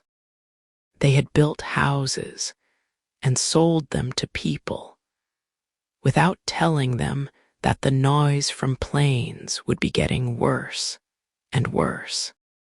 These builders, and not the airport, were to blame for the present problem. Nobody spoke. Mel felt very sorry for the people who had bought houses in Meadowood. They were just ordinary people, and he wished that he could help them. "Now," he said, "there are some lawyers who are making a lot of money for themselves out of people with the same problem as you have. They are cheating you. That isn't true. He's lying." Elliot shouted, but the crowd seemed to want to listen to Mel. He told them that they had very little chance of winning their case against the airport. People had won, it was true, but those cases had been very different. He told them about some other cases which had failed. Now the anger of the crowd turned against Elliot Fremantle. "How can we get our money back?" they began to ask. "We were fools to sign anything too quickly." "Write to Mr. Fremantle immediately," Mel told them. "Tell him that you've changed your mind. I don't think that you'll hear from him again." Elliot knew it was the end. He never went on fighting when he knew that he had no chance of winning. Ah well, he would soon find some more fools in another town. he was sure. As the Meadowood people went sadly and quietly home, a woman came up to Mel. "Thank you for talking to us and for telling us the truth," she said. "But I still don't know what I can tell my children when they can't sleep because of the noise." Mel knew that there was nothing he could say to her. That was the saddest thing about the whole affair. As he was wondering what to say, Tanya handed him a piece of paper. From it, he learned of the explosion on board the Golden Argosy. The plane would have to land at Lincoln International on runway 30, and runway 30 was still blocked. Chapter 35, Return to Lincoln Airport. Dr. Milton Campagno was doing his best to save Gwen Mayon's life. She had been near to the center of the explosion. Two things, the toilet door and Guerrero's body, had been between her and the full force of the explosion, and they had saved her life. Now she lay on the floor, unconscious and bleeding. Some of the passengers were also bleeding from cuts, but they were not seriously hurt in comparison with Gwen. It was fortunate that as she fell, her arm had fallen around the base of a seat. If this had not happened, she might have been sucked out of the hole in the side of the plane. The next great danger was from lack of oxygen. Some people managed to get to the oxygen quickly and then help others, as Vernon had seen Judy do. Mrs. Quonset, too, had helped her musician friend to get oxygen. She did not really care whether she lived or died, as long as she knew what was happening, until the last moment. Gwen received no oxygen. When Anson Harris put the plane into a fall, he saved her from certain death from lack of oxygen. After the plane leveled out again, everyone began to think they might be over the worst. The 3 doctors who were traveling on the flight started to do what they could to help those who had been hurt. It was lucky for Gwen that there was a man like Campagno on board. He seemed to enjoy helping people, and since he had become a doctor, he had never stopped working. Of the 3 doctors on the plane, he was the only one who had a medical bag with him. He directed the other doctors to look after the passengers and to move those who had been hurt to the front of the plane where it was warmer. Then he asked one of the air hostesses to help him and gave Gwen some oxygen. He cleared blood and broken teeth from her mouth and began to control the bleeding from her face and chest. One arm was broken, but what worried him most was the damage to her left eye. When Cy Jordan came to see how Gwen was, Campagno asked him to help for a few minutes before he told him, "She has a good chance if she's a strong girl." "I think she's strong," Jordan said. "She was a pretty girl, wasn't she?" "Very." Campagno was silent. She would not be pretty anymore. Looking a little sicker than before, Jordan went forward to the pilot's area. Vernon Demarest made an announcement to the passengers. "As you know," he said, "we're in trouble, bad trouble. But we're still alive, and we hope to make a safe landing at Lincoln International in about 45 minutes. It will be a difficult landing, so you must all help us by doing exactly what we tell you to do. Let's try and come through this together safely." "That was good," Harris said. "You ought to be in politics." "Nobody would vote for me. They don't like to hear the truth. It hurts them too much." He was thinking about the matter of the sale of flight insurance at the airport and wondering how Mel Backersfeld would feel about it after what had happened tonight. He didn't suppose that Mel would ever change his closed little mind. Well, if he lived through this, Vernon would continue to fight him with all his strength. A radio message came through. Lincoln's runway 30 was still out of use, but they were trying to clear it. Vernon's face showed clearly what he thought of that. He sent Jordan back to talk to the passengers and make sure that they knew what to do before the landing. As Jordan left, Dr. Compagno came in. "Your Miss Mayan is the most badly hurt," he told Vernon. "Can you radio for a doctor to be waiting for her at the airport? Her left eye will need immediate treatment." Vernon went pale with shock as the doctor described her wounds. He felt sick. "I'd better go back to her now," Compagno said. "Don't go." Compagno looked surprised. "Gwen, Miss Mayan, she was going to have a baby. Does it make any difference?" "I didn't know that, but no, it won't make any difference. If she lives, the baby should be all right."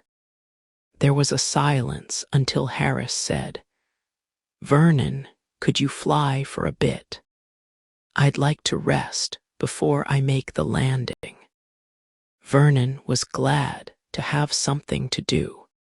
He was also glad that Harris had not asked any questions about Gwen. He could not stop thinking about her. She had been so beautiful, and she had told him that she loved him. Now she had only a good chance of living. She might never see Naples. Suddenly he knew that he loved her. There could be no question of giving the baby away, or of her having an abortion now. She would have the baby, and he would take full responsibility for it. He remembered his daughter, the child he had never seen. Before her birth, he had wanted to tell Sarah about her and suggest that they should have her as part of their family. But he had not had the courage. Now he often wondered where she was and whether she was happy. He had even tried to find her, but it had not been possible. He would not suffer the same uncertainty again over this child. This time, it would all be different. He would not lie to Sarah. Oh, there would be the most terrible trouble at home. There would be crying and shouting. But Sarah was a sensible woman, and he knew that she would not leave him. He would have 2 women and a baby to look after. What a terrible situation. But he was glad that he had made a decision. He began to think about the baby. Perhaps it would be rather nice to be a father. Not that he would want to have 7 children like that old fool Harris. He laughed. "What are you laughing at?" Harris asked. "Laughing? Why should I be laughing? There must be something wrong with your ears, Anson. You should see a doctor about it. There's no need to be unpleasant," Harris said. Isn't there? I think that's exactly what we need in this situation, someone to be unpleasant. Well, if that's what we need, I'm sure you're the best man for the job. Harris took control of the plane again. As he did so, Vernon sent a radio message to Toronto. Anson Harris was right. He was good at being unpleasant. Are you listening there, or are you all asleep? Tell Lincoln we need runway 30. Don't tell me it's still blocked. I've heard that before. If we land anywhere else, we'll have a broken plane full of dead people. So get me 30, do you understand? Then he added a special message for Mel Backersfeld. You helped to get us into this situation. You stupid fool. By not listening to me about selling flight insurance at the airport. Now help us to get out of it. Wake up for once in your useless life and get that runway clear. Chapter 36. The runway stays blocked. Through the radio in his fast-moving car, Mel could hear emergency vehicles being called out onto the airfield. They had to be there to deal with the possibility of fire and to take the people who had been hurt off the plane. He received some information about Patroni. He hoped to be able to move the Aero-Mexican plane in 20 minutes. Tanya and Tomlinson were with Mel in the car. The reporter had helped Mel earlier by telling him what Elliot Fremantle was doing. And now Mel wanted to help him to get a good story. Let me check something, Tomlinson said. There's only one runway long enough for this plane to land safely on. Is that right? Yes, Mel said. There should be two. He had been trying for years to persuade the airport committee that another runway of that length was needed. They would not take any notice of him for political reasons, as he well knew. May I put all this in my story? The reporter asked. Mel paused for a moment. Why not? He said. You've been speaking well tonight, if I may say so, Tomlinson went on. Just like you used to a few years ago. Just like I used to, Mel thought. Not like I do now. People know that I've changed, that I've lost something. You're talking about how you need more runways, Tanya said. But I keep thinking about the people on that plane. I can't help wondering how they feel, and if they're frightened. They're frightened, Mel said. If they understand what's happening, they must be frightened. He remembered his own crash long ago. As he thought of it, the pain in his foot returned. It was then that the first radio message from Vernon Demarest came through. There's another message, Mr. Backersfeld, for you alone. It's rather personal.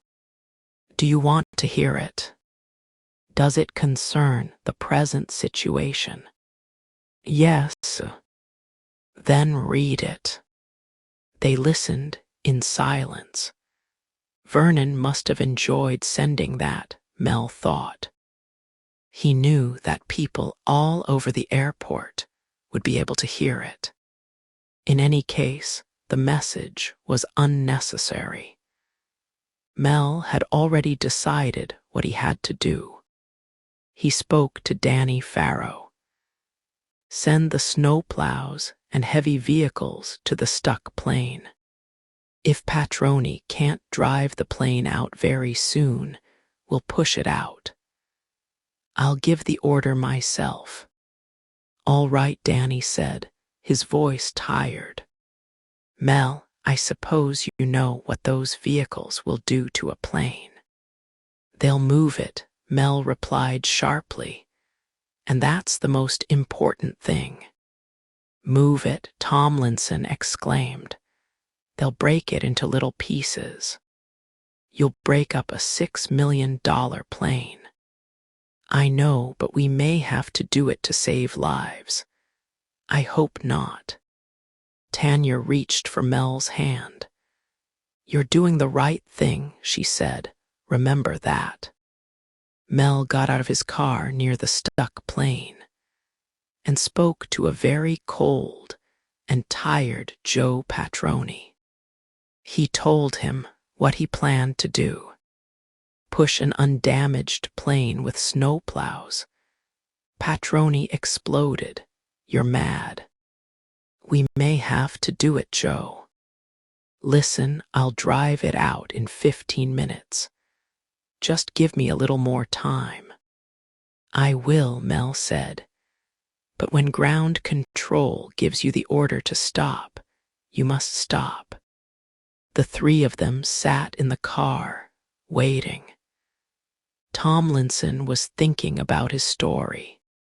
Has what is happening made you change your ideas about flight insurance? He asked Mel. Couldn't you ask that question some other time?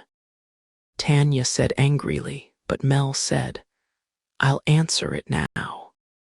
I may have to change my mind, but I don't know yet. I'm still thinking about it. The minutes passed slowly.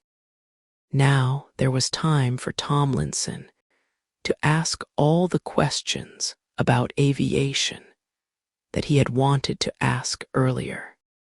It helped to pass the time for Mel. Suddenly Tanya cried, Look, he's starting the engines. The three of them fixed their eyes on the plane. It was not moving yet. There were 6 minutes left. The noise of the engines grew. He's using all the engines now. Tanya said, but it isn't moving. Oh, I can't bear it. No, Patroni could not move it. Mel was ready to give the order to bring in the snowplows. They would have to push the plane off the runway. Chapter 37, Bringing Down Flight 2. Usually air traffic control was quiet after midnight, but tonight was different. Because of the storm, flights were arriving very late, and Wayne Tevis and Keith were still on duty. Keith was trying to think of his work, and nothing but his work. In some strange way, his mind seemed to be working on 2 levels. On one level, he directed the air traffic with something of his old skill. On the other level, his thoughts were all about his personal problems. He felt that he had already left his family and friends forever. He belonged now to the dead, to the Redfern family, whose deaths he had caused. Soon he would be joining them. Realization of what was happening on board Trans-America Flight 2 came to Keith gradually. Wayne Tevis had been told all about the emergency. He knew that Vernon Demarest had asked for runway 30 to be cleared.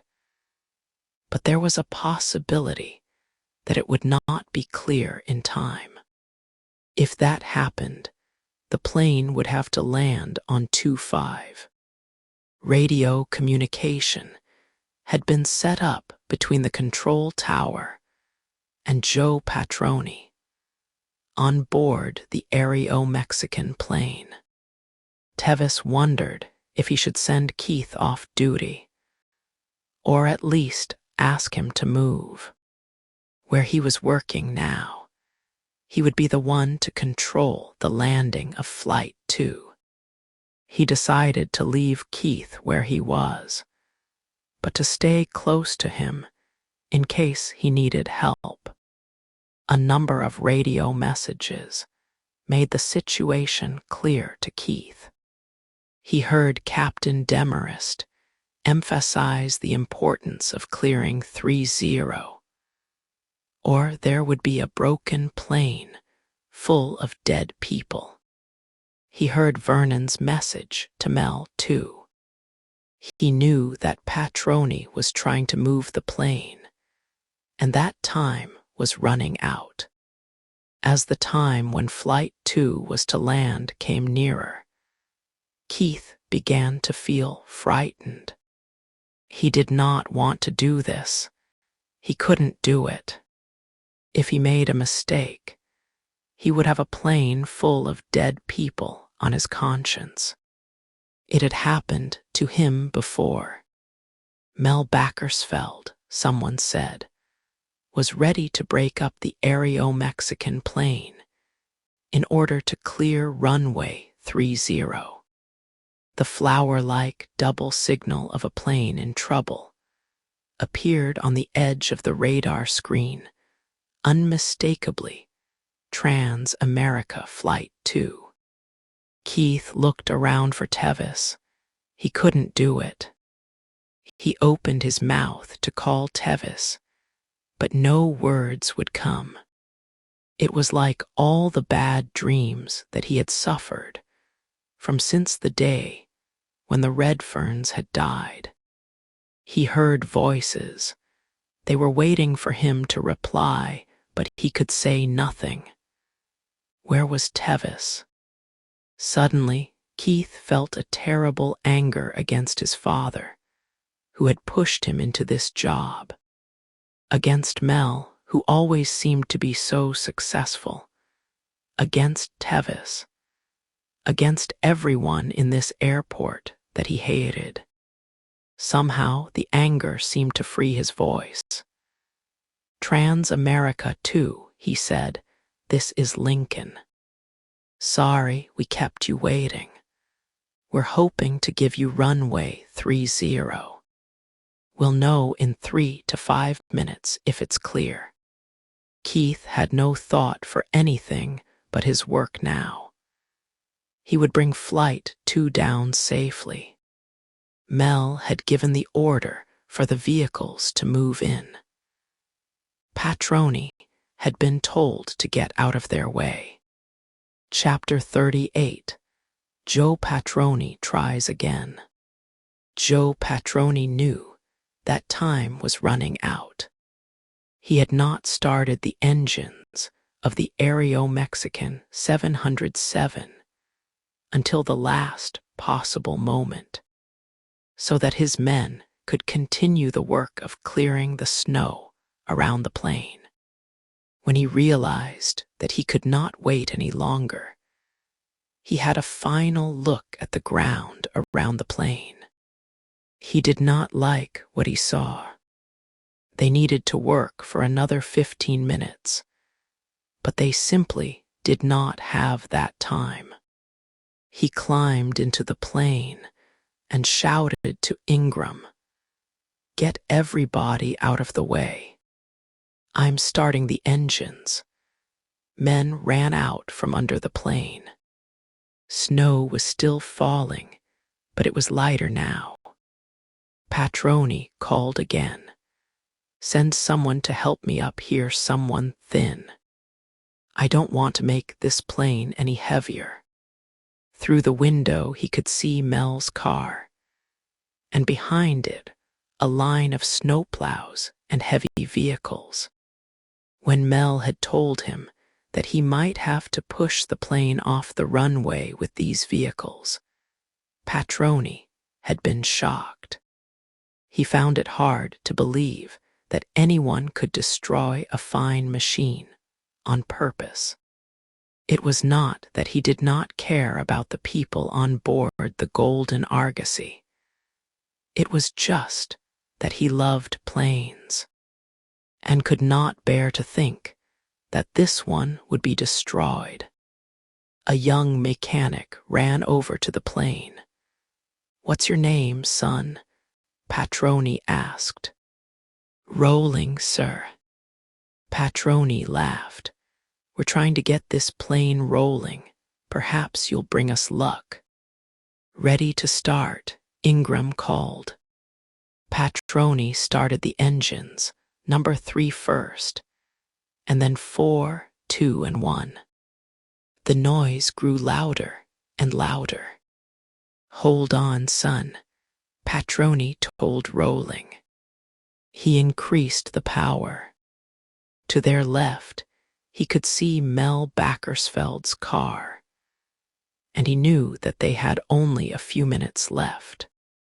The plane shook, but it did not move. The young mechanic looked worried. "Come on," Patroni exclaimed. "Let's go." "Mr. Patroni," Rolling warned, "we can't do it." Then the radio message came. "Joe Patroni on board Aero Mexican. This is ground control. We have a message from Mr. Backersfeld. There is no more time. Stop all engines." "Repeat, stop all engines." Patroni said nothing. "Mr. Patroni," Rolling shouted, "do you hear? We have to stop." "Can't hear you," Patroni shouted. "Too noisy in here." There's always more time left than those people in ground control will admit, he thought. If only he had a cigar. He needed one badly, but his pocket was empty. Mel Backersfeld had promised him a box if he could move this plane, he remembered. He pushed the controls to their limit. The radio seemed to be going mad. All around them lights were flashing. Suddenly the plane moved forwards. At first it moved slowly. Then it gained speed and shot down the runway. Patroni brought it neatly to rest 200 feet from the runway. 30 was clear and open, and there would be another story to tell about Joe Patroni. Chapter 39, Landing. Trans-America Flight 2, the Golden Argosy, was 10 miles from Lincoln in cloud at 1,500 feet. Anson Harris was back at the controls as they were guided in my Lincoln air traffic control. Vernon thought that he knew the controller's voice, but he could not think who it was. Just before they landed, Dr. Compagno came to tell them, "I thought you would like to know Miss Mayen is doing quite well. If we can get her to hospital quickly, I think she'll live." Vernon found it impossible to speak, and it was Anson Harris who said, "Thank you, doctor. We'll be landing in a few minutes." The passengers had been prepared for the landing. 2 of the doctors were on either side of Gwen, ready to support her as they landed. Mrs. Quonset was feeling rather frightened at last and was holding her neighbor's hand tightly. She was tired.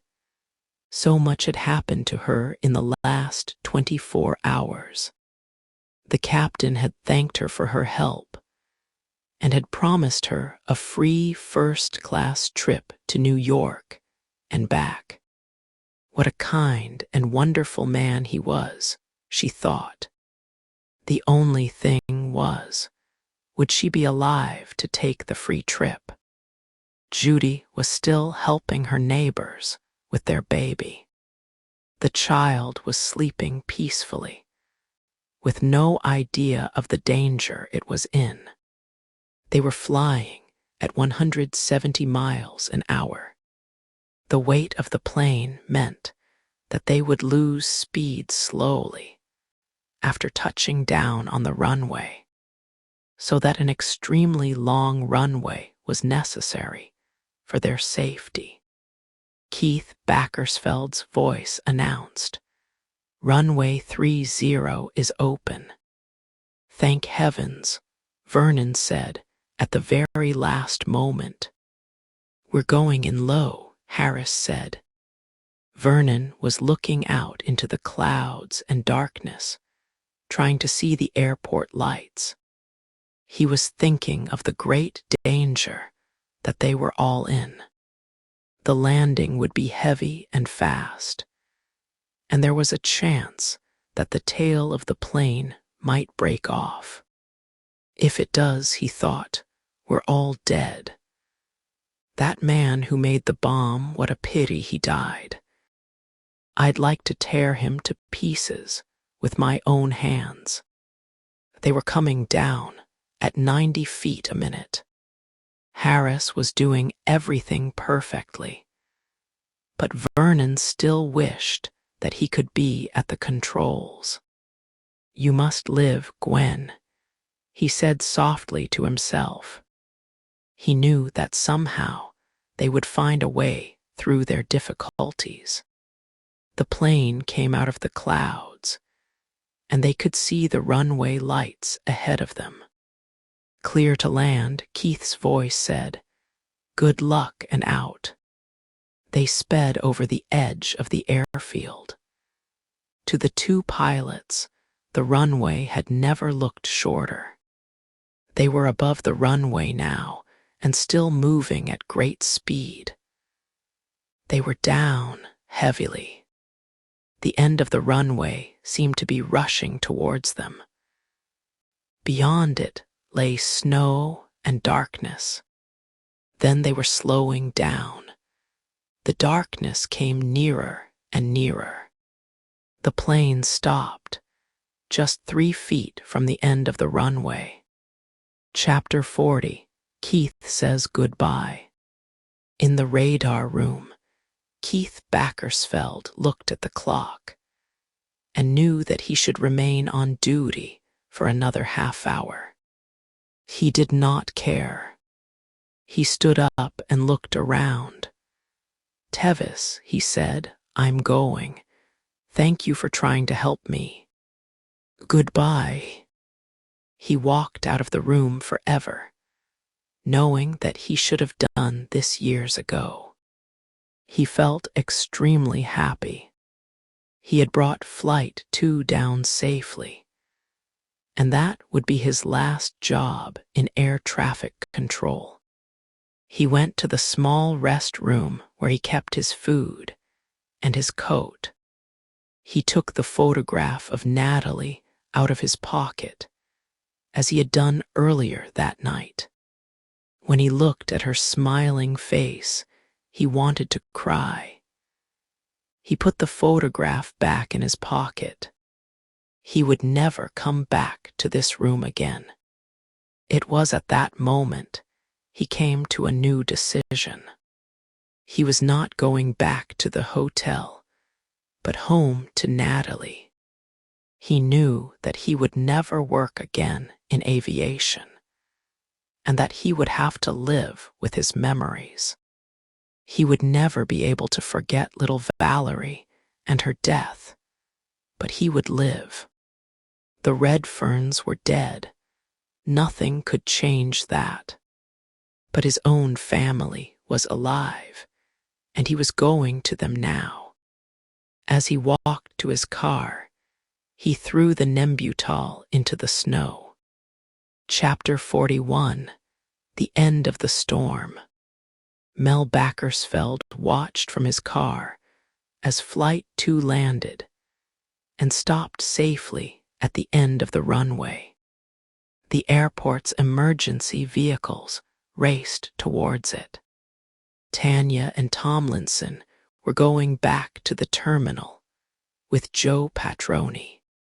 Tanya would be needed at Gate 47 when the passengers were brought off the plane. Before she left, she asked Mel, "Are you still coming to my apartment?" "If it isn't too late," he said, "I'd like to." She pushed her red hair off her face with one hand and smiled at him. It isn't too late. They agreed to meet in the terminal in 45 minutes. Tomlinson wanted to speak to Joe Patroni and the airline employees from Flight 2. Mel supposed that they would be the heroes of his story, not Mel, and his dry information about airport management. But the young reporter would write a good and fair story. Mel was sure of that. He watched as the undamaged Aero-Mexican plane was moved away, to be washed and checked before it flew again. There was no reason for Mel to stay on the airfield now, but somehow he wanted to. Only a few hours ago, he had felt that something terrible was about to happen. It had happened, although it had not been as bad as it might have been. But unless the airport changed, and changed quickly, something much worse would certainly happen. Lincoln International was out of date. It was well managed, had fine buildings, and was used by thousands of people. And yet it was hopelessly out of date. Much had been said about the future growth of aviation, and not enough had been done. Mel knew that he must say what he thought about this. He had only one voice, but it would be heard.